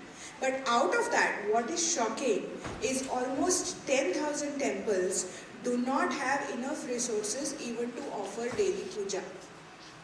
10,000 out of the 14,000 temples, 4,000 temples are rich temples, 10,000 temples, the priest doesn't have money, and I've seen this myself on my temple travel to Tamil Nadu, की त्यांच्याकडे daily प्रसाद घालायला सुद्धा पैसा नसतो, तेव्हा ते आपल्या घरात शिजवलेलं अन्न आधी देवाला प्रसाद म्हणून देतात आणि त्याच्यानंतर ते ग्रहण करतात. So when we're talking about temple economy, when we're talking about crores and crores of money, also understand that there is a disparity. And we are talking about, I was listening very closely to Rakesh Singh, I'll just take 2 minutes. And everything that he said about temples being a cultural center, about temples being at the forefront of sustainability, all of this is not today's thought. हा आजचा विचार नाहीये. 1000 वर्षांपूर्वी जेव्हा चोलांनी मंदिरं बांधली तेव्हा they left a very detailed record of how the temple was to be run, who is to support the money for the temple. They granted land to the temple. ते land कोण टील करेल, त्याचा किती भाग मंदिराला जाईल, त्याच्यामधनं प्रत्येकाला किती मिळेल, हे सगळं त्यांनी लिहून ठेवलंय. आणि आज आपण जे म्हणतो ना की मंदिरामध्ये मिसअप्रोप्रिएशन ऑफ फंड्स होतं, ही काही आजची गोष्ट नाही आहे. 1000 वर्षांपूर्वी सुद्धा हे होत होतं. आणि त्यावेळेला सुद्धा they had put in checks and balances. आणि ते इतके स्ट्रिक्ट चेक्स अँड बॅलन्सेस होते की एखाद्या मंदिराचा पैसा जर एखाद्या व्यक्तीने स्वतःच्या वैयक्तिक स्वार्थासाठी वापरला तर that person, not only that person, त्याच्या पुढच्या 7 पिढ्या were excommunicated, they forfeited their right to go to the temple and they were basically chucked out of the community, and that was a huge deterrent. So that ensured that people did not do this. Girishji talked about temples being the center of art, being the center of Sahitya. Even today, forget many years ago, today also you go to a community temple like Tulsi Bagh or Belbagh in Pune, you will find that in the evening there are children playing there, there are elderly citizens getting together and talking, there is somebody who is offering music seva, there is some kirtan happening. That happens everywhere, in every temple, in every village, in every city in India. So temple economy is a very much alive, thriving topic in India with a 1000-year-old history. What we are doing is essentially going back to the future, going back to what we had the system in place and trying to ensure that we map it to the future. That is what exactly temple economy is, and I would want to bring it up to Dr. Kiran Jadhav, who's come here from Australia, who's been closely working on our larger areas in research as well as heritage. So, Dr. Saab, will you give us an overview about how you look at this case study and how do you think we should work towards complementing and growing this bigger? Sure. Thank you. I'm the last and the lucky one standing between you and your lunch. Okay. So I'll try to be as brief as possible. First, Shekhar Singh ji mentioned about a word called Tirthatan. I want to touch upon one very simple thing. You've all gone to, let's say, Turzapur. किती लोक गेली होते तुळजापूरला गेले आज? Okay. तुमच्यापैकी पापनाशिनी तीर्थाला किती लोक गेले होते? 3 hands. This is a fundamental difference that is happening. आपण खूप टुरिझम बोलतोय, पण आपण करतोय काय सध्या? आपण गाडी काढतो, मंदिरात जातो, दर्शन घेतो, परत येतो. ठीक आहे? याला टेम्पल टुरिझम पण नाही म्हणता येणार, याला टेम्पल व्हिजिट म्हणावं. What this does is it dissipates the economic benefits that tourism would have brought you. Right? Now if you go back 15th, 16th century, there is a word that I want to use. तीर्थाटन हा एक शब्द आहे sir. दुसरा शब्द आपल्याकडे होता देशाटन. त्याच्यात व्याख्या अशी आहे की तुम्ही कुठल्याही मंदिराला किंवा त्या तीर्थक्षेत्राला गेला तर नुसतं तीर्थक्षेत्र बघत नाही तर अवतीभोवतीची जी सगळी सिस्टम असते. आपल्याकडे आज तुळजापूरमध्ये कमीत कमी 6 कुंड आहेत फॉर एक्झाम्पल. पुष्करिणी आहे, शिळाघाट आहे, ही घाटशीळ. छोटा तुळजापूर आहे. I'm just giving you one example. There was a whole ecosystem that was sacred. It was made sacred so that people could come, visit the temple and visit all the other places. In the process, they would stay for at least 1 night or they stay for 2 nights. In tourism economy, overnight stay is a must. त्याच्याशिवाय economy होत नाही. Now, how do we start thinking? So, going beyond spirituality, फक्त स्नान करून घेण्यात काहीच अर्थ नाहीये. How do you embed that into a wider social and spatial structure? That is where every other enterprise has a role to play. To give you one example, तुळजापूरमध्ये 16 घराणी आहेत. मंदिराच्या आत, मंदिराच्या बाहेर 250 घराणी आहेत. ज्यांच्याकडे पुजाऱ्याचं काम आहे. I will talk more about it, but I also want to alert to the Deyasava study that we did last year.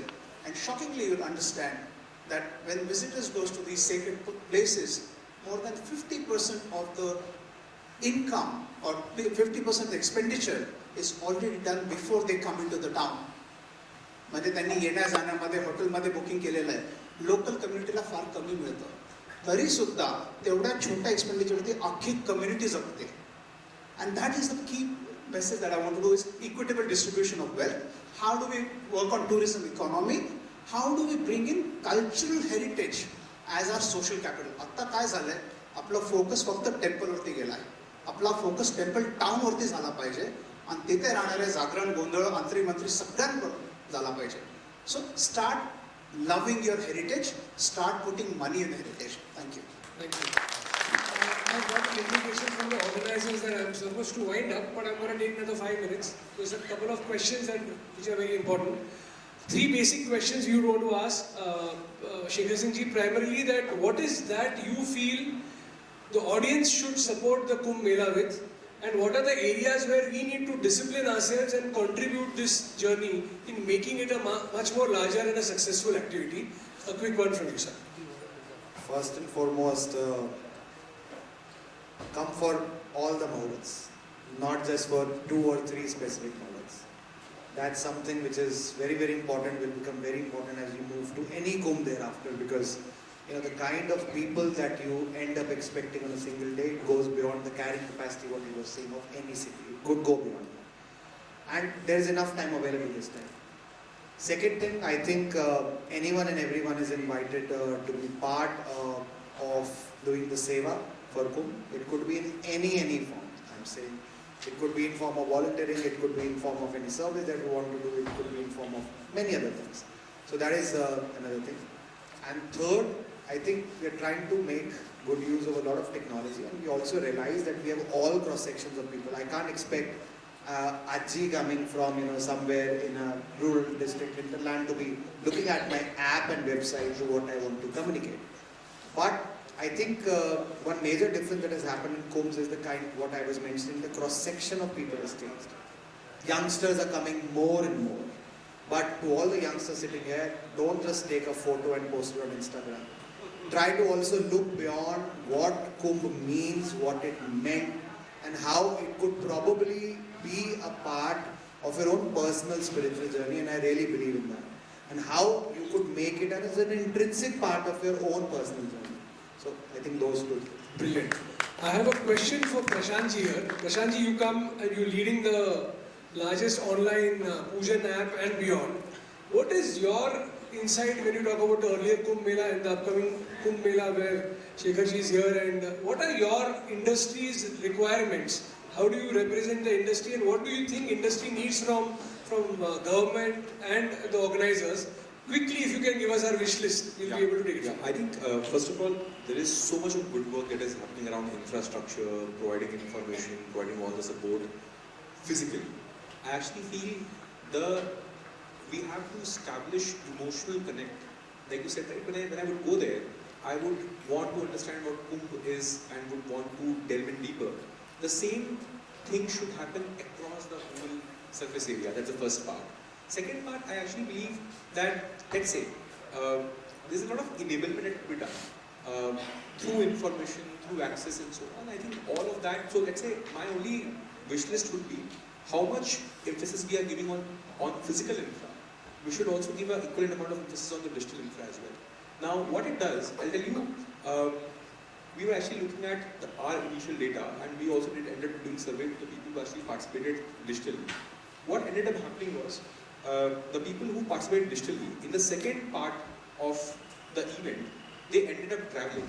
So, Digital Connect, my now clear conviction is, a Digital Connect actually boosts physical connect for that matter. So it's a motivator primarily. It's a motivator, it also builds that part. Now I've participated, I would want to have a full experience of that particular event for that. It becomes very, very important. What is also interesting is where the Asra Foundation is doing humongous work on ground with various aspects. What are the hurdles that you are finding from people or the entrepreneur's point of view that you may be in a better position to solve, which may have not been a case study in the earlier Kumbh Melas? What is your catalyst effect that you are trying to create in this activity, and how do you think people should benefit out of this? Yeah, means it's not that we have some new ideas for what people can do. Entrepreneurs are always best at innovating themselves. They are entrepreneurs. What we are trying to do is they often lack the we are talking about this nano enterprises segment. For example, there are several SHGs around there. The tribal department is working with several initiatives, or even the street vendors under PM Swanidhi. They often think of what they have, but they miss out on the fact that there are lots of devotees coming there, and I have to think from their perspective first. What is the whole startup jargon called consumer-centric approach or consumer first? So that is something we are trying to inculcate. And as they rightly pointed out, that digital is the very important part. That the post-Kumbh sustainability depends on they generating a digital footprint on them.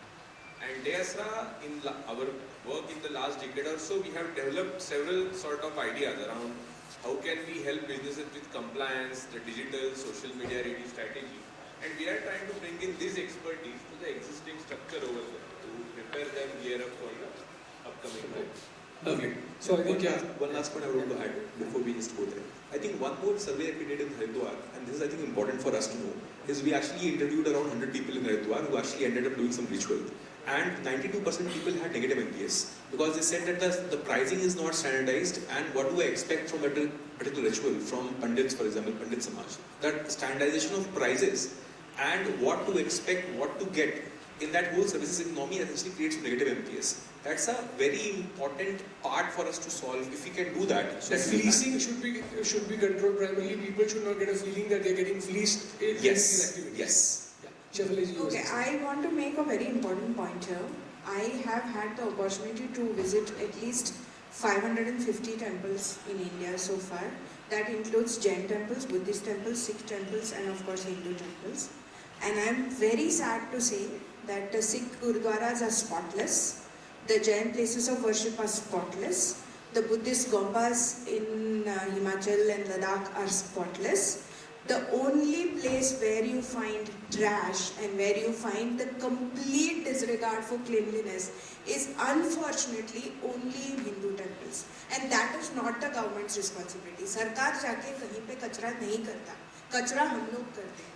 So this is something that I think we should take it upon ourselves also as devotees, that whenever we are going to the temple, not only we should not trash or we should speak if there is cleanliness is not there, we should also stop other people, we should persuade other people. That is a very, very important aspect of temple economy, because when you go to a temple, you go with very pious, very pure thoughts in mind, and if you are seeing complete trash, if you are seeing bad smells, I have seen in Odisha in a Shiv Mandir, in a very, very famous Shiv Mandir, cockroaches climbing on the Shiv Pindi because nobody has washed up after the milk abhishek. That is solely on us, and somebody, it's something that nobody wants to hear, but this is upon us. This is not upon Shekhar Singh ji. This is not upon the government. This is upon us as Hindu devotees. Sure. I think. All right. Just one statement. Today we have gathered here to open up the conversation. So on behalf of all of us, I invite all of you who are only visiting to become a part of the process, become a part of this phenomena of reviving the Hindu temple economy. Do not just make it a tourism economy which someone else skims off. Be a part of it. Take active sense of pride in saying, I'm doing this because I am a Hindu. With that, I close myself. Thank you so much. So the larger side of the story is that we are here together to learn from all these stalwarts about the temple economy, the Kumbh Mela, as well as the upcoming celebrations. A big round of applause for everyone here. And I'm sure we've kept you starving for a very long time, but this was worth that wait. We will be available around for your offline questions and anything else. Thank you once again. Thank you, everyone.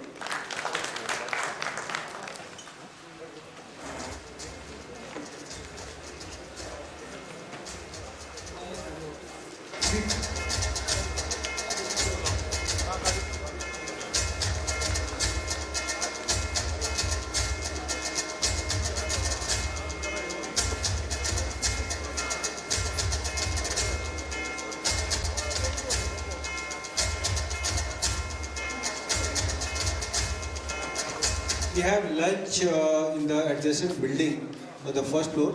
So, since we are running short of time, so I request, lunch time will be only 25 minutes. So please hurry up. Okay. And so just after, right now we have 2:30. So at 1:55, please, I expect everyone to be in the hall. So because we have many sessions and we have to start since Governor is the chief guest, so his session will start on time.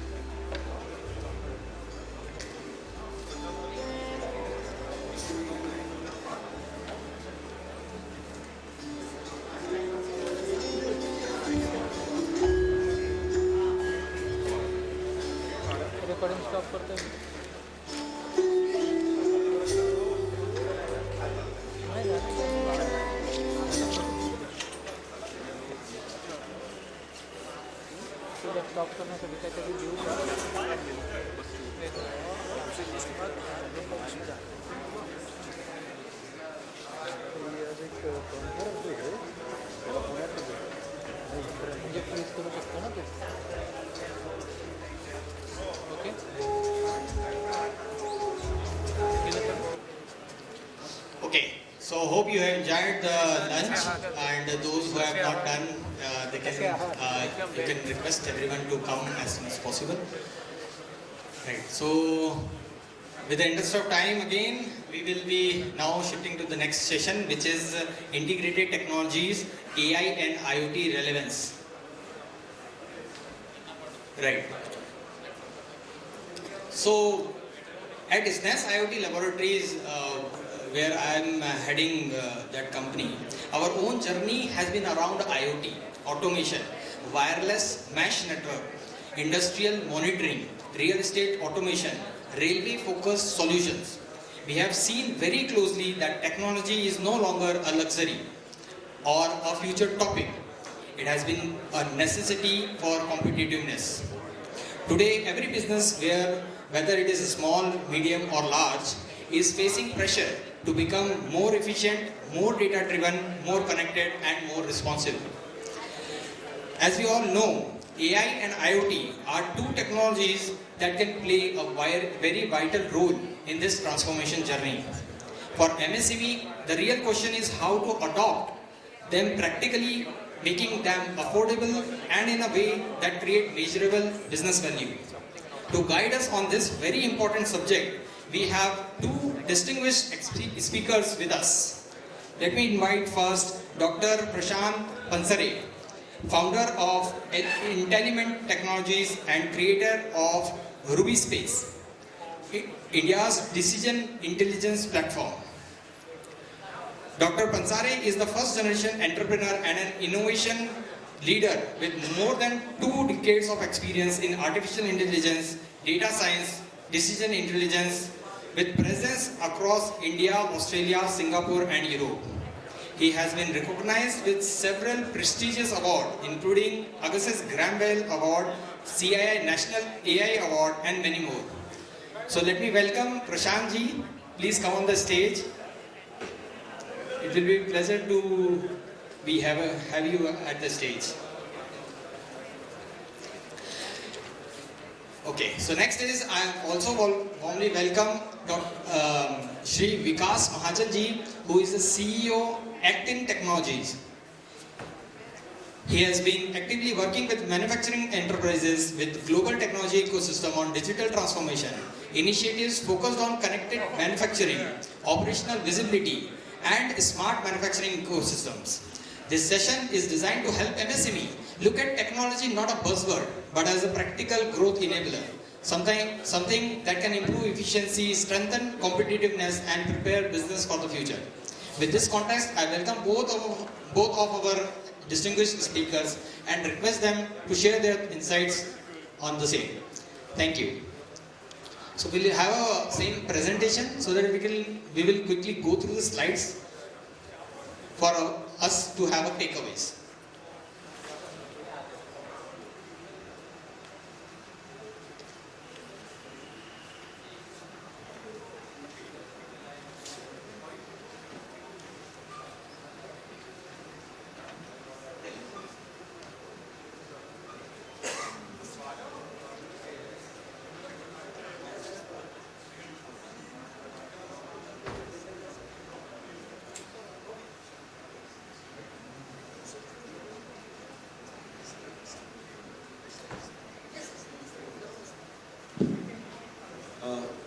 evening and welcome everyone after so much of a delayed lunch, and we have an uphill task, me and Vikas, to keep you awake and while some of our delegates are still walking in. But first of all, thank you HAF Pune for inviting us here. And while we were actually curating theme, enough I think has been said in the morning session. We started with the overall India perspective, then we talked about defense to temple economy, and it has been the wide range of spectrum that we have covered. So what we intend to do in next about 15-20 minutes between me and Vikas is actually share with you some reflections that how as first generation entrepreneurs build a startup, build a product, and where we are now, and how this overall, so to say, make in India, made in India for the world, what has been our experience in that journey. I will be talking about the role and emergence of artificial intelligence, and since morning we have actually been talking about various aspects, the geopolitical challenges as well as the India story is actually coming out quite strong. So just few reminders, some statistics that I wanted to share with you is that why today India is becoming so strong. And just yesterday the IMF also has released their numbers, and India is likely to be growing at 7.7%, which is actually quite considerably higher compared to all other economies, developing economies as well as developed economies. And why that is happening, because if you look at India now as 1.43 billion population, right? And our Honorable Prime Minister always refers to it that 140 crore Abadi ka Desh. And that itself is a huge opportunity. And last few years what we have done is that the population is no longer a problem. The resources to the population to do something more innovatively has been the equation that we are solving. And some key statistics that we are world's largest democracy, we actually have the median age of India is 29 years. And that is the biggest demographic dividend we have. India also has more than 95 crore internet connections, and India has almost about 130 crore smart active SIM cards, and we are world's cheapest mobile internet economy. And we have also seen, maybe next slide. So we have also seen with that actually resulting into the India's digital public infrastructure of getting India together and connected. That problem is solved, or rather that part of the puzzle is solved. We also have actually built the data infrastructure. And in morning we were actually discussing about say what happens in natural calamities. We talked about how people can actually thank you. We have enough of connectivity, we have enough of now applications which are citizen-centric, be it UPI, Aadhaar, ONDC, and what they're doing is that every second they're generating humongous amount of data. And just to give you a perspective, on UPI terminal alone, 8,000 transactions happen every second. So you can imagine that the kind of data that we are generating. So we are a data rich but decision poor country. So what happens if, for example, natural calamity happens and some parts of Maharashtra are flooding. So we know that what is happening there, people will take pictures, share, there will be calls, a lot of information will happen. But what policymakers needs to do, how quickly they can announce a relief fund, activate the direct benefit transfer. If I'm a farmer in that remote location and putting my PAN and putting my Aadhaar number, can government know that how much farming land I have, how much is being covered in insurance through the satellite survey, and can they instantly know that okay, in this natural calamity probably this much amount of a financial aid for this natural calamity has to be given to this farmer. And that is what I mean by connecting these systems and data for a proactive decision intelligence. And when we talk about decision intelligence, then underneath you will have artificial intelligence systems and decision systems and recommendation systems will work.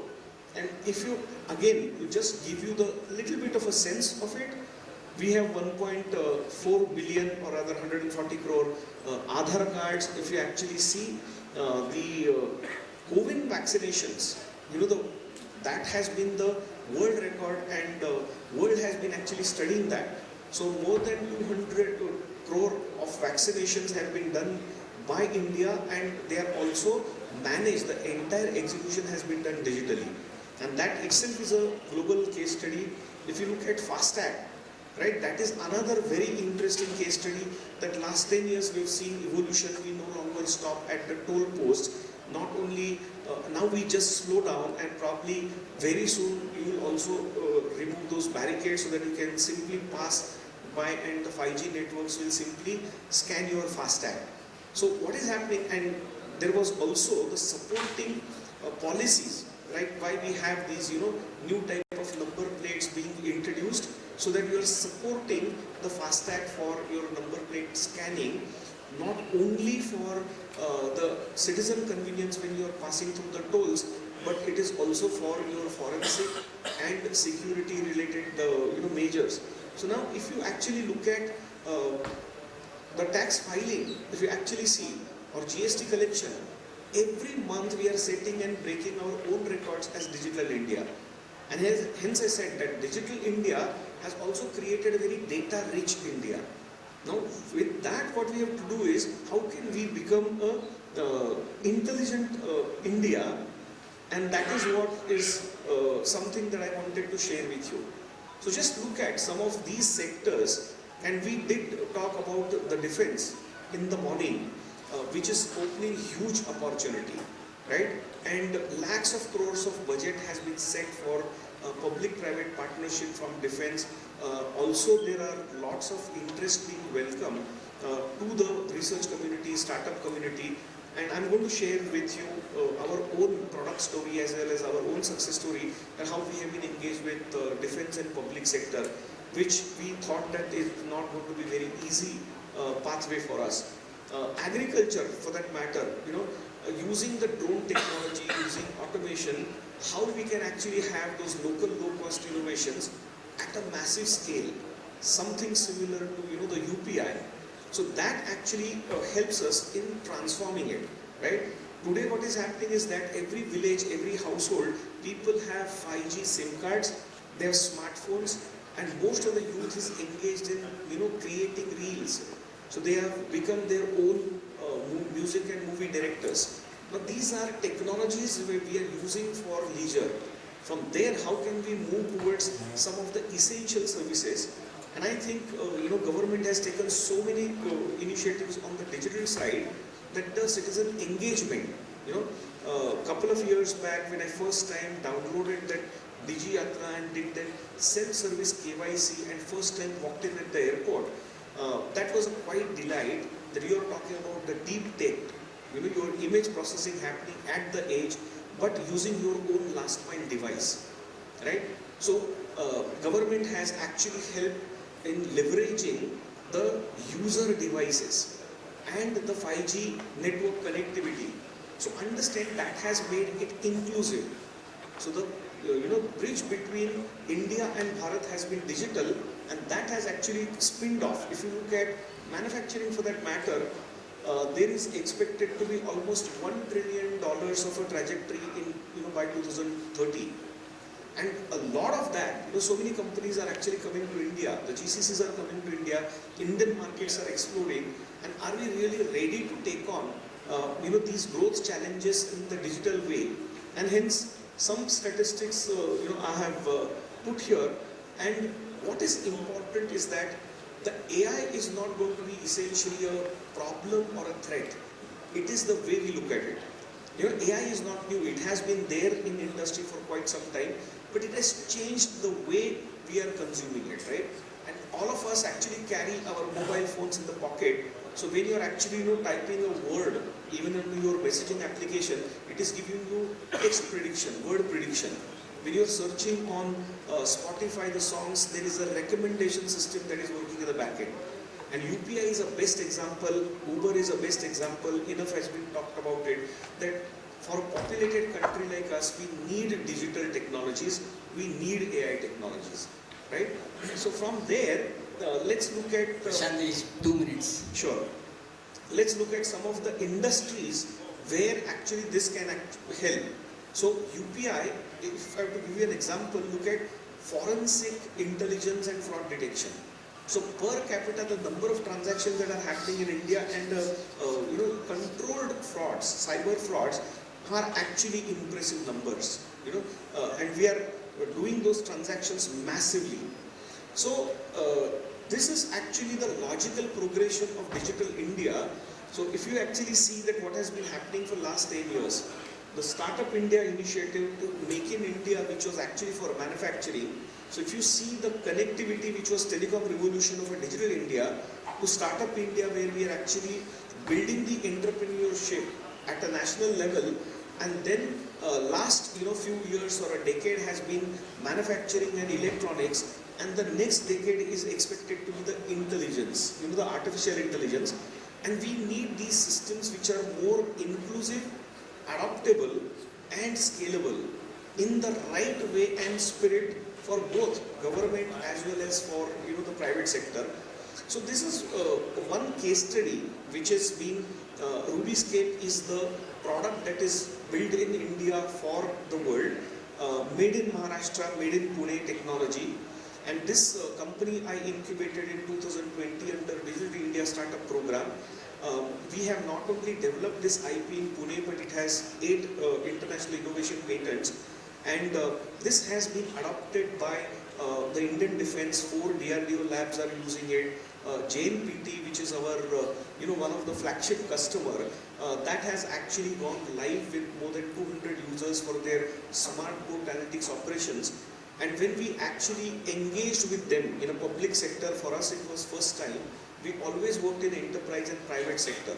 So this was basically the GEM-based procurement, and we also listed this product on GEM. There are so many entrepreneurs and innovators here.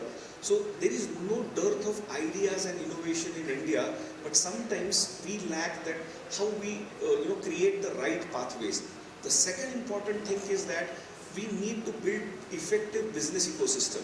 And that is also one of the reasons why I was delighted to come here as a Hindu Economic Forum, that various forums and channels are opening up, and startup like us with probably no external investment or funding background, on our own we bootstrapped the company, we decided to engage with the public sector and defense, and this point was actually being brought out by the inaugural keynote speakers also, that enough has been said. How can we directly engage, how can we build made in India technology for India and beyond. So this is one good example I thought that I must share with you, that doing business in public sector and defense is not that difficult. Of course you need to know rules of the game and how you participate. What we also are doing is that with this technology product, we are also making innovation more inclusive, and we also work with the academia as well as public sector for joint and co-innovation. In the interest of time, I'll skip some of them, but this is the last slide. So when we talk about the Vikasit Bharat, what we have already done is that India has, enough of population and consumption in the economic terms. If you also see that we have the talent and youth, and India has already become a global AI talent supplier. But AI is not only IT services type. It's a very different way of how you create innovations and how you consume them, and that is also radically shifting. And data and digital infrastructure we have already done. So what we need to focus on is that how can we build on the innovation and AI infrastructure. And our Honorable Chief Minister has been almost every week on a public forum, has been emphasizing on making Maharashtra as a data center capital and AI infrastructure, huge amount of investments happening. I am at least seeing it for the first time that government is extremely proactive in terms of creating that kind of a policy level, conducive environment as well as infrastructure that is essential for industry, startups and innovation, and how we can build the decision infrastructure, whether it is blockchain, whether it is cyber security, whether it is artificial intelligence applications coming in. And hence, on a concluding thought, I feel that all of us have to think how we can come together and stay connected beyond such forums and do something which is made in India and made for the world, powered by intelligence and driven by the purpose. So thank you very much. Thank you so much, Shanji, for sharing your thoughts. And we would also like to inform that HCA being a platform, as a community platform, we are promoting each and every entrepreneur to come forward and be a part of it and take maximum benefit out of it. We are there, everyone is there to help. I am also taking the help, by the way, right? So next, we will listen to Vikasji also.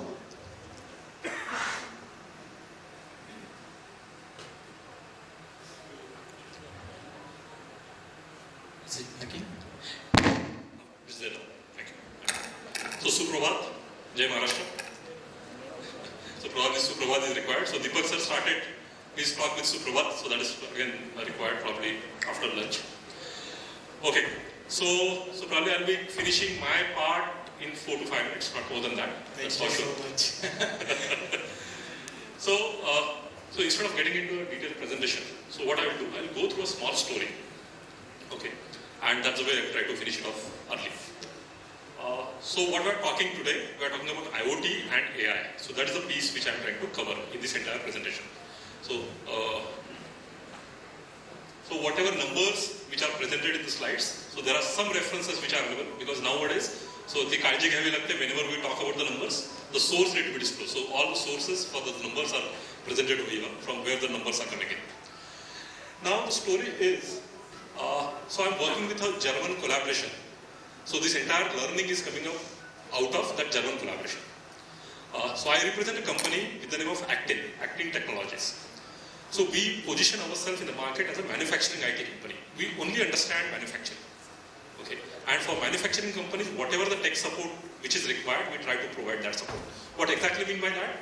It starts from PLM, that is design, supply chain, ERP, MES, MOM, CRM, field service. So this is the entire stack or entire process of manufacturing, which we try to empower with the help of technology. So we remain technology agnostic. So it can be SAP, it can be Oracle, it can be Microsoft, it can be AWS, it can be anything. We remain technology agnostic in terms of the services. Below that, whatever the cloud services, whatever the AI services are there, we try to provide that. So we are providing similar kind of services under our German collaboration. So going back to the story. So what is happening over there? So every one of you know that there is a big shift which is happening in the market. That is, we are moving from ICE engine to EV.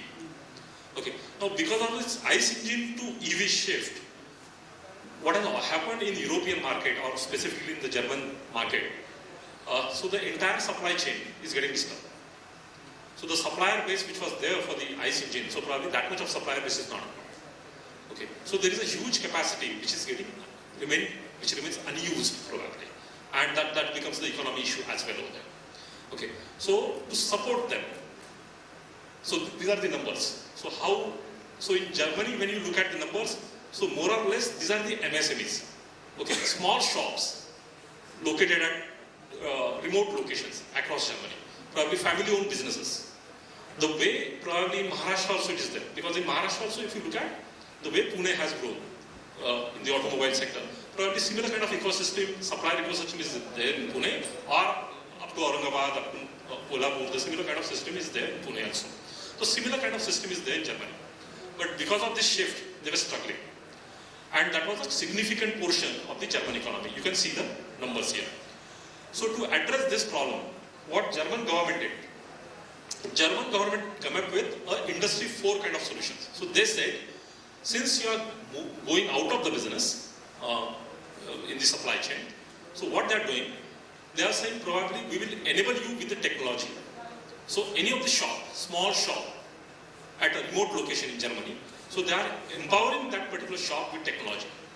So what exactly it means? Now that shop, instead of supplying to Volkswagen in Germany, that shop is getting enabled because of the government effort.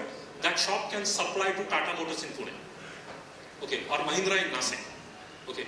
So German government is making those efforts. Like business point of view, that visibility they are bringing in. That is one thing. Second thing is, so whatever the production is happening in that shop, how that visibility can be provided to OEM in Pune or OEM in Nasik.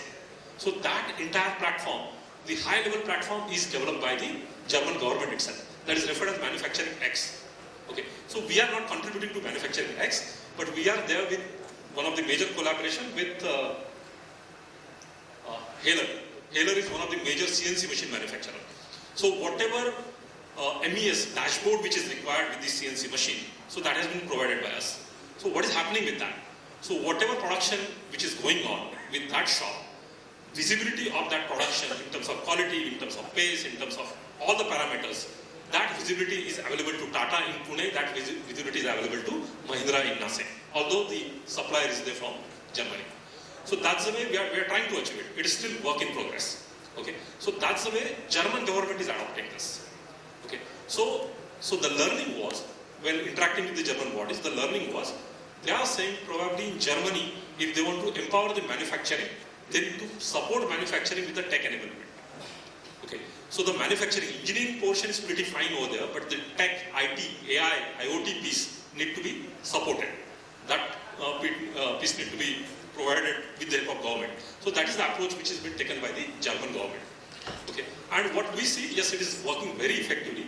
Now they are able to leverage their engineering expertise and they are trying to explore the new markets. Okay, so that is what is happening. So this is my learning out of that German client. Now, how it is applicable to you guys? So first thing, yes, for the Indian market, for the domestic scenarios, same scenarios are applicable. So somebody having a shop in Aurangabad, somebody is having a shop in Kolhapur, somebody is having in Nagpur. So for all these guys, some sort of tech enablement is required. Now again, the same question comes to us. So probably if I start talking about AI to a Nagpur guy or to an Aurangabad guy, okay, how that guy will be able to invest? So it is highly impossible. Okay, getting those resources, getting that expertise remains a challenging kind of scenario. So what can be done with respect to that? So, okay, so again, so that remains one question for us. So that is a learning from Germany, and we are posing this as a question that how we need to do that, because we understand the ground level reality with the manufacturing guys. So this is the question which I am bringing in.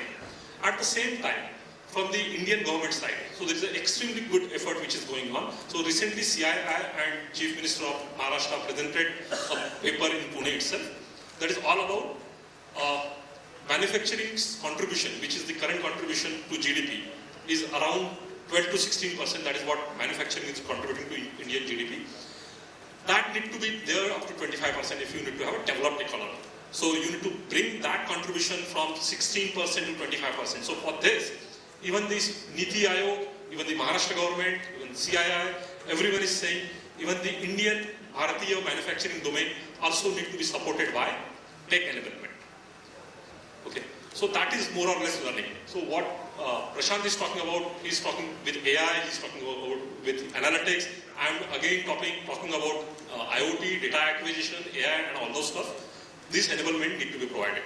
Now all this technology needs to reach to the MSMEs. Now, how to do that? So because although there are so many forums, but ground level challenges remains as it is. So how to do that? So for that, so under the leadership of Deepak Karanjikar sir and Hon'ble sir, basically we are trying to establish. So this announcement is already done in the CII forum. It has been already done by the Chief Minister of Maharashtra as well, that there is a Frontier Tech Institute can be formed.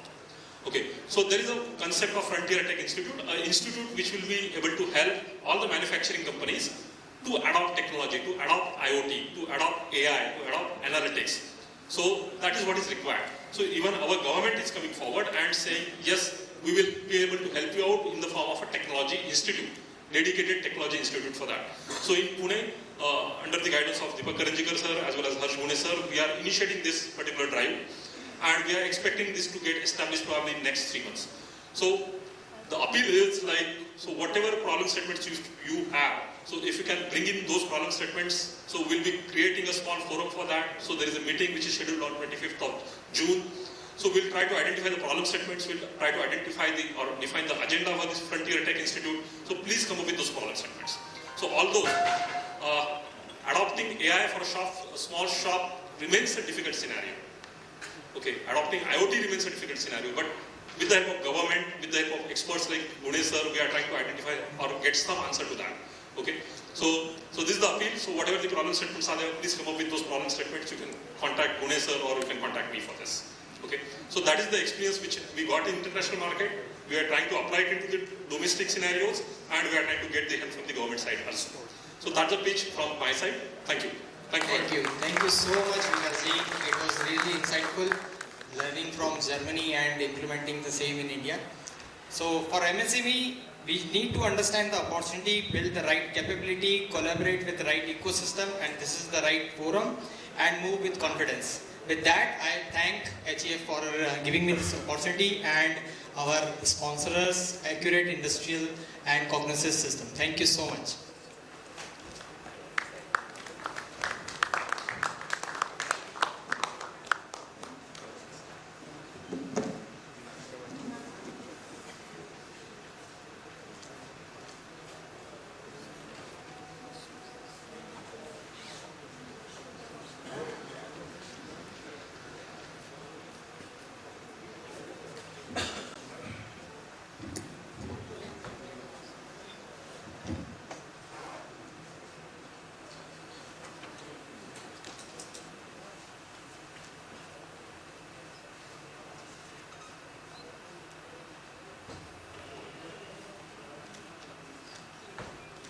Hello everyone.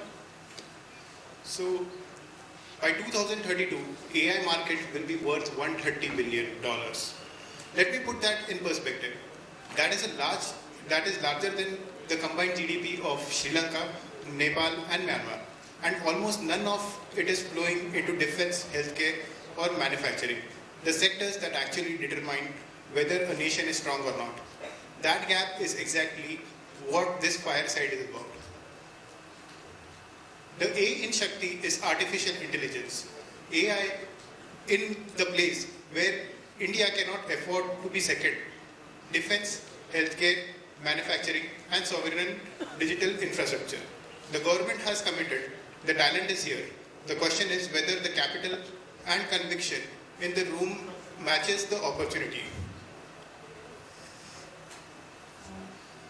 I am Ghanshyam Sharma, co-founder and CTO of AugmentWorks. We build AI and immersive technology for strategic sectors. Our work spans virtual reality training systems for Indian Navy, IDEX defense simulation, and web-based and AI platform deployed across 20 countries for WhatsApp automation. I lead this track because I have built in this space and I believe what happens in the next hour matters a lot. So I would like to introduce our speakers now. When an adversary uses AI to forge evidence, clone voices and manufacture reality, what do you use to fight back? For Indian law enforcement and defense agencies, the answer is PILABs. Deepfake detection, voice verification, digital evidence integrity, patent granted in India and clients in the field today. IIT Mumbai alumnus, ex-Qualcomm, sovereign AI built in India, for India. Please welcome Ankush Tiwari ji.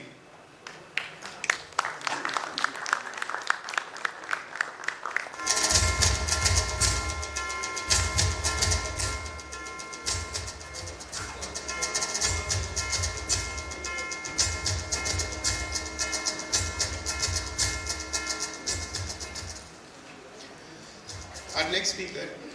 India has official 22 languages. Most AI system speaks one. Our next guest is fixing that at a national scale. Bharat is India's sovereign AI initiative, 1200 crores of government investment anchored at IIT Mumbai and with a model that already speaks all 22 languages. His conviction, India does not need to outscale the world, it needs to outpurpose it. Please welcome Rishi Palji, CEO of Bharat.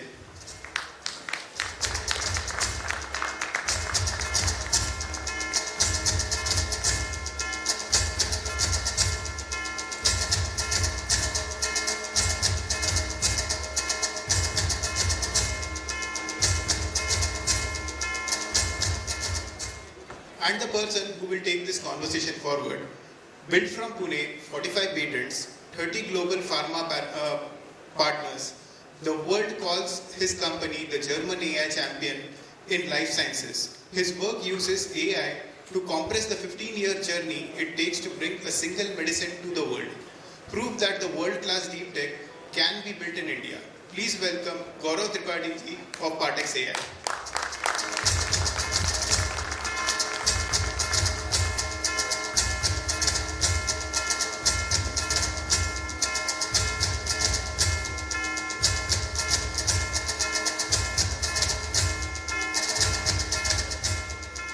So Gauravji, now the stage is yours.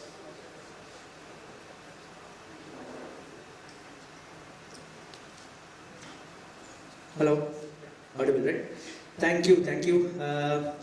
It's great to be here with people who are very much at the forefront of what I call building AI. Not using AI, not consuming AI, but building AI. And what a proud moment for us that you can say here, AI not just is being built very much in Bharat, is being built very much here in Pune. So please, a big round of applause for our guests here. So, just before getting here, Rishi ji, Ankush ji, we were on the lunch table and we said, okay, what are we going to talk about? And he said, oh, let's have what nowadays people call the fireside chat. Although there is no fire here, but idea is that we talk about what are the opportunities around AI in these strategic sectors. We have been talking so much about strategic aerospace, defense, Hindu temple economy, infrastructure, technology. Where are the opportunities that are around AI? So that's what we are going to largely talk about. Yeah. And I think Vishiji and Kushi, we can keep it so we can ask questions to each other, of course. Yeah. And if you give me your kind permission, I'll start with the first question. Yeah. Okay. So, Ankushji, first to you. You have been a serial entrepreneur, exited and then got into the new AI avatar. And here the focus has been around security. I think Ganjamji mentioned, but very few people still know about the real stuff that you are doing. My straight question is this only, that the sector of your choice, like you chose security to work in. Why did you choose to get into such a complex, I'll say challenging, as well as maybe not so immediately rewarding sector, right? Why did you choose that? Why not to do something, for lack of a better word, easier, like digital marketing? Thank you, Gaurav ji, and good evening, everyone. Thanks, HEF, for having me here. We are not the poster boys. We are doing a lot of back-end work on cyber security, national security. So our work is a little different. To answer your question, last company I built was, we used to build secure phones. And we built world's first secure phone in 2012-13. And my largest customer was US Department of Defense. And I did pilots in India. I'm son of an army officer. We did pilots in India with our departments, our agencies, which passed. 2015 June, I still have that letter. And our tech was blocked to ship to India because we raised all the capital in US. And we were blocked under ECCN, so we couldn't supply the tech even though we were approved. And I can tell you for a fact that Indian defense and our agencies still do not have a secure phone as close to what we shipped in 2013-14 time frame. So that's one of the reasons, I would say. Being an Indian citizen, I was living here, whatever I am, thanks to my dad was in the army and what education he could give me from there. We wanted to build here. Second thing, I believe, I'm an entrepreneur, we want to make money. It's very rewarding. It tests your patience, but it's very rewarding. Now we have been building Pi Labs for 3+ years since we have out of stealth.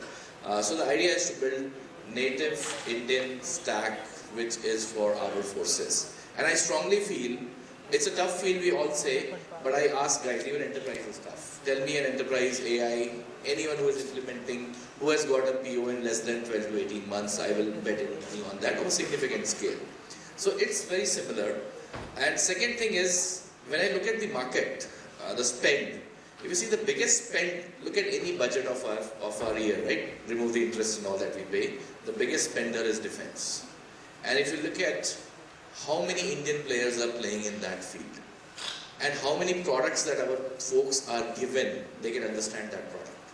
And I can tell you for a fact from the field, I think we entrepreneurs have not done enough justice to our forces. I think it has to be built here. It has to be built in this context. If I tell you, we work a lot in intelligence space as well. So if I look at some of the adversary language, and Rishi is one who is doing a great job on that, we have Pashto, we have Kashmiri. There's no outside company that has any need to build those languages. But they're causing a lot of problems to us. You are seeing we have a lot of problems in the Northeast. The languages that are spoken there, Metis, Kuki, how many models are serving to that? How many frontier models are going to get to that, right? So it has to be built natively. It has to be built by the people living here for their forces. I think we all are doing great business, as you said, about digital marketing. We are very happy doing 10-minute Dhania Pudina Nimbu delivery. I think great business is nothing against that. But if you have to build a strong nation, I think a strong nation is built on a foundation of what is your power to hurt your adversaries. If you look at any country which is strong today, it is defined by the power they have to hurt their adversaries. And to use that to make people sit across the table and talk diplomatically or rubbishly, we are seeing that happening all across the globe right now, is diplomacy or bullying. Right? And we are seeing all examples of that. But a second does not happen unless you have that. And if we need to build, we are surrounded with various adversaries. The innovation has to happen locally. And mark my words, it's rewarding. It tests your patience, but if you build the right stuff for our people, it's very welcoming, it's very rewarding. I'm on one mission that, I'm going to be on the mission of strengthening, giving products that what our forces need. And in the journey, I'll tell you, I think India can afford 10 more Pi Labs and still all 10 doing great business. There is great value, there's great ROI on the investment that you do. And the second thing I believe is, the tech is built, if you build for defense, a 10% lower version works in enterprise. And another 10% lower version works in consumer world. I'm not saying they need bad products, but the amount of error handling a defense or an intelligence or a policing stack needs versus an enterprise. So once you build there, the journey to enterprise is easier. We'll come there, that's how I have been doing in my career. But it doesn't work the other way around. You build for enterprise, you think you can go and build in defense, it doesn't work the other way around. So I think it's great business, the opportunities are great. There are tons and tons of problems our forces are facing which they need local help, innovation on. And last point I want to mention is, there's a tectonic shift on the platform side that is happening, that is from which we said we used to live in a software-defined world. I think we are living in a software-controlled world or algorithmically controlled world. And defense and all always used to be hardware-defined, software-controlled. And I think it's going to move to software-defined and hardware-controlled. And that's a massive opportunity on both sides, where a lot of things are going to change. We have the ecosystem. It's up to us whether we can play it. We need nationalism, everything coming into play. And I think we need to do justice to our forces, which we haven't done. If I get 5% of the market share in the next 5 years, I'm telling you, it will be an extremely successful company. India can afford 10 more. Thank you, Rishi. Rishi, to you as well, very straight question. Why to get after all this struggle of building foundation models and especially again for Indian languages, why to take that difficult route, and is it rewarding? No, that's a great question. When we started building this AI, so by the way, I represent a company called Bharat which is building foundational models as a non-profit in AI for it in India. We actually have a team that sits inside of IIT Bombay, and we collaborate across 9 different IITs, IIMs, IIITs to be able to put together the talent pool. A few months after we started work on this, Sam Altman from OpenAI came on stage in Delhi and said, basically told the world, okay, you cannot build AI, we'll build it. And you all should just build applications. Right? the courage of the guy to come to Delhi and to tell us that we cannot make AI. That's when we knew even doubly sure that we were on the right track. So I think the journey is tough, but I think the journey is worth it. Here's what I believe. AI is going to transform pretty much all aspects of our lives. As consumers, it's already changing it. As businesses, it's going to change it. Government, military, everything is going to change. When something is as deeply fundamental to the future as AI is going to be, it's very important to have a degree of control and local manufacturing over it, right? Otherwise, you become a net importer and don't have any control. Now, I think there's a few different aspects to what that looks like, right? You don't have control over the supply chain. You have no guarantee of access. You have no guarantee of pricing. And you have no guarantee of control over that supply chain, right? So what can happen to you in oil can happen to you in AI. And you'll end up spending a lot of money when you're trying to import this. And there's something as fundamental as intelligence. You don't want to be 100% reliant, right? I think there'll be a world where we'll use foreign intelligence also and Indian intelligence, but it should not be exclusively one. That's one. I think the other thing is, if you rely on an AI that is built somewhere else in the world, it will always sound and speak like an AI that's built somewhere else in the world, right? It will never think about, I think there was a great point made earlier about languages, right? But it's not just languages, it's also support for your culture, right? Support for your own perspective, right? You ask OpenAI a question about, who does Kashmir belong to, right? You all have this in your hands. But I think you start to get different types of answers. And you have to ask the question, what would an Indian AI answer to that question, right? And do we want, we have our own media, we have our own news channels, we have our own history books. Do we want the story that's told in AI to look significantly different? Right? So that's the second thing. And the third thing is, you really have to think a lot about AI differently in terms of cost inside of India, right? We fundamentally operate in India at a completely different cost point, right? 1.4 billion people, about 300 million people are roughly like Western Europe, right? So they'll be able to afford the AI that is available and at the price points that it's available. But the rest of India is not going to be able to operate at that price point. So if you don't create an AI that is able to operate at a fundamentally lower price point, right, you won't be able to bring products, services, and the value of AI to all the people that deserve it. That's why the journey is worth it, right? The scope and impact and opportunity is worth it. Of course, the hill is tall to climb in trying to build this AI in India. Oh, great. I think what the people now call the Sam Altman moment, and that was a trigger point for us as well. And we also, although I've been saying that this is the best time to build, in the moment when he's made that statement, I doubled down on it and I said, see, now it's validated. Because why he made that statement, and I told people, is specifically he was just trying to buy time by not letting others get into his way. That's all. He wanted to just make you feel that no, this is not something which you should build or you can build. Right? He just wanted to buy time, that's all. And now we see, what happened after that, right? The massive amount of funding and everything. I think somewhere we lost that crucial, as a nation as well, and as a lot many entrepreneurs, entire Indian IT industry. I think we lost that that crucial window that we had. I mean, thanks to guys like you who actually got into action and are building something. Next, so Ankushji here, you are working in the world of deepfakes.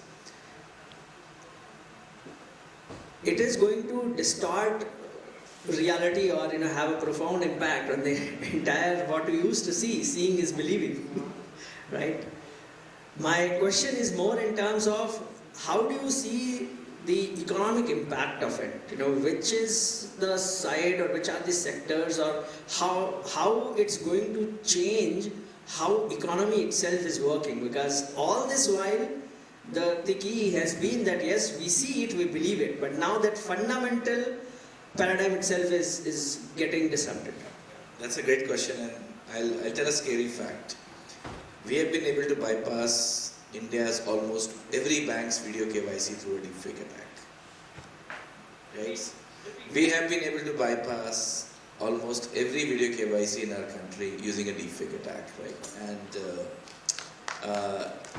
honestly, honestly, it's not a good news because the thing is, in the cybersecurity world, it's an afterthought. Preventing this threat, right? Now, even if we have shown it to the banks thinks that how much money we are losing, or is there a regulation that why I should protect it from there, right? So, I mean, it's unfortunate, but that's how digital security has always been since last 10-15 years. Right now, we are working with the mother of all, the UID AI, and trying to see whether we can. They launched FDRD, so we're working with them to see whether we can protect that. So now, if you think of to answer your question, with the digital stack as was shown in the last slides, we are fundamentally a very digital country. Our digital stack, we are very powerful, and video KYC is an integral element of that.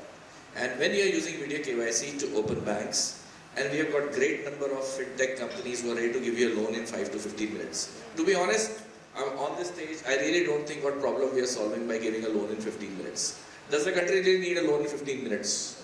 Let's say to buy a scooter or to buy a Hero Honda, right? I don't think we need a loan in 15 minutes. So I don't know what problem we are solving by giving a loan. But we are exposing to ourselves a lot of threats by claiming I want to deliver a loan in 15 minutes. Okay, medical emergency I can understand, but other medical emergency I don't think why somebody needs a loan in 5 to 15 minutes. Now we combine that, a deepfake attack, an account opened, which is a new category of mule account. Now with that, we have got tons of NBFCs who wants to give credit cards in 10 minutes and who wants to give loans in 10 minutes. Now I as an attacker, if I'm able to do 5 successful attacks in a day, I get 50,000 bucks from there and I do 5 credit cards. This good money I have made on my investment, right? So that's the kind of scare we have. Second one I would say is, we've got insurance claims, we've got, the fintech is completely, up for disruption. And misinformation campaigns on, let's say, you're a CEO of a blue chip company, and there's a deepfake that comes out and says that, we are going to shut down 3 centers in Romania and Eastern Europe and blah, blah, blah. By the time you realize, 1 hour of opening of stock market would have done the damage for you, right? So the threats are very bad in our war parlance where, or the information warfare parlance when we work in defense and intelligence domains. We are seeing, a lot of you would have seen a lot of videos that are coming of misinformation during war times. They have a separate impact. We have a massive financial impact. And I think all these things combined cause a problem, but any new technology, I think, brings in new exponential threats. The idea is we as human beings, we learn, we adopt, and then we plug in those. I think that's the way. Are we going to stop AI? Are we going to stop video KYC? That's not going to be the solution. But I think we all have to evolve and plug in the gaps. But the threats are real now. Threats are real, and threats are not something which is going to happen to somebody else in some other place. It's going to happen very much to us. It's right at not at the doorstep, it's right in the pocket now.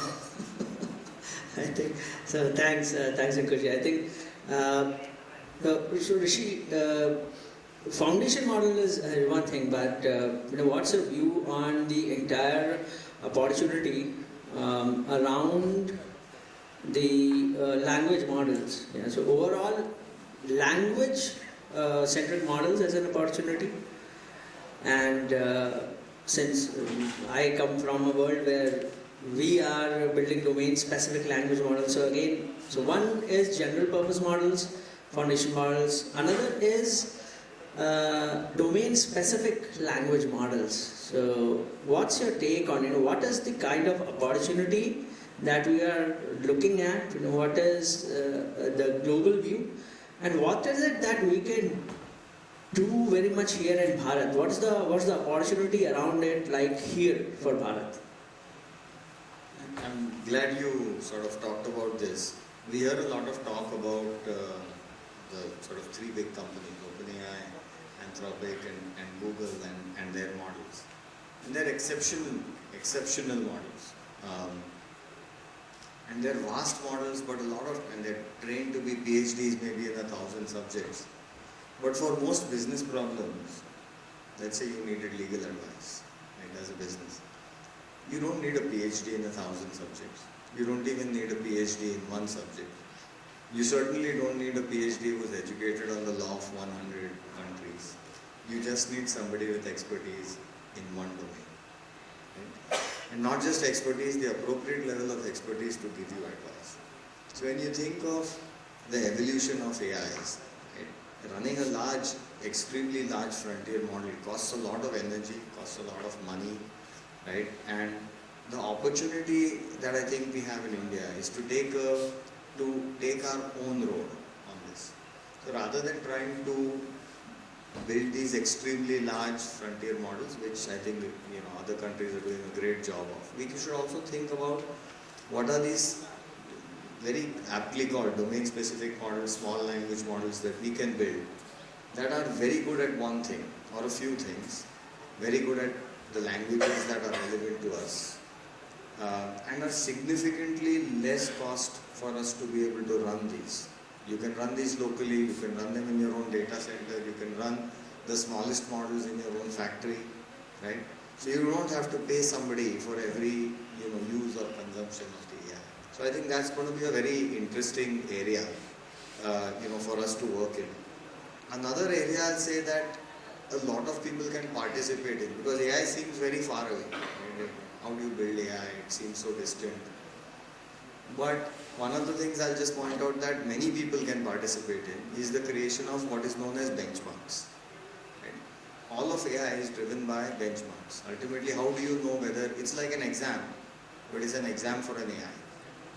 Now, the value of the exam is as much as the value of the learning that the model has as well. Because how do you know that the model has learned? One of the things we are sorely missing in India is benchmarks that are Indian-centric, exams that are India-centric.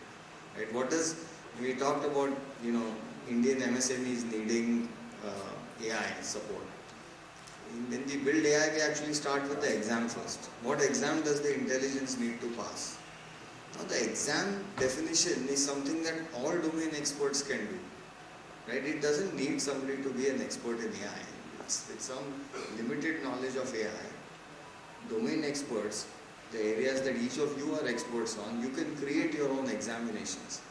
That's a great way to get started in the domain. And then you can evaluate for yourself which AI actually makes the most sense for you. It allows you to speak to vendors, partners, suppliers, anybody who's going to provide you a product. So I think there's many ways by which Indians in India, right here in Pune, can participate in the AI wave. I think the story we are often sold is that it requires thousands of GPUs, right? It requires millions of dollars, billions of dollars, right? But right here I'm telling you that you can, every one of the people in this room can start by participating in this AI wave. And India can certainly become a leader in benchmarks. And if we become the leader in benchmarks, then AI is forced to excel at benchmarks, right? So you effectively direct the path of the AI. And I think to add that, I would say, so far we've been made to think that bigger is better. But I strongly believe if we have to succeed in our country, we don't think of smaller is better in AI. And I'll give you an example. Let's say we operate in defense environments and intercepts and all. So when I deployed in Kashmir, I know that there's no audio that's going to ever come of Tamil, Telugu in that area. Very exceptional. Right? And then we have these large models which may have in Spanish and all of that. That's never going to happen, right? A guy coming from our adversary side is never going to speak in Spanish on that. So if you're having all those weights into your model, if you not distill that, basically what you're doing is you're giving significant portion of the GDP of our country to the hardware providers, and we don't make any of those hardwares, right? We know that we don't make inference chips. So what we have what we have built, what we have seen this as an example is that I would have needed 3x of hardware size if I would not have distilled the need with respect to what is spoken. Now imagine somebody doing Maharashtra government deploying a solution. I think we don't need to deploy more than 5 solutions in Maharashtra to cover 90% of the use cases, 10 may still. So that's the innovation, I think that's the opportunity that you all can bring in. We all can think about the opportunity is what works at 100x could be made at 20x that cost, right? 20% or 80% less of that cost, because hardware is significant, and we all know in the last 2 months, hardware prices have gone like 2.5x on these GPUs, memory and RAM. So I think smaller is the way to think is what I will believe. Even when we are building LLMs, I think smaller is the way for us to think as a country.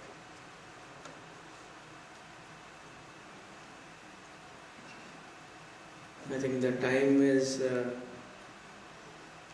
more moving, and not just what Ankushji said about bigger is not necessarily better. I think even in geopolitics and overall what's happening, we have seen $20,000 drone right, taking out where one is forced to waste maybe a $2 million missile.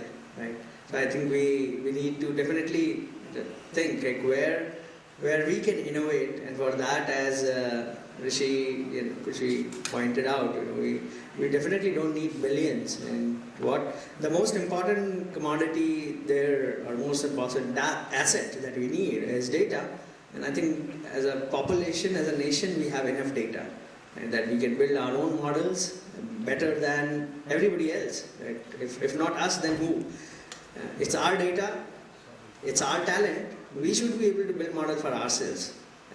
One final question to both of you on a topic which is close to my heart, and something which Vikasji mentioned about, and then Harshji is sitting here. So what we are talking about in Pune AI Vision as well is federated learning, right? Because this entire paradigm again of having huge data centers, billions of dollars, I think that anyways is not sustainable for us as an economy, as a nation, at the phase at which we are in right now. Maybe someday it will make sense, and hence probably a better route, which by the way already the companies like Nvidia, AMD, they are also realizing that now they hit a limit, and probably now they need to think of decentralized way. So federated learning is being talked about, that that will help. And here in Pune as well, see that instead of having one large data center wherein maybe we'll figure out how everybody gets access, can we have a mechanism, or will that help if we have rather a lot many different nodes? Let's say our academia is there, we have Southern Commands, we have different labs like under DRDO, ARD, and different labs. Why not have each one of them have a bit of it? Maybe a $5 million kind of a compute center. Building a GPU grid in Pune. Do you think federated learning in this way will be of help in helping our startups getting access to the compute, our academia getting access to the compute, and being able to build something useful fast? No, 200%. I think one of the major bottlenecks that we face, any company will be facing, is today GPUs. And when we started, what price we are buying today, we are buying at 4x of that, right? So it's unless you have the GPU, it's like you can't do anything. It's like you have a Mercedes but no fuel, then it just. So I have a brain which is the top brain, but I don't have GPU, I can't do anything, right? So I think that's something at a fundamental level we have the challenge, but I think that's where everybody's trying to see other opportunities, right? So I'm seeing solution people have been able to move models to CPUs. There's decent progress that has happened on that. I was just talking to Rishi, he's exploring TPUs. So necessity is the mother of invention. I think we all are going to find our shortcuts, but the federated learning should definitely be there. Only challenge that we face is like some of these sensitive organizations, they will never become allowed that, like what you mentioned, like amongst themselves, they definitely that should be there, data sharing should be there. And one thing that I strongly feel is, we always talk about, we have a lot of data, right? But what quality of data we have once we take a look at it, you'll be shocked to see that, how much time it will take to clean up that data. And that's a significant activity that we all have to do to make sure that we get the right quality intelligence built on top of that data. And one off-the-topic point I want to mention, because when you're talking deep tech, is we always chase perfection in anything that we do. But deep tech specifically, perfection doesn't happen on day one, right? And हम लोग बड़े हुए हैं, हम लोग आत्मग्लानि में बड़े हुए हैं, अपना है तो खराब है, right? So अपना भारत जैन है तो हम सोचेंगे नहीं यार, Bharat Jain is nowhere close to OpenAI. But we never think that unless we give chance to Bharat Gen and start using it, we will never see Bharat Gen becoming better than OpenAI on the needs that we need, right? So we have to come out of that अपना है तो खराब है ना आत्मग्लानि बड़े होना, and perfection doesn't happen on day one. We have to When OpenAI came out, how many of you found 500 issues with OpenAI? But nobody gave up on OpenAI. But the day our Bharat will come out, you always say, no, it is nowhere close to OpenAI. I think that thought process has to change.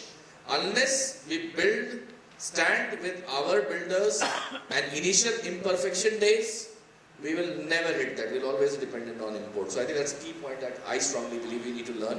वो ideal Sharma ji का बेटा हमने सबने सुना होगा, right? एक शर्मा जी का बेटा who has never failed. मतलब मेरी माँ भी वही गाली देती थी कि शर्मा जी का बेटा देख कितना अच्छा तू बेकार है. I think that Sharma ji का बेटा definition has to change in the country because I need that ideal Sharma ji का बेटा जो कभी fail होता है, कभी pass होता है, फिर आगे बढ़ता है, फिर गिरता है, फिर आगे बढ़ता है. Always pass होने वाला बच्चा is not the ideal, and that's not how deep tech happens because our 10 experiments fails, then 2 pass, and that's how our journey has been, and that's how deep tech journey would be. And we all have to patiently build and use those things. Is what I strongly feel.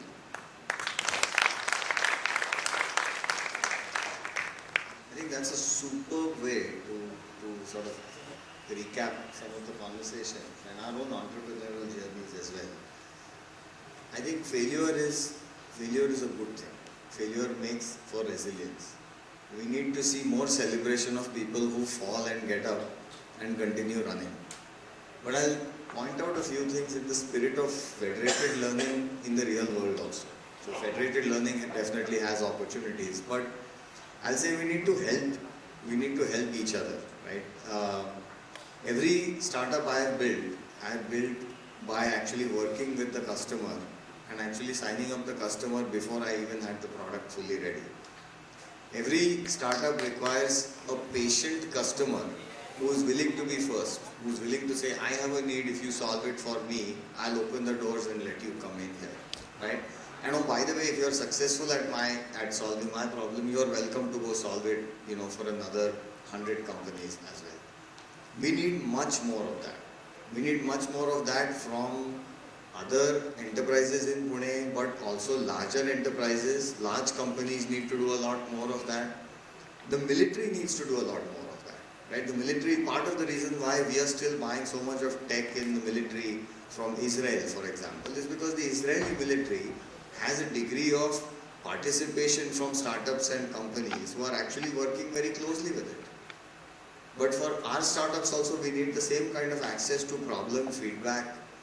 We need a different kind of federated learning for entrepreneurs, startups, in our own ecosystem where people can actually come in and solve these problems.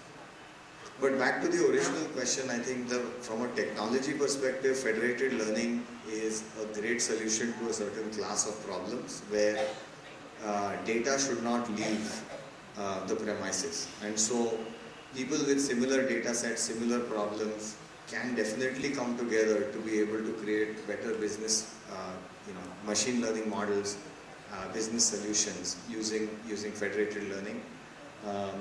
We actually did this, the Google keyboard. I worked on that many years ago. Actually uses an approach to federated learning.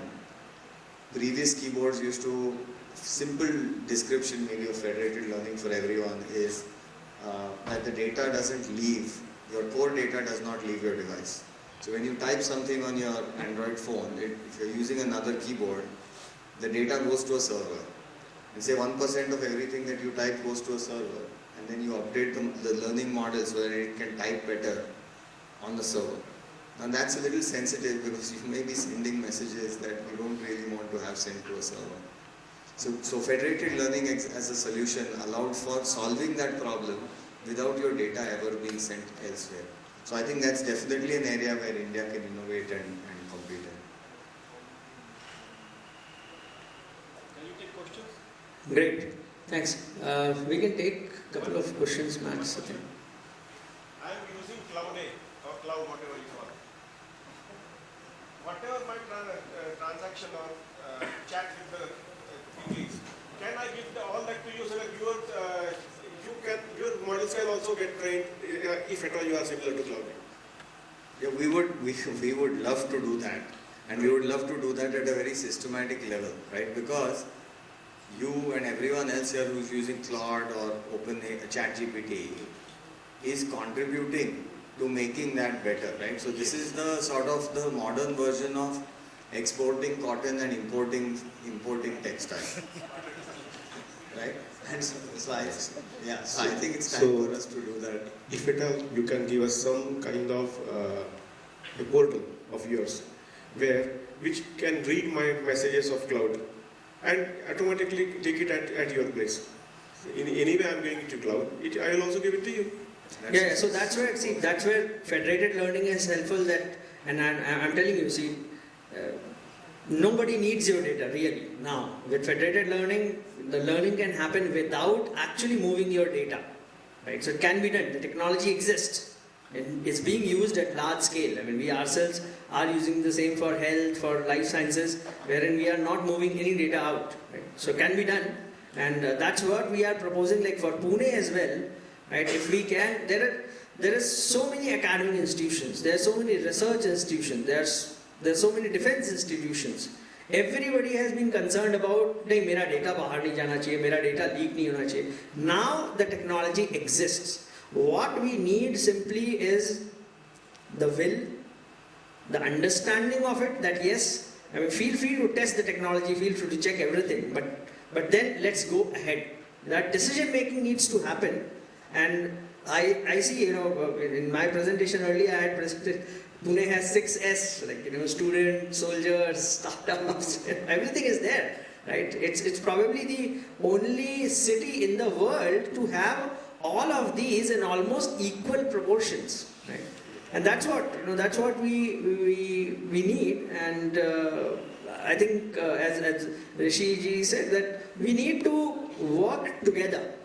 Right? The ecosystem, if we look at, everybody says Silicon Valley and so on, it's not just because of the access to capital. All of it happened because people were willing to come together and move together towards a shared goal, that we all have to work towards being the best in the technology, right? That, I think, that mode of being able to work together, that is somewhere missing as an ecosystem. And I just want to give one example here. Is we know Kashmir is an integral part of India, right? Without any doubt, everyone agrees. We were trying to train Kashmiri model. I have been doing it for now almost 18 plus months with a 21 people team in Kashmir generating data for us. And we were seeing why the data generation is so slow, right? For the first 2 months, I was trying to figure out. First thing I figured out was there is no Kashmiri keyboard. Can any one of you know? I don't know if there's any Kashmiri in the room. There's no Kashmiri digital keyboard. We have Hindi, Marathi, all of that. There's no Kashmiri keyboard, right? That's the first problem we got at. So we created a Kashmiri keyboard, and we open sourced it actually, because we said, let's open source that. Now, when we created the keyboard, I said, now the data speed should increase. The speed was like 10% more. And I was like, why again, guys, it is so slow? And like, where to see? There's no previous training. So everybody's learning where the Kashmiri words are. Then we said, another problem. Then what we did, we created an AI-based autofill Kashmiri keyboard. Now the first, so to create like a model, right, we went through the steps of, these fundamentals were not there in the language. Now if you ask me, is there an opportunity? Ask anyone in defense. If you solve Kashmiri at a great level, it's a phenomenal opportunity. Price is not a problem at which you will sell, but can you solve it? So the idea is, can you solve the harder problems? And there are harder problems that nobody in the world is solving. And that's what I want to say, the entrepreneurs are sitting in the room when I say, we have been unfair to our forces. I think this is what we have done. So we are loving delivering 10-minute dhania pudina now. I see 10-minute maid is also there to come and cook at your house. I don't know how many security problems we are creating with that, we don't know. But these are the real problems that is going to strengthen the position of the country on the global map, right? I mean, if you have to strengthen that. So these are the opportunities that I think I want more entrepreneurs to come in. We are ready to back those entrepreneurs as a company with funds, with our GPUs and all of that. But I'm dedicating our future work to all of these things. Would like to have support some like-minded individuals in this. Super, great. Thank you. I think we can close. Yeah. Super. No, sorry. We are out of time. Yeah. So it was a great learning from all the three of you. So just to recap, 1 or 2 pointers, like we should start small. The data can be federated. It could be residing on the local area. You can work on local small machines and small models, and you should focus on being Atmanirbhar instead of giving money away to OpenAI, ChatGPT or any other sources. Let's support our local LLMs and local systems, and let's grow India together. Thank you, everyone. Thank you.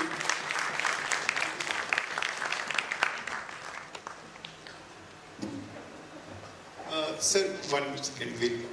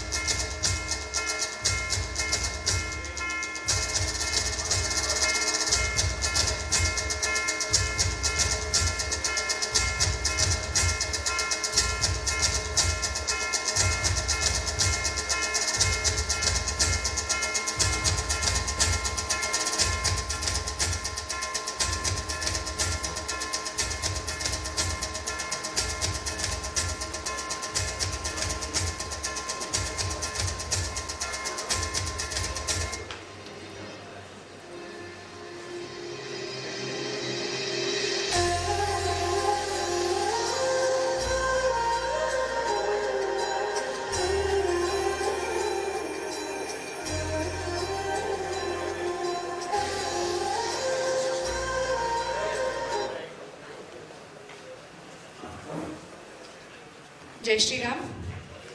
Now we enter the K track, knowledge, media and narrative power. Narrative is not just storytelling, narrative is power. It shapes what people believe is true. The K in Shakti exists because reclaiming knowledge and media is not optional.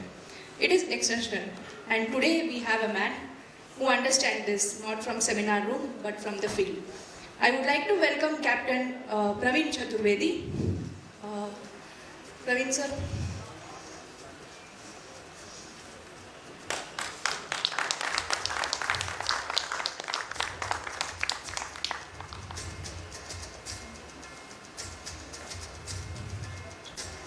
Praveen sir, ex-Menon officer turned filmmaker, deeply noted in Bharatiya Sanskriti and Parampara, founder of Kashyam Studio, the world's first Hindu OTT platform. Dedicated for making films on Bharatiya culture, heritage, history, tradition, made more than 450 films under Kashyam. Sir, stage is yours.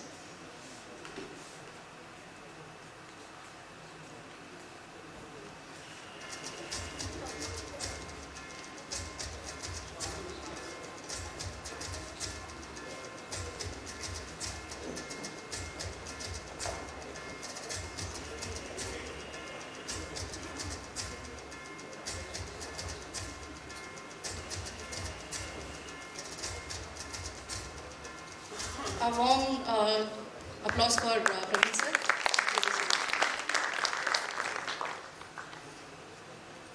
Jai Shri Ram. Jai Shri Ram.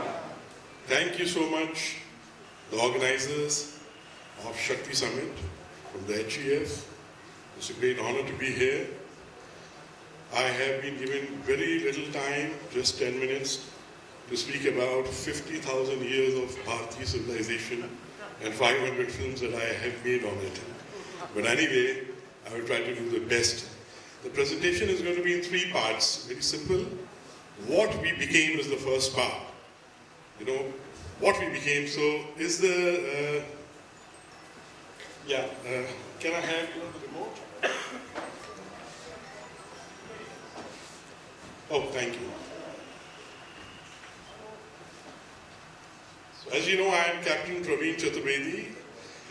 Just to tell you very shortly the intro, I was in the US, I studied filmmaking there from UCLA, and I was working in Hollywood. And around that time I noticed that the films and media was being weaponized against Bharat, against Hindu Dharma. And it pained me to see that very little was being done about this, although there were so many wonderful filmmakers and studios in Bharat. So I thought, and I was inspired, and I was given Adesh by my gurus to come back and to do what I can do with the space. So that's how I came back and I founded world's first Bharatiya Sanatani Hindu OTT platform called Prachya.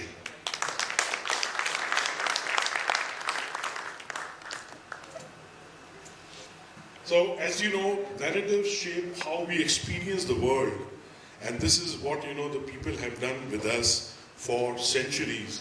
They have peddled all wrong, false narratives about us to ourselves only. Prachyam counters those fake narratives. Prachyam puts forth the true narrative of Bharat through world-class films. So what we became is the first part, so I'll just show you that what is the power of cinema.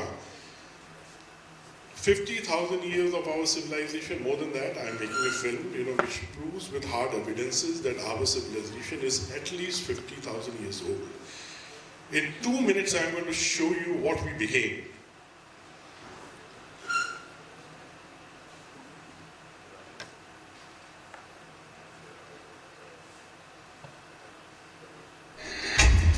For more than 50,000 years, Bharat Bhumi thrived as the pinnacle of human civilization.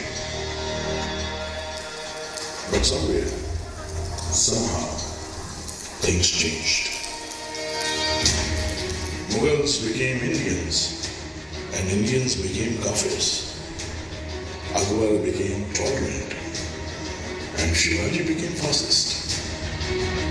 Invaders became Kashmiris, and Kashmiris became refugees. Europeans became richer, and Indians became beggars. Stooges became controllers, and patriots became criminals. Maoists became intellectuals, and intellectuals were labeled Bhakts. Terrorists became activists, and soldiers became persecutors. Conversion became secular, and reconversions became communal. Propaganda became the truth, and lies became history.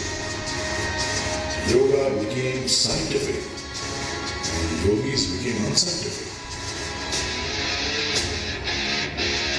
Jai Shri Ram became conservative, and Bharat Teve Tukde Honge became liberal.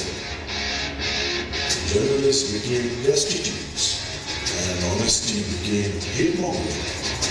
Our philosophies became global, and our country became primitive. Appeasement became inclusive, and Sabka Saath, Sabka Vikas became fascist. So, for the sake of your motherland, act now and learn to be unapologetic.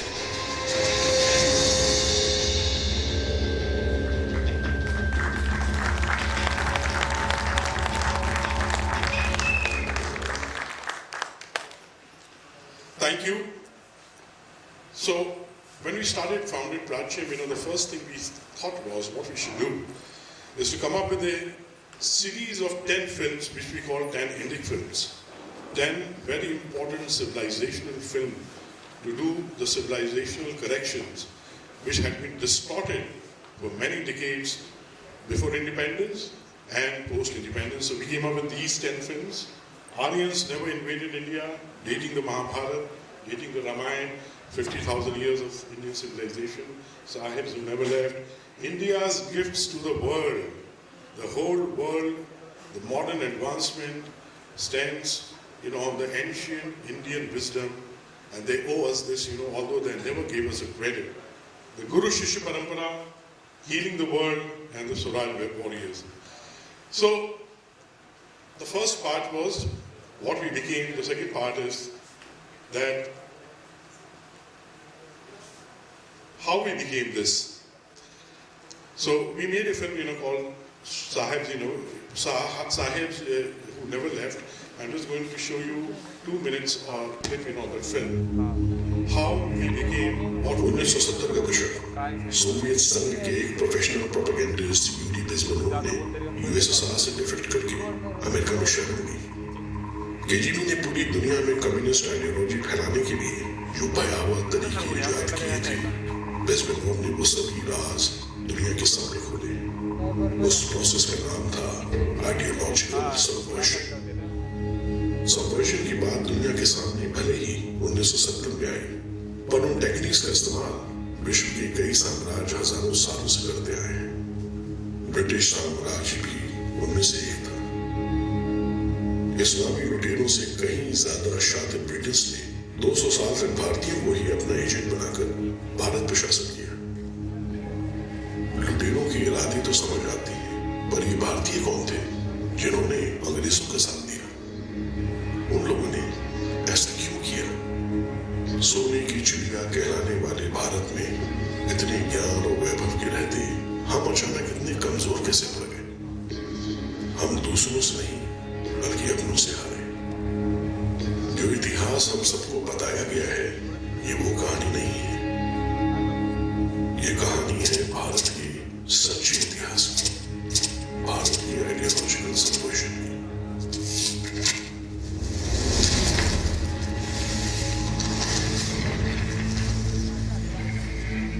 स्वतंत्रता आखिरकार क्या ये सच था? 200 साल की वो काली रात आखिरकार खत्म हो गई थी। अंग्रेज जा रहे थे बड़े बड़े जहाजों में भरकर इंग्लैंड के लिए। हमारे चेहरे तो देखने लायक थे। कल वो सुबह होगी जिसके लिए लाखों लड़े। बस कुछ दिन और फिर सारे क्रांतिकारी राष्ट्रवादी लोगों को बुलावा आएगा दिल्ली का। सब मिलकर भारत की एक नई कहानी लिखेंगे।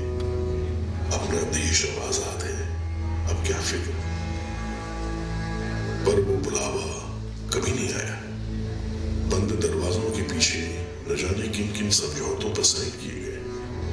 फिर अचानक से शोर हुआ कि 10 हफ्तों में देश हिंदू मुसलमानों में बांट दिया जाएगा। जिस सिंधु सरस्वती की गोद में हमारा जन्म हुआ था, कुछ ईसाइयों ने हमसे वो छीन ली। हिंदू मुसलमान एक दूसरे को काट रहे थे। लाशें गिनने वाला कोई नहीं था। मगर अपने नेता क्या कर रहे थे? इन सब ने गोरों को ये करने क्यों दिया? इन सबसे बहुत दूर वॉइसरॉय आवाज पर उस शाम बिल्कुल माउंटबेटन ने इंडिया के नाम टोस्ट किया। नेहरू जी ने हंसते विजाम उठाया और कहा टू किंग जॉर्ज VI। हमें लग रहा था कि 1947 में गोरे साहब चले जाएंगे। हम गलत थे। कुछ साहब ऐसे भी थे जो कभी गए ही नहीं।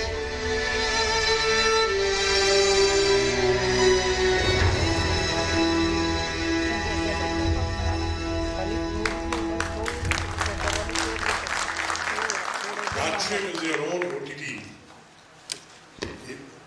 Even if you have Netflix or Amazon Prime, you must have a Prachum subscription.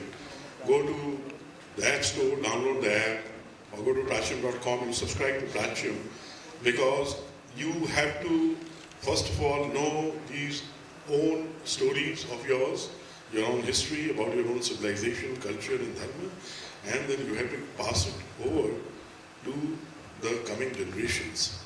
This is very important. Now that was, how we became.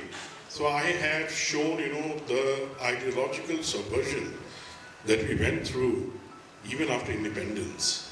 It's so sad, that how our academics was, the educational curriculums were all hijacked by the Marxist, leftist, and how they distorted the history, how they glorified the invaders. You all know that. Now, just a very short glimpse of actually what we were. How great this civilization was, how great our culture is, how old, how pristine, and what great heritage that we have. So I made this film, for the G20. I'm just showing the promo for that. It got a standing ovation from all the visiting delegates from all over the world. That actually, what was Bharat? The name of the film is The Eternal Civilization. You can go to the Pratcham OTT and you can watch all these films. These are very long films.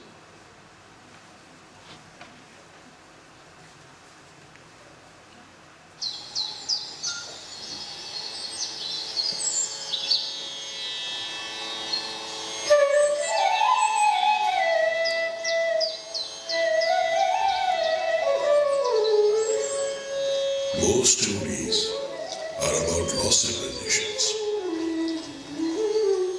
This is about a living one.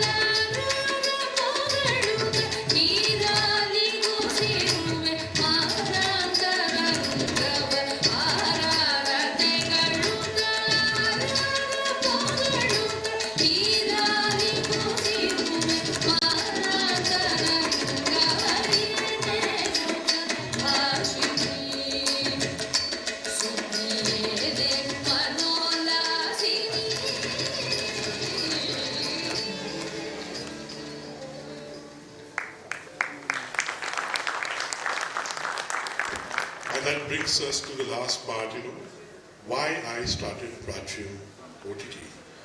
So just before the Ram Mandir inauguration, I thought as a tribute to the great people who sacrificed their lives, in the Ram Mandir movement, we should do something, we should make a short video. We made that and we released it on YouTube, and within just 1 hour, YouTube banned it. And this has always been there, the sword has been hanging on us of these big tech companies, these social media platforms that hate, if you put anything on Bharat, on the glory of Bharat, on Hindu Dharma, on Vedic Parampara, and they are just looking for an excuse to ban it or to delete it or to strike, give a strike on it. So we were very disappointed. We raised an appeal which was rejected immediately that no, we cannot release this on YouTube. So we put it on X and on other platforms. We got picked up and we got crores of views. And they all started, tagging Google USA, YouTube USA, and Sundar Pichai and asking that why was this video removed from YouTube. Anyway, after 3-4 days, the YouTube put it back with, just saying that they regret it. So I thought that it is time that we should have our own platform, our own distribution system. We should be independent of these, the controls of the big techs around the world. We should, anyway, they hate to see anything, talking about the greatness of Bharat or of Sanatana Dharma. So, what was that video? This video is about that we have to remember always that, that because of the sacrifice of our ancestors, the great sacrifice of them, who remember that they preserved our great culture and traditions and Sanskriti and knowledge systems through 1,000 years of colonization, invasion and assault. They preserved it for us. It is our duty to preserve it in our lives and for the coming generations. This is what the founding objective of Rajyam is. This is for what my life is dedicated. And now today I appeal to you that you all should not only subscribe to Rajyam, but do show it to your children, share it in your social groups with your friends. So that, because we have to remember that we have the past, what we have gone through, the atrocities that the Hindus have gone through. You cannot even guess that how many Hindus were barbarically murdered in the last 1,000 years. Some figures suggest 500 millions. And we don't have any memorial, any museum on them. We've just forgotten about it. Remember, the assault, the invasions, the barbarity of Ghazni, Gori, Dali, Taimur, the Mughals, what they did, they made pyramids of skulls of our ancestors. Remember, in this country, 16,000 of our Matai, sisters, daughters, they had to do Johar, and the one who forced them to do Akbar has been taught, in our history books as Akbar the Great. So that was the ideological subversion we went through. So we have to behold the past with remembrance and the future with longing. And we have to always remember that, what our ancestors have sacrificed for us. And the short video is on that only. This is the last video.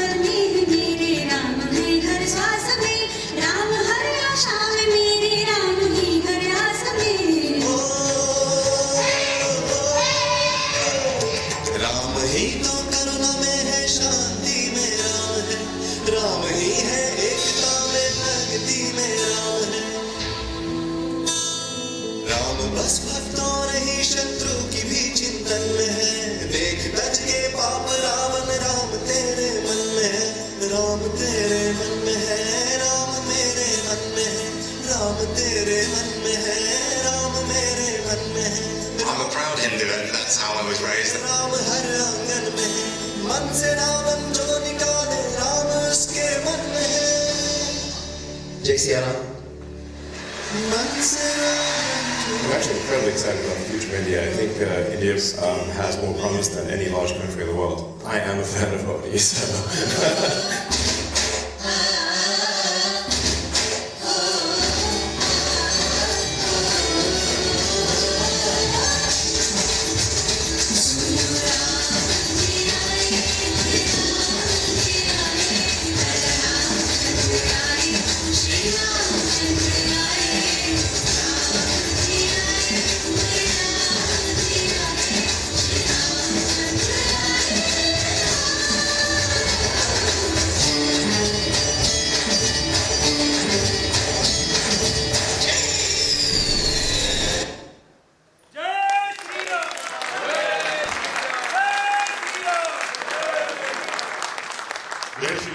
Thank you so much. Let us all come together and work for this Hindu resurgence, for this Indic renaissance. We all belong to this great bhumi called Bharat. It is the bhumi of rishis, of great saints. Let us all work together to rejuvenate our culture, our Sanskriti, and to establish it globally all around the world. Thank you so much.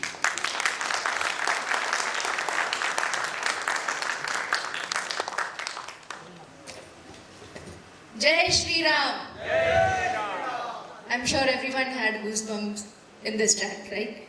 So, knowledge without distribution stays in a room. Media without courage becomes propaganda. But when combined deep knowledge, fearless media, you get Prashya. You get a moment. A heartfelt thank you to Captain Praveen Chaturvedi ji for reminding us that in today's world, the camera is as powerful as sword. And whoever controls the lens controls the legacy. Rashtriam Studio stands as living proof that when Bharat tells her own story through her own platform, the world listens differently. We are grateful for the vision, this courage, and this contribution to reclaiming our narrative, one frame at a time. A round of applause, I guess he deserves a lot.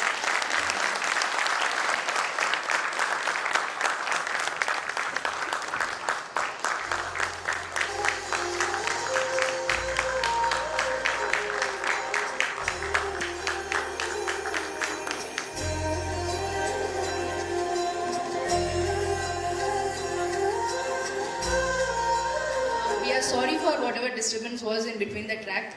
I'm sure you all understand that there is a governor who's coming here, and we request you all to put your phones on silent, and so we can start our program.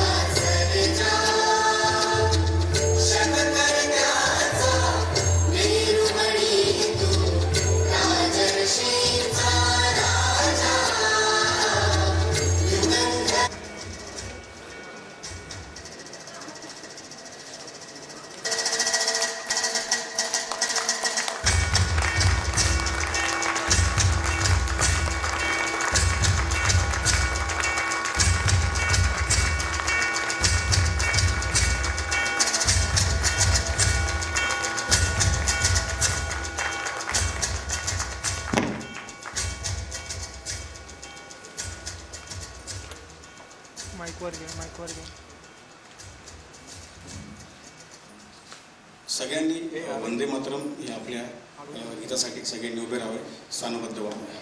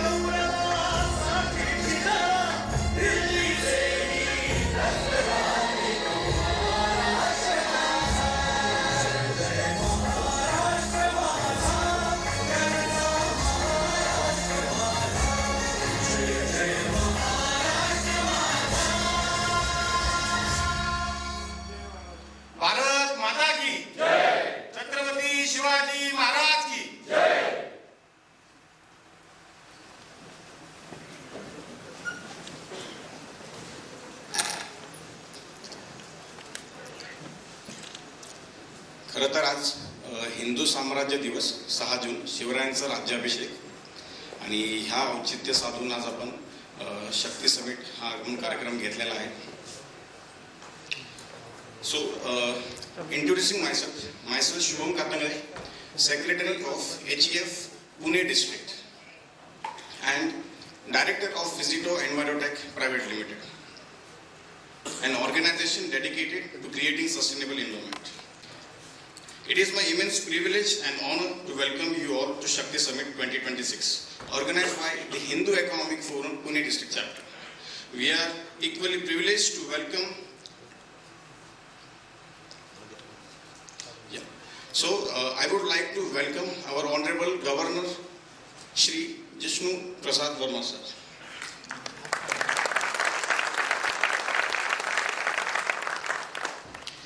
We are equally privileged to welcome sir.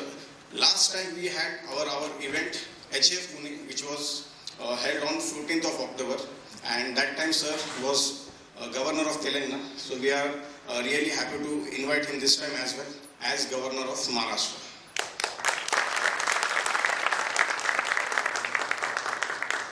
We are equally privileged to welcome Lieutenant General Ajai Kumar Singh ji, former Governor of Andaman and Nicobar Islands.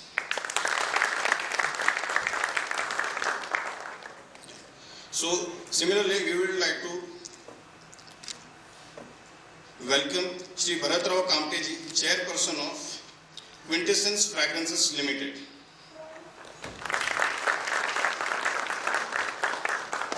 We also welcome Shri Kiran Jadhav ji, CMD of Accurate Group. Also welcome Shri Ramamurthy ji, IS and Joint Secretary to Honorable Governor. And yes, our of course Dr. Sanket Karkude ji, Member TAC, Government of India. So we welcome Shri Gaurav Tripathi ji, President of Hindu Economic Forum, Pune District Chapter and Group CTO, Partix AI. Your presence today brings together the strength of governance, entrepreneurship, innovation and social leadership under one roof. The very spirit of Shakti lies in this collective commitment to building a stronger, self-reliant and prosperous Bharat on behalf of the Hindu Economic Forum, Pune District Chapter. I extend heartfelt welcome and sincere gratitude to all our esteemed dignitaries, guests, entrepreneurs, professionals and participants who have joined this evening. May today's discussion inspire new ideas and meaningful collaborations and impactful actions for growth of our nation. So once again, a very warm welcome to all of you. Thank you for your gracious presence. So our next part will be felicitation of our Honorable Governor sir by our team, and I would request Gaurav Tripathi sir to please felicitate Honorable Governor sir.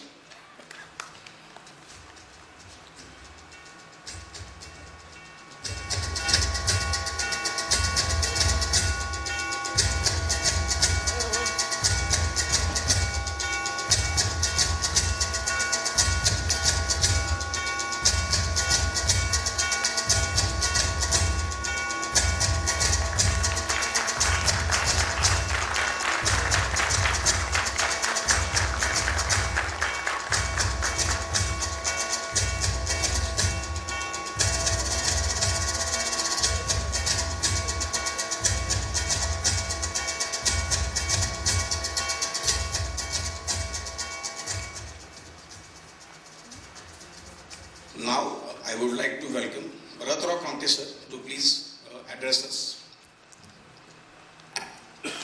So, please give a round of applause to Bharatrao Kamte.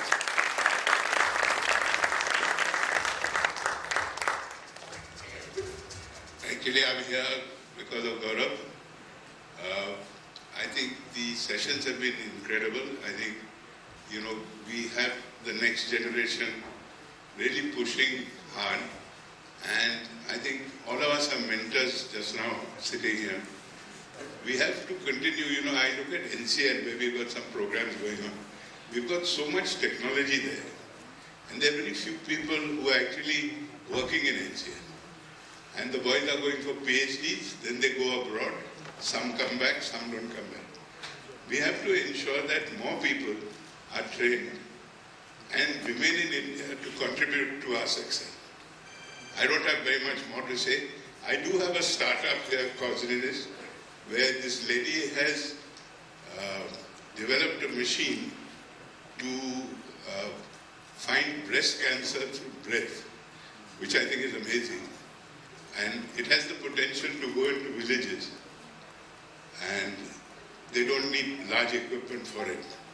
So they are actually going on to Netherlands tomorrow to demonstrate the unit. And they've been accredited by all the government agencies. Thank you very much.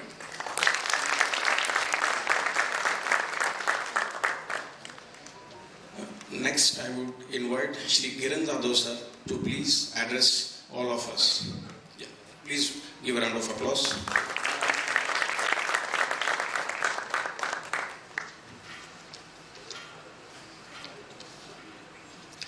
Honorable Governor Sri Jishnu Varma sir, Honorable former Governor Andaman Nicobar, Lieutenant General Ajai Kumar Singh sir, Joint Secretary Sri S. Ramurthy sir, and the Gaurav ji representing HEF. Today is very auspicious day, the Swarajya Day of Chhatrapati Shivaji Maharaj, and we are conducting this very important and impactful event. Special thanks to HEF and Swami ji. I think if we draw principles and inspiration from Chhatrapati Shivaji Maharaj, in the era of Mughals ruthlessly destroying Hindu Dharma, he stood strong to protect us, all our future generations. And he was a good philosopher of, I would say, Vasudeva Kumbhakam, because he at the same time protected other dharmas, respected other dharmas. Today, as we march resolutely towards the Vikasit Bharat vision by Honorable Prime Minister, I think we have got all the ammunition and conducive environment for MSMEs, because I represent a group of MSMEs in Pune, sir. We have been working closely with defense, automotive, and because of these new defense procurement policy which was transformed by Honorable late Manoj Pochat sir, we industry have benefited a lot, and we are trying to follow the philosophy or tattva by Chanakya, Dharmasya Moolam Artham and Arthasya Moolam Rajyam. So we, a group of industries here, have developed many import substitutes. We have few Indian and US patents. We are closely working with DRDOs as well as many corporates in defense.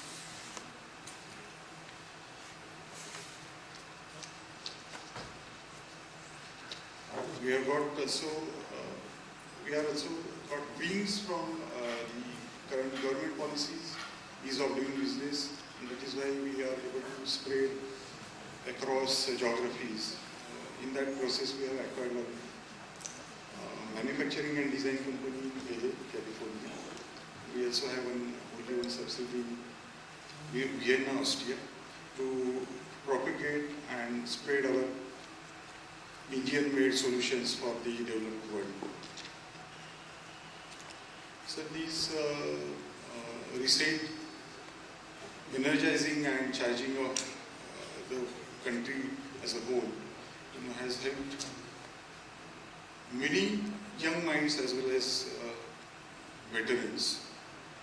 To give an example, sir, my AI domain CEO, who is sitting here, Dharmesh Gala, has left his managing directorship in an Austrian company, and he has joined us, and within 3 years you see the autonomous boat which we have developed under IDEX with Indian Defence. Similarly, the president for our Europe business, Mr. Rajesh Sharma, last 18 years, sir, he is working in Europe. He knows most of the European languages. But in Bharat at heart, he has proudly retained Indian passport for those 18 years. So we have got many such examples wherein,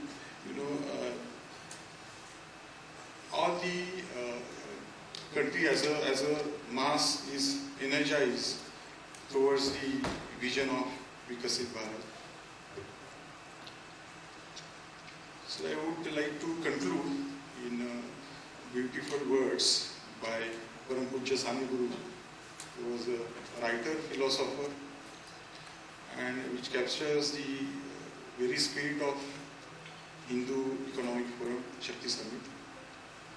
Bal Sagar Bharat ho Vishvat Shobhuni राहो विश्वात शोभुनी राहो. My gratitude to Swamiji, Gauravji, and Governor Sahib, to you also. Jai Chhatrapati Shivaji Maharaj, Jai Maharashtra.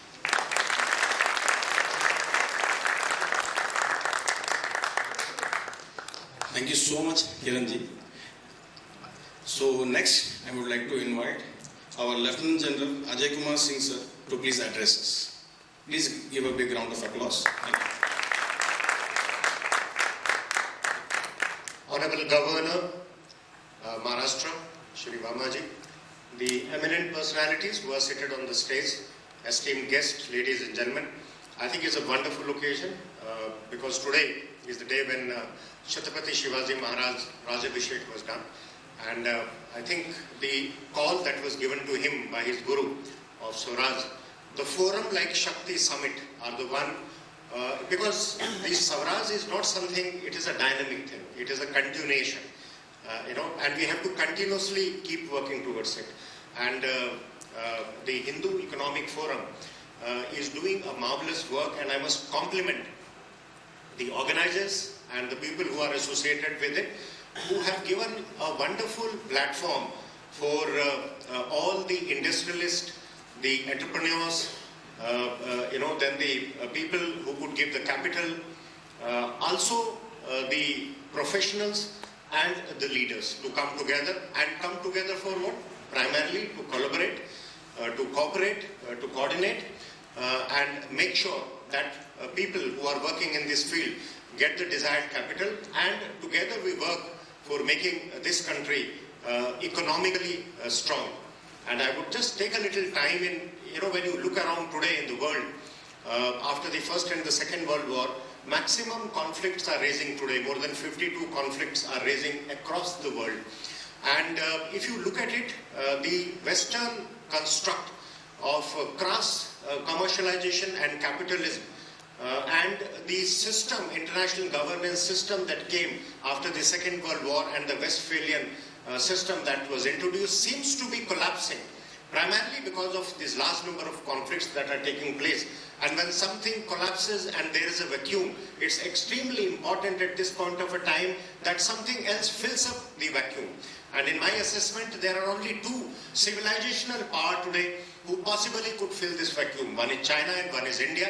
China has got the economic might, the military might and the technological might, but does not have acceptability, universal acceptability. Not only that, China has also veered away and weaned away from its civilizational values because they have introduced communism. That leaves only India, our country.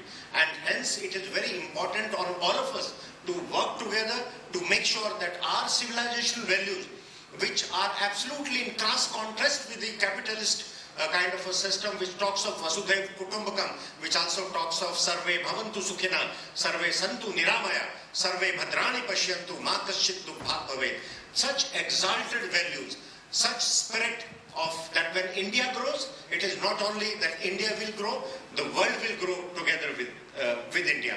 And of late, if you've seen in COVID, I think we not only helped ourselves, we also helped the world. One country, we stood apart when most of the countries and the governance system were falling apart. So it's very important for a forum like Shakti Summit to bring together, because there are few things which are emerging from today's geopolitical flux. One is, I think it seems as if might is right and each to his own. And if might is right and each to his own, then we as a nation have to develop our technologies. We have to invest in the R&D, because nobody is going to give us the cutting edge technology. You have seen how the character of the war has been changing, while the nature of war, which is unleashing of violence, does not change. But the character of war is changing, and technology is playing a very important role. You have the artificial intelligence, you have the dronery, you have the autonomous system, the cyber, the IoT, and quantum. So these are the things that are changing. So it's very, very important for us to be at the leading edge of the technology. Not only that, I think the supply chain redundancy and the resilience also have to come in. And most importantly is the civil-military fusion and the whole of the government approach. I think it is not that the the nation goes to war, it is not just the armed forces that go to war. It is the complete nation that goes to war. And that's why I say that every one of us, like I'm a soldier in uniform, I think each of us who's present here is also a soldier, maybe out of uniform, because each of us has to contribute.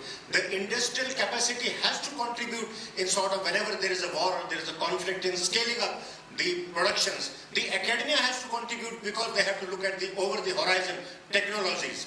Apart from that, the startup culture, has to make sure that the new ideas and the innovations come about. Hence, I think Shakti is fulfilling a great time, and the word itself is fantastic.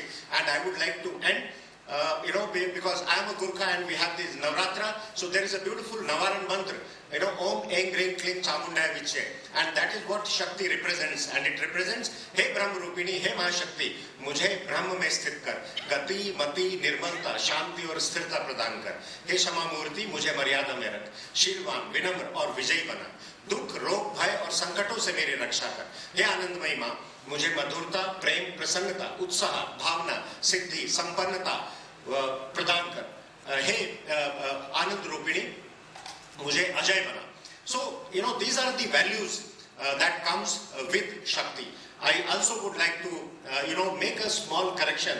I am thankful to the organizers for making me the ex-Lieutenant Governor of Andaman and Nicobar, but I am not. He is my senior, who is Lieutenant General A.K. Singh, and such kind of changes do happen. I am a member of the National Security Advisory Board. Thank you. Jai Hind.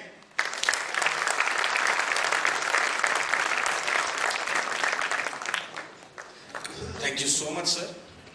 So, now I would love to invite Shri Honorable Governor of Maharashtra, Shri Jishnu Varma, sir, to address all of us.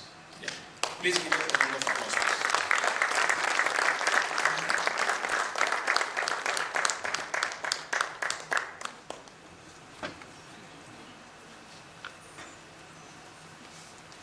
Namaskar. On the dais, Lieutenant General Ajai Kumar Singh ji, Sri Gunjan Bharat founder and CEO, Partex AI, Sri Bharatrao Kamte, Chairperson, Quintessence, Fragrances Private Limited, Sri Kiran Jadhav, CMD, Accurate Group, Sri Gaurav Tripathi, President, Hindu Economic Forum, Pune, Sri Sanket Kharpudi, Member, TSC, Government of India, distinguished dignitaries on the dais, members of the Hindu Economic Forum, eminent speakers, entrepreneurs, industrialists, investors, professionals, representatives from strategic sectors, members of the media and dear friends. I am pleased to associate myself with the Shakti Summit 2026 organized by the Hindu Economic Forum, Pune District Chapter, on a day of deep historical and civilizational significance. 350 years ago, it was on this day, 6 June 1674, that the founder of Hindavi Swaraj, Chhatrapati Shivaji Maharaj, was coronated at Fort Raigad.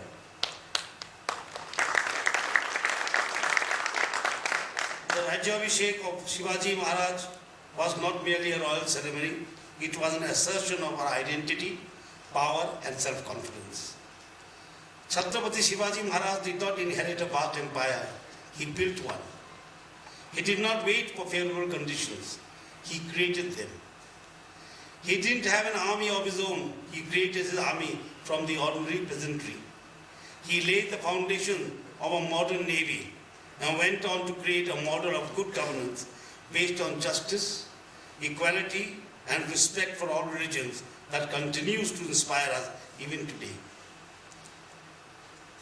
These are the very themes that remain relevant for India in the 21st century. The theme of this summit, namely opportunities in strategic sectors, is both timely and important. It reflects the aspirations of a new Bharat, a Bharat that is confident, self-reliant, technologically capable, globally respected, and rooted in civilizational values. The very word Shakti signifies power, not merely physical power, but the power of knowledge, organization, innovation, enterprise, technology, discipline, and collective purpose. When such power is guided by dharma and aligned with national interest, it becomes a force for prosperity, social harmony, and national progress. India today stands at a defining moment in its history. The ongoing conflicts and geopolitical tensions in different parts of the world are not merely regional developments. They have the potential to reshape the global order itself.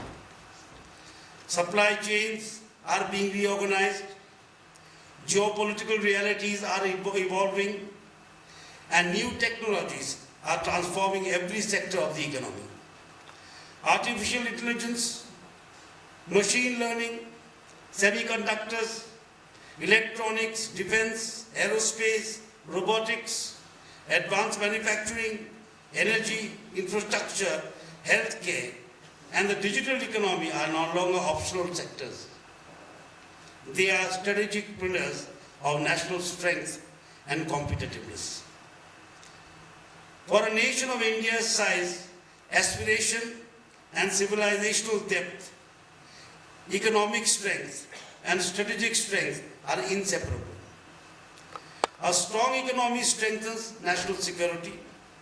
Strong industries generate employment. Strong research drives innovation. Strong entrepreneurs create new opportunities. Strong MSMEs build resilience. And strong values ensure that growth remains humane, inclusive, and purposeful. In my capacity as a Chancellor of state-funded public universities, where more than 3 billion students pursue higher and professional education, I see immense potential in our young people to play their part in the changing situation. We are not merely producing graduates, we are shaping the leaders, innovators, entrepreneurs, and nation builders of emerging India. To realize this potential, we need deeper partnerships among universities, industry, and institutions such as the Hindu Economic Forum. Such collaboration is essential to nurture leadership, entrepreneurship, innovation, and responsible citizenship. This is precisely why a platform like the SHAKTI Summit is so important. It brings together entrepreneurs, investors, policymakers, professionals, researchers, startups, MSMEs, and thought leaders around a common question. How can Bharat translate its civilizational confidence into economic excellence and strategic leadership? Bharat was once among the world's leading economic powers, and today it aspires to become a developed nation, a leading global power by 2047. However, our vision of Viksit Bharat extends far beyond economic prosperity alone. At the heart of Viksit Bharat lies the welfare, dignity, and well-being of the last person on the socio-economic ladder. The true development is meaningful only when its benefits reach every section of society and every region of the nation. Our progress must therefore be inclusive, sustainable, and equitable, creating opportunities for all while ensuring that no one is left behind. Sarve bhavantu sukhina, as the General said, Sarve santu nirama. For too long, strategic sectors were seen as a domain of large corporations, governments, and specialized defense organizations. Today, that opportunity is far wider. A small manufacturing unit can become part of a defense supply chain. An electronic company can contribute to strategic hardware. A software startup can develop AI solutions. For education, healthcare, logistics, governance, and security. A robotics company can serve agriculture, industry, disaster management, and aerospace. And even initiatives around the temple economy can generate livelihoods, tourism, cultural enterprise, and community development. The future will be built not by any one of these sectors, but through collaboration. Large companies need MSMEs. MSMEs need technology partners. Startups need mentors, capital and market access. Universities need industry partnerships. Investors need deep sector opportunities. Society needs ethical leadership. Above all, the nation needs all of them working together. As India advances towards the vision of Viksit Bharat, we need enterprise with ethics, technology with trust, scale with sustainability, and growth with social responsibility. Maharashtra has a special role in this journey. The state has produced saints, social reformers, warriors, industrialists, scientists, thinkers, and entrepreneurs who have shaped the nation. Pune in particular has long been a center of knowledge, culture, education, industry, and national thought. It has nurtured institutions and leaders who have made significant contributions to Maharashtra and Bharat, including a remarkable number of leaders of the freedom movement. With its strong manufacturing base, educational institutions, IT capabilities, automotive ecosystem, defense establishments, research centers, pharmaceutical industry, and entrepreneurial energy, Pune is naturally positioned to emerge as a major hub for strategic sectors. That is why today's summit is important. It creates awareness, encourages partnerships, and inspires action. I would especially like to address the young entrepreneurs, startups, as MSMEs present here. Never underestimate the value of your contribution. Every major national capability is built through thousands of small and medium contributors. The world respects nations that build, innovate, and protect their interests, and also create technologies rather than merely consume them. India's demographic strength, market size, cultural heritage, and technological talent provide us with an extraordinary opportunity. But we must move from aspiration to execution. We must build products, not just provide services. Invest in research, not merely trade. Support innovators. Strengthen institutions. Encourage risk-taking while maintaining discipline. And celebrate wealth creation while upholding integrity. At the same time, development must be inclusive. More than 9% of our population belongs to scheduled tribes, many of whom continue to lag behind in health, education, employment, and entrepreneurship.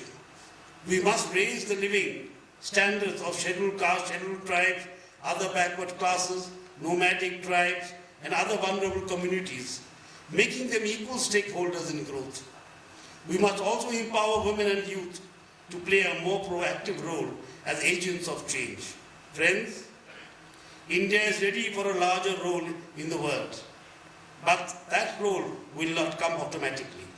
It will require organized effort, long-term vision, and national commitment. Events like the SHAKTI Summit help challenge that commitment into meaningful action. I congratulate the Hindi Economic Forum, Pune District Chapter, for conceptualizing this summit. I also compliment all partners, sponsors, volunteers, speakers, and participants who have contributed to making this platform possible. May this summit become an important milestone in building a stronger Maharashtra, a stronger Bharat, and a confident, globally connected Hindu economic ecosystem. I extend my best wishes to SHAKTI Summit 2026 and to all those working for the growth, prosperity and strategic strength of our nation. Thanking you. Jai Hind, Jai Bharat, Jai Bharat.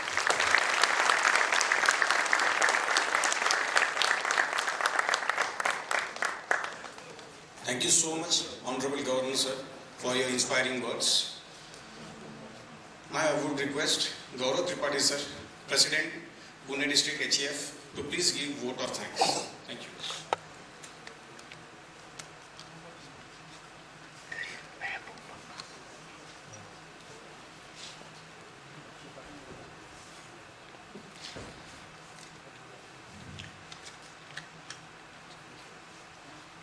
Honorable Governor, dignitaries on the dais, it's personally a very proud moment again to be on the same stage as Honorable Governor. I can say in the span of less than 12 months. So it's really a blessing and an honor. I had never imagined. Really thankful to you, sir, for graciously accepting our request to come here. It's a very small event, not really your stature, I'll say, but still coming here and taking time out, coming all the way from Mumbai, traveling just for this, choosing to be here, share your thoughts and motivating all of us. It really means a lot. So thank you once again.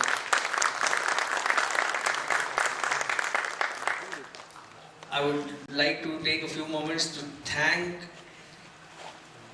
everybody who made it possible. Our sponsors, Accurate Control, Kiran Jadhav ji, Bharatrao Kamte ji, who also is one of supporters and investors of Partix as well. His blessings. Lieutenant General Ajai Singh ji for taking the time out. And dear friend Sanket ji for making this happen. And all of you who have taken time out to come here on a sweltering hot Saturday to spend almost your entire day here. That shows we in Pune. So one thing which I have often heard, हर क्रांति का आरंभ पुणे से हुआ है.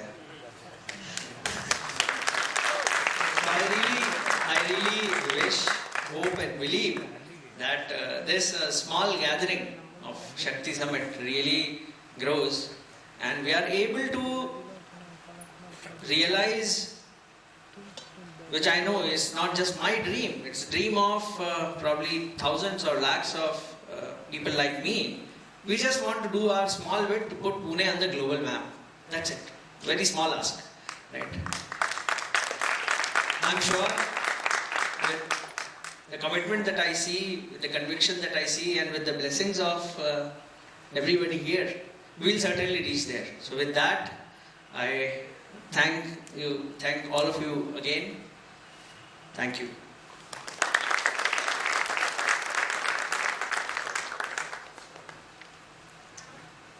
I request all of you to please stand for Vande Mataram.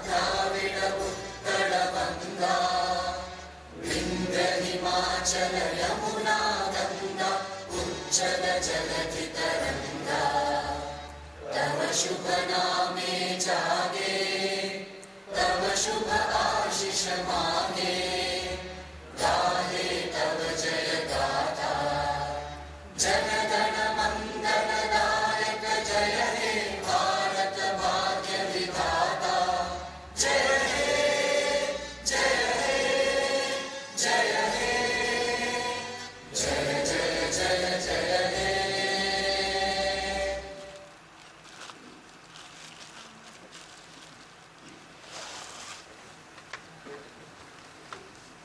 I request all to please be seated and our action team members to please take over the next program.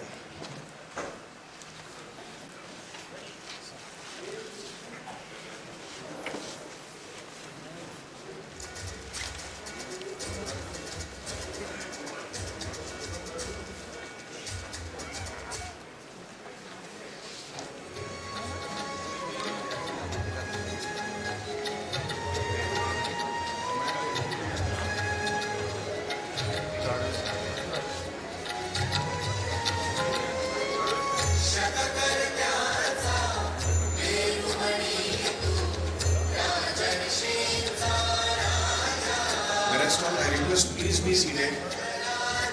All the members please be seated.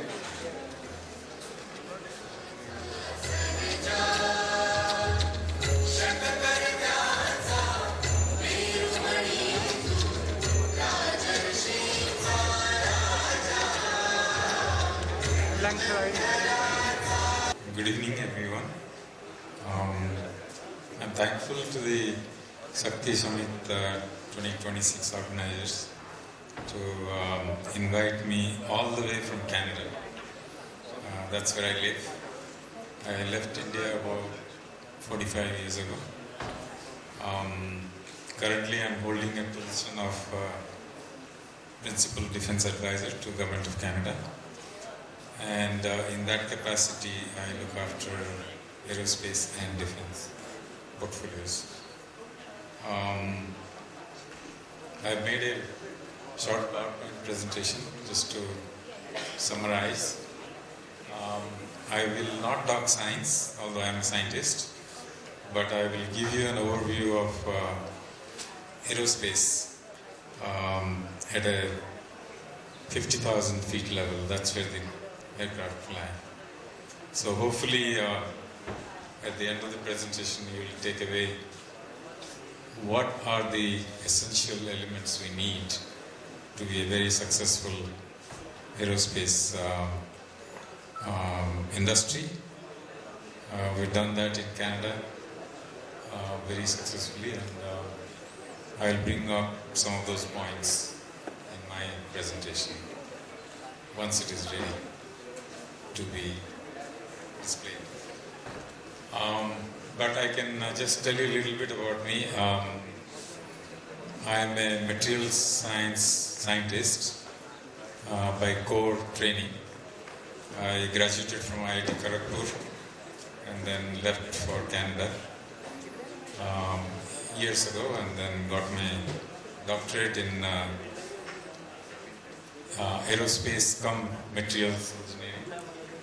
And since then I worked in private sector, government research organizations and so forth. So currently I am the principal advisor, like I said. These are the strategies that I can think of on my own. And so that's the workshop that I was talking about next week here in Pune itself with COEP and CANUS. So that's the roadmap: capability building, scale your manufacturing, global leadership, and focus on sustainability. So in closing, I would say aerospace is a very strategic sector in India. I don't know if it is defined already. I heard a lot in the previous by the previous speaker. Focus on materials and manufacturing.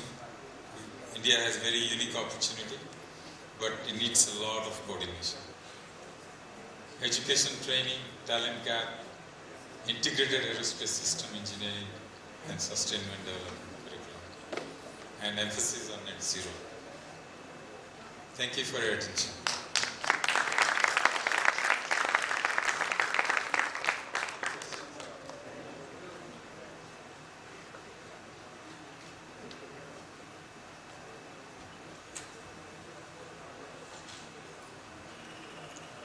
Thank you, Dr. Prakash. Now we are nearing the end, but before the end, let's talk about the beginning. And there I'll just add, who do you need the most? People who will stand with you when you have a lot more people standing with you, behind you, or the people who choose to stand with you when there is nobody. And that is what so two of our mentors for the Shakti Summit, Dr. Manoj Pochat and Shweta Shalini ji, they are here because they were there, I can say, on day 0 when nobody was there, and I can say even the team was not confident if event of such a scale or such bringing together so many things, is it even possible? So that's where it started. They said, no, good, you seem to be persistent, the team looks good, let's do it. So, I want to call upon the stage Dr. Manoj Pochat ji, Shweta Shalini ji, and what I want them to talk about is the genesis of Shakti, the thought behind Shakti, and what they see for Pune. If we have to put really Pune on the global technology map, AI map, how can Pune as an ecosystem play a role? And to build that kind of an ecosystem, how can Hindu Economic Forum Pune chapter play a role, and how can such events play a role? So, over to you, Shweta ji, Manoj ji, please start from the start. You know the story, how we started preparations for the event, and even before this event, what all went. So, please, over to you. पहले किसको बोलना है? वो क्या अंग्रेज बोलते हैं ना, लेडीज फर्स्ट. गौरव जी, जिस इवेंट का नाम आप शक्ति रखेंगे वो कभी अनसक्सेसफुल हो सकता है क्या? तो इसीलिए Shakti has to start. So I will start. Thank you Manoj ji. Gaurav ji, congratulations. It was fantastic. I just heard the Honorable Governor praising you. मैंने अभी डॉक्टर पटनायक को सुना. देखिए, 2-3 चीज़ें जो बहुत महत्वपूर्ण हैं, जो हम शुरुआत से ये बात कहते हैं और अभी भी कहना चाहते हैं. ग्रोथ ऑफ इंडिया, हम एक ऐसे मुकाम पर हैं आज के दिन जहाँ पर हमारी रेस लग रही है. We are in a middle income trap. So race इस बात की है कि हम देश को अमीर पहले बनाएंगे कि हम बूढ़े पहले होंगे. So is India going to age first और is India going to cut out from this trap? So let's understand. मैंने ऑडियंस पहले भी देखी थी, अभी भी देख रही हूँ. Average age of this audience is going to be about 30 years. In 30 years, till 2040, from 2035 to 2040, 145 crore में 100 करोड़ लोग employable होंगे. उसके बाद we will decline. Which means यहाँ जितने लोग बैठे हैं उनके पास गिनकर 15 साल हैं या मैक्सिमम 20 साल हैं जहां पर हमें जो करना है देश के लिए वो अब करना है, और आप ही को करना पड़ेगा, because this is the audience which has the next 15-20 years. Second point that we need to understand is that the replacement threshold of any population is 2.1. We are right now at 2 and we are decreasing, which means replacement तो नहीं हो रहा है. So we will always have aging issues, and hence there are two kinds of ways that we need to look at the entire opportunity that India has. The current opportunity, अगर आपको आज शुरुआत करनी है और जीरो से शुरुआत करनी है, because on an average we are all middle class. हमने जब शुरुआत की थी, मैंने अपनी पहली कंपनी की शुरुआत अपने पीएफ में से 30,000 रुपए निकालकर की थी. So we are all middle class. So if we have to start, then what are the opportunities, and beyond 20 years, what is going to be the opportunity? So what should we do right now that can continue for the next 25 years? So Manoj ji, मैं आपको बोलने का मौका दूंगी, इसलिए मैं जल्दी से दो तीन चीजें कहना चाहती हूँ. फॉर एग्जाम्पल, आप महाराष्ट्र का एग्जाम्पल ले लीजिए, पूना, क्योंकि क्वेश्चन में पूना था. पूना एक ईवी क्लस्टर बनने जा रहा है, बट इस ईवी के पीछे जो पार्ट्स लगते हैं, आप ये बताइए कि इनमें से कितने महाराष्ट्र में मैन्युफैक्चर होते हैं, पूना में मैन्युफैक्चर होते हैं, या फॉरगेट अबाउट पूना और महाराष्ट्र, इंडिया में मैन्युफैक्चर होते हैं. हम ईवी क्लस्टर की जब बात करते हैं, जब हम एक ऑटोमोबाइल कंपनी की बात करते हैं, तो उसके पीछे इतने MSMEs आते हैं. लेकिन जब हम ईवी क्लस्टर की बात करते हैं, तो एक भी उसके पीछे के अगर आप पार्ट्स देखेंगे तो सारे के सारे आज चाइना से आ रहे हैं, because of what ever advantage. And hence, it is important that we understand that we need to look at the clusters and then back end. अभी डॉक्टर पटनायक एक बात कह रहे थे. कपूर साहब, मैं आपको बहुत इंटरेस्टिंग बात बताती हूँ. Indian entrepreneurs are today thinking. Dipendra Goyal मुझे मिला था और उसने मुझे कहा कि अब मेरे पास पैसा आया है, and now I want to make an aircraft for 24 people. I will make a STOL, जिसे कहते हैं short take off and landing. But सोच तो रहे हैं. So India has the money, India has the power, but we need people like you to think in that direction. आज वो समय है. आज डॉक्टर पटनायक ने बोला कि हमारा engine, gas turbine engine successful नहीं हुआ है. हाँ, DRDO का नहीं हुआ है, लेकिन आज IIT मद्रास चेन्नई से निकलकर एक प्रोफेसर बाहर आए और उन्होंने प्राइवेटली एक माइक्रो गैस टरबाइन बनाने की शुरुआत की है, and I'm sure that it is going to be successful. So we as citizens have to look at where are the clusters, where are we staying, which are the opportunities, and I can trust you me. आप किसी भी opportunity को देख लीजिए, because we are somewhere going to age. So silver economy, आज कोई बात उसकी नहीं कर रहा है, but silver economy is going to be also an opportunity, क्योंकि aging population, सारे बच्चे बाहर जा रहे हैं, there is migration happening, urbanization is happening, urban models, आज हम गिनकर 100 cities की बात करते हैं, but हमें 5,000 cities चाहिए. So urbanization का एक मॉडल चाहिए. So there are opportunities everywhere. What we need to do is to open our eyes and see what are my resources, and मेरे इर्द गिर्द वो कौन सा रिसोर्स है जिसको यूटिलाइज करके मैं अपने अपॉर्चुनिटी को मल्टीप्लाई कर सकता हूँ. एंड आई थिंक आज के दिन भर में आपने बहुत सारी ऐसी अपॉर्चुनिटीज सुनी जो लोग कर रहे हैं. या तो आप उसमें सहभागी बनिए, take a cue from that, do what people are doing, otherwise start anything ancillary of what people are doing. जो लोग कर रहे हैं उसका एंसिलरी सोचिए, because that is where the next big opportunity lies. Thank you Manoj. Thank you, Shweta ji. It's an amazing event. सुबह I think starting from 9 AM और 6:30 बज गए. Everyone's energy is still high. And Gaurav ji, you HEF and you have done an amazing job making Punekar almost work on a Saturday for 10 hours. So that is wonderful.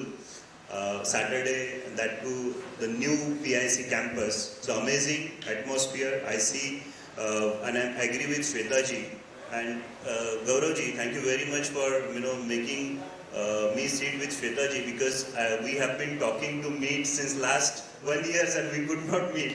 But thankful to you that we are actually meeting today. So I'm very glad to be here, and when you presented this idea of HEF, and we are all connected with Swamiji, and wherever Swamiji asks us, we are all there and always there to support because he has been thought leader in creating this World Hindu Economic Forum. Before I start, I would also like to introduce you all with the World Hindu Congress coming up next in December 2026, 18, 19, 20 December at Geo World Convention Center, and I would urge all of you to register, be part of it, and also become sponsor of that, because it is going to be the conference, World Hindu Congress, where people for almost 80 plus countries, about 4,000 delegates will be there. This is going to be the world's largest gathering in terms of the key people. You will have a speaker across globe, politician across globe who are Hindus and representing and doing amazing work. So coming back to the topic, I completely agree. So this generation, this era is ours, and this is Bharat's time.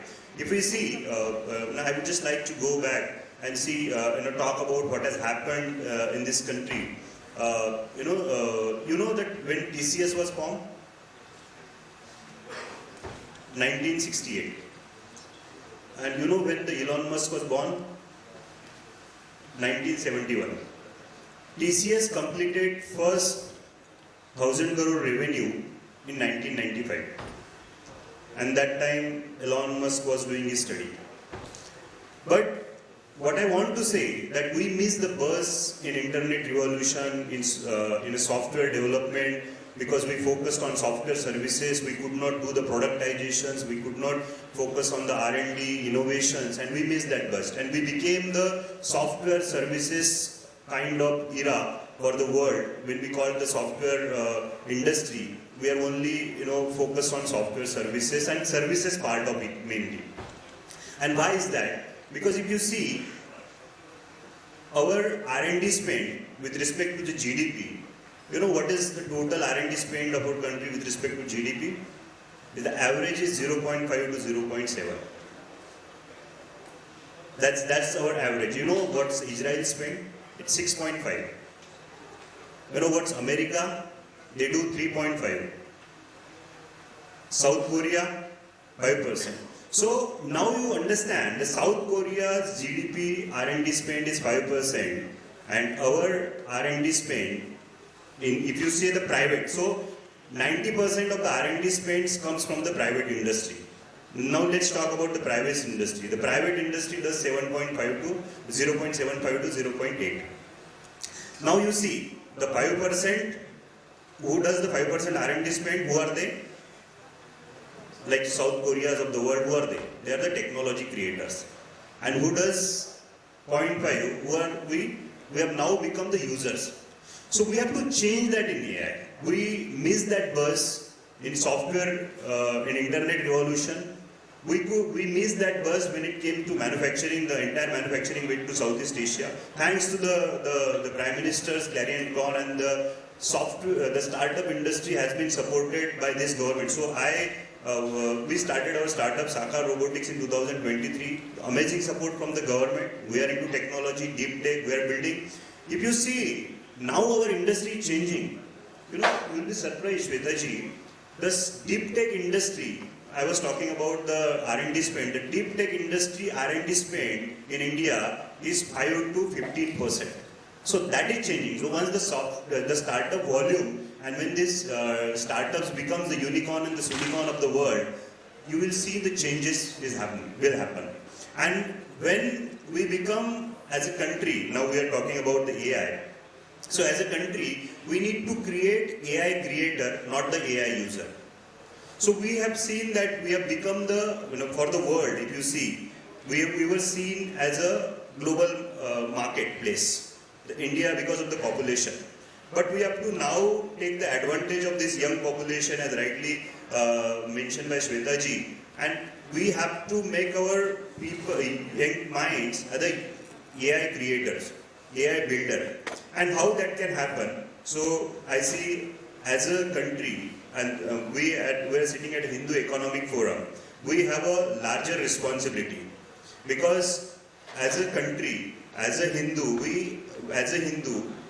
entrepreneur, we need to unite and create more opportunities so that what we could miss in those days, we could build a new technology. Because if we miss now, there will be we cannot afford to do that. And so I think the industry, which is already there, the education. So there are a couple of aspects what the Shakti Conclave talked about today. So industry, education, and academia needs to come together, bridge these gaps, and build the solutions where we can fix on those aspects. So the Shakti Conclave is important, and Pune is a place. So, and Gaurav ji mentioned about we are all, Shweta ji, we work on a PPCR, Pune Platform for Collaborative Response. What we want to do is to make Pune on the global map. So the Pune is now, if you see the data centers, the startups, the deep tech companies are there in Pune, the defense corridor, our Honorable CM has been working on many policies which are supporting Pune. It talks about the health Meditech city. So many things are coming up in Pune. I think we all need to contribute to that. And as mentioned by Shweta ji, how do we make a part of that ecosystem? So there is a ecosystem for EV. We have the company in Pune, a company from Pune, who is the #1 company in Pune of EV bus manufacturing. So how do we become part of that supplier system, ecosystem? We produce in, and not all these parts are bought by China. So now the government is supporting the rare earth magnet mission. So can we manufacture those components? So I think the HEF needs to make a platform and also advise the young entrepreneur what are those industries, area where we can build technology and we can contribute to the nation building through this kind of platform. Thank you.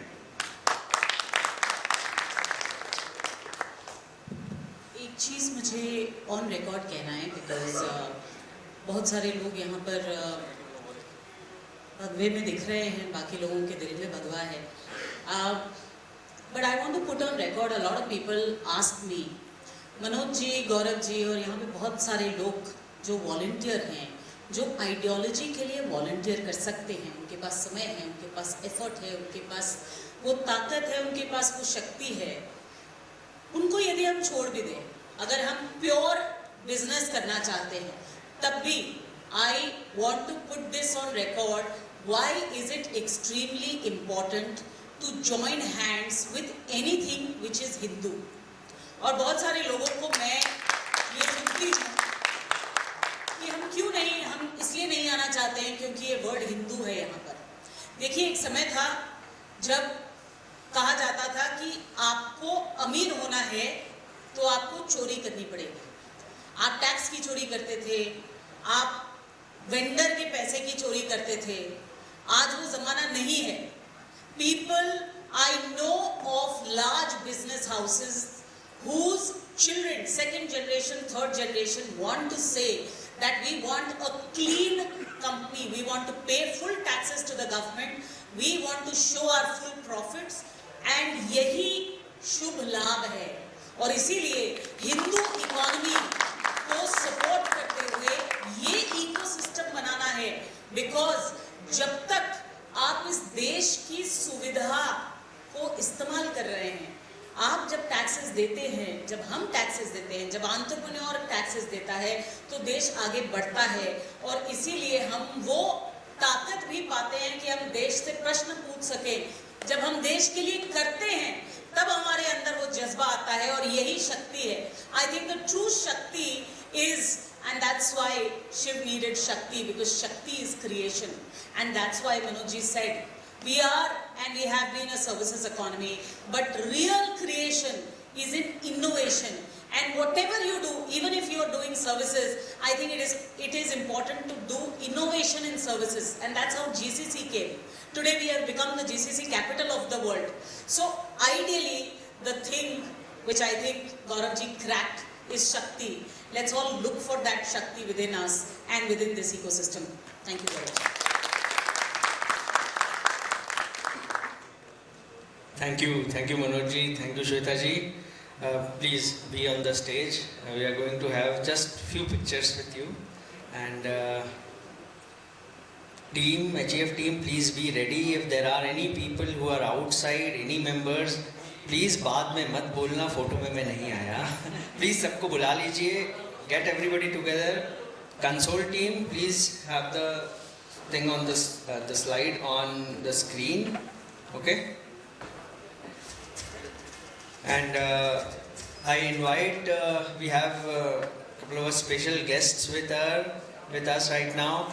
I invite our Yashashvi Udyojak very much from Pune, Umesh Bhau Changude ji.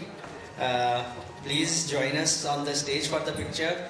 And our extremely hard-working cooperator Mayuri Rahul Kokate ji. Please.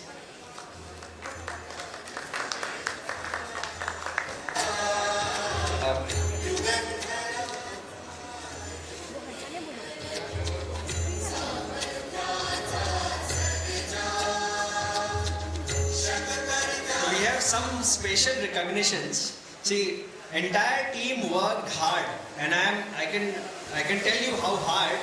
Last night nobody slept. Entire team was working throughout the night. We had pictures coming at 12 a.m., 2 a.m., 4 a.m. and 5:30 a.m. And by 6 a.m. the team was here again. Okay, I was the one who came late, but it's all possible because of the team. ये हिंदू शक्ति है. It is because of this. और हमने जो organising committee है उसका नाम भी रखा था एक्शन टीम, क्योंकि यहाँ सिर्फ एक्शन होता है. So everybody who participated in the action, everybody who made this possible, please come on the stage. It's really because of you that all of this became possible, and in this there are just few special names. Okay, everybody is here. Slide बाद में change करेंगे. Okay, I'll join.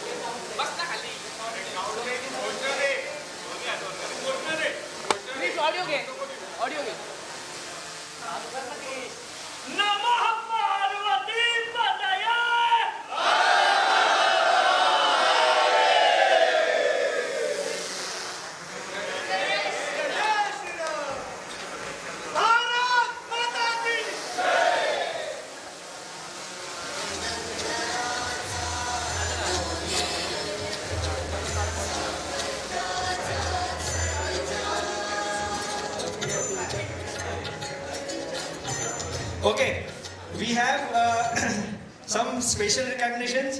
So Vinod ji कहाँ है?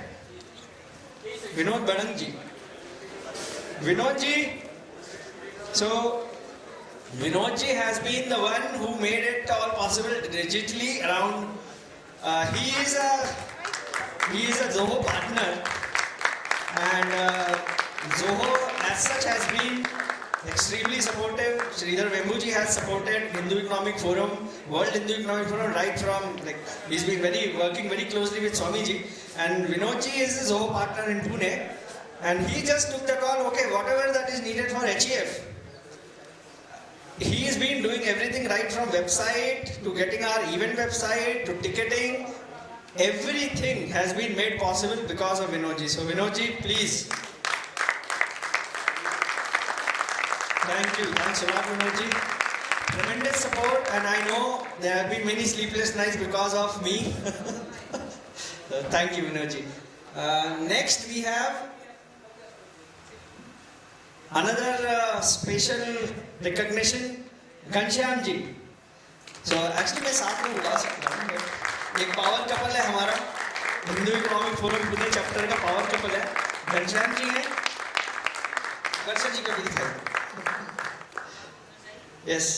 So Varsha ji, Ghanshyam ji, as a power couple इसलिए बोल रहा हूँ, जो शक्ति couple है ना वो ये है. They have made possible all the WhatsApp पे आपको जितने messages आए होंगे, सारा automation done by them. जो designs देख रहे हैं, including our own poster, done by them, right? इस टीम ने कभी मना नहीं किया कि काम आ रहा है. ये टीम बस काम करते जा रही है, करते जा रही है. Thanks a lot. And एक जो special announcement है, Varsha ji, we have taken the decision to have her as a joint secretary role for Hindu Economic Forum Pune chapter and the head of the women's wing for Hindu Economic Forum Pune district chapter. Thank you. One more announcement. Working group कहाँ है भाई? Okay. See, the final goal of Shakti Summit, और ये discussion रहा है मनोज जी से भी, श्वेता जी से भी. See, it should not end at the event. It should start at the event. और of course जो डिफेंस पूरा जो साथ लाने वाले लोग हैं, मैं उनको आमंत्रित करना चाहूँगा. हर्ष जी, वरुण जी, प्लीज आइए स्टेज पे. राजेश जी, राकेश मेहता जी, नितेश जी, Ghanshyam ji, please. So what we have been working behind the scenes, ये अभी event तो ठीक है, event होगा, होता रहेगा. We need to start the work and start the work not कि अगला event कब लेना है. Starting the work that what comes out of it, tangibly business में क्या move होगा. So Harsh ji, Varun ji, with them we brainstormed and then Rakesh Mehta ji agreed to mentor the whole group. So we have formed this defense working group. The purpose of the defense working group is very simple. 3 महीने में हम यहाँ से लेके जाएंगे आगे for the defense, something which will go live. 6 months wherein something and near-term opportunities and then working towards longer-term opportunities. There are opportunities in hand. Rakesh Mehta is working on something mind-blowing. Okay, I don't have his permission much, so I can't disclose much. But it's related to camera. Right now, जितने भी camera Bharat में आ रहे हैं, import ही हो रहे हैं. भारत में camera जो मॉड्यूल है, वो ऊपर जो डब्बा लगा रहता है, वो कैमरा नहीं होता है. अंदर जो चिपसेट और सारी चीजें होती है, सेंसर्स होते हैं, वो कैमरा होता है. वो जो उसकी जान है, वो राकेश मेहता जी बना रहे हैं. He's been advising almost all of the defense companies in Bharat. Recently he met Hon'ble Raksha Mantri ji as well. रक्षा मंत्री जी को आई डोंट नो इन्होंने कितने लेटर लिखे थे. इतने लेटर लिखे कि रक्षा मंत्री जी परेशान हो गए, बोले ये कौन है, इसको बुलाना पड़ेगा. And he met him. There have been very fruitful next steps. And Rajesh ji is there. He has already been working.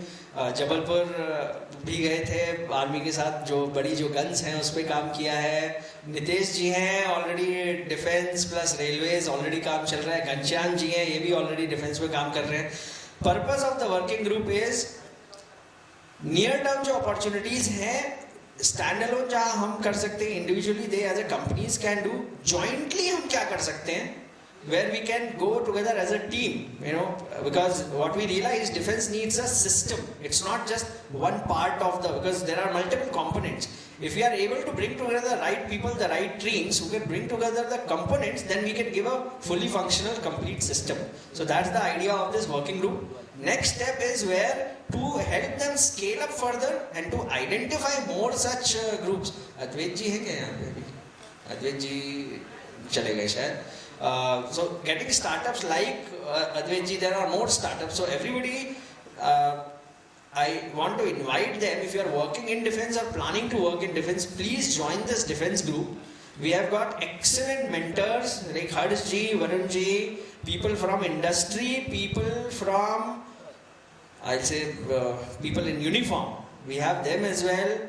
Above all, we have investors, we have the right ecosystem. Right? Let's look together where we can work together and really go after big business. Okay, so that's the purpose of the Defense Working Group. Thanks a lot to all of you. Now the work starts.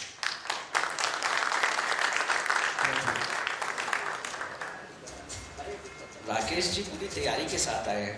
आइए. There is a formal charter for the Defense Working Group. Please. Thank you so much. So the charter for this Defense Working Group will be, the objectives is one, connect the members to opportunities and guide them in pursuing them. So, because we hear all these things, so much of PLI, DLI, Atmanirbhar Bharat, Make in India, but where and how, so that we have to give clarity to our members. Second is enable indigenous design and manufacturing. So, I am a consultant, so this is not for money, so mentoring or keep bringing out a plan to how to mentor people, and guide them to do defense grade products is another thing. Drive information sharing and capability building. So what happens is, this is a long-term view that we can conduct seminars, workshop, webinars, training programs on different kind of compliances, semi-like DGCQA, ESS, QT, and because making defense, making a product is one part and making it deployable is another part. So that is what is important in defense, And with Gauravji's help, we'll catalyze funding and partnership for key projects. Because the IDEX gives lots of projects. If you go to the IDEX site, there are millions of projects. And the main problem with IDEX is almost there is a 500% delay in all the projects that they have given. So that needs to be sorted out. So there are these are the basic 4 things that we initially plan to focus. Need everybody's support, and thank you so much.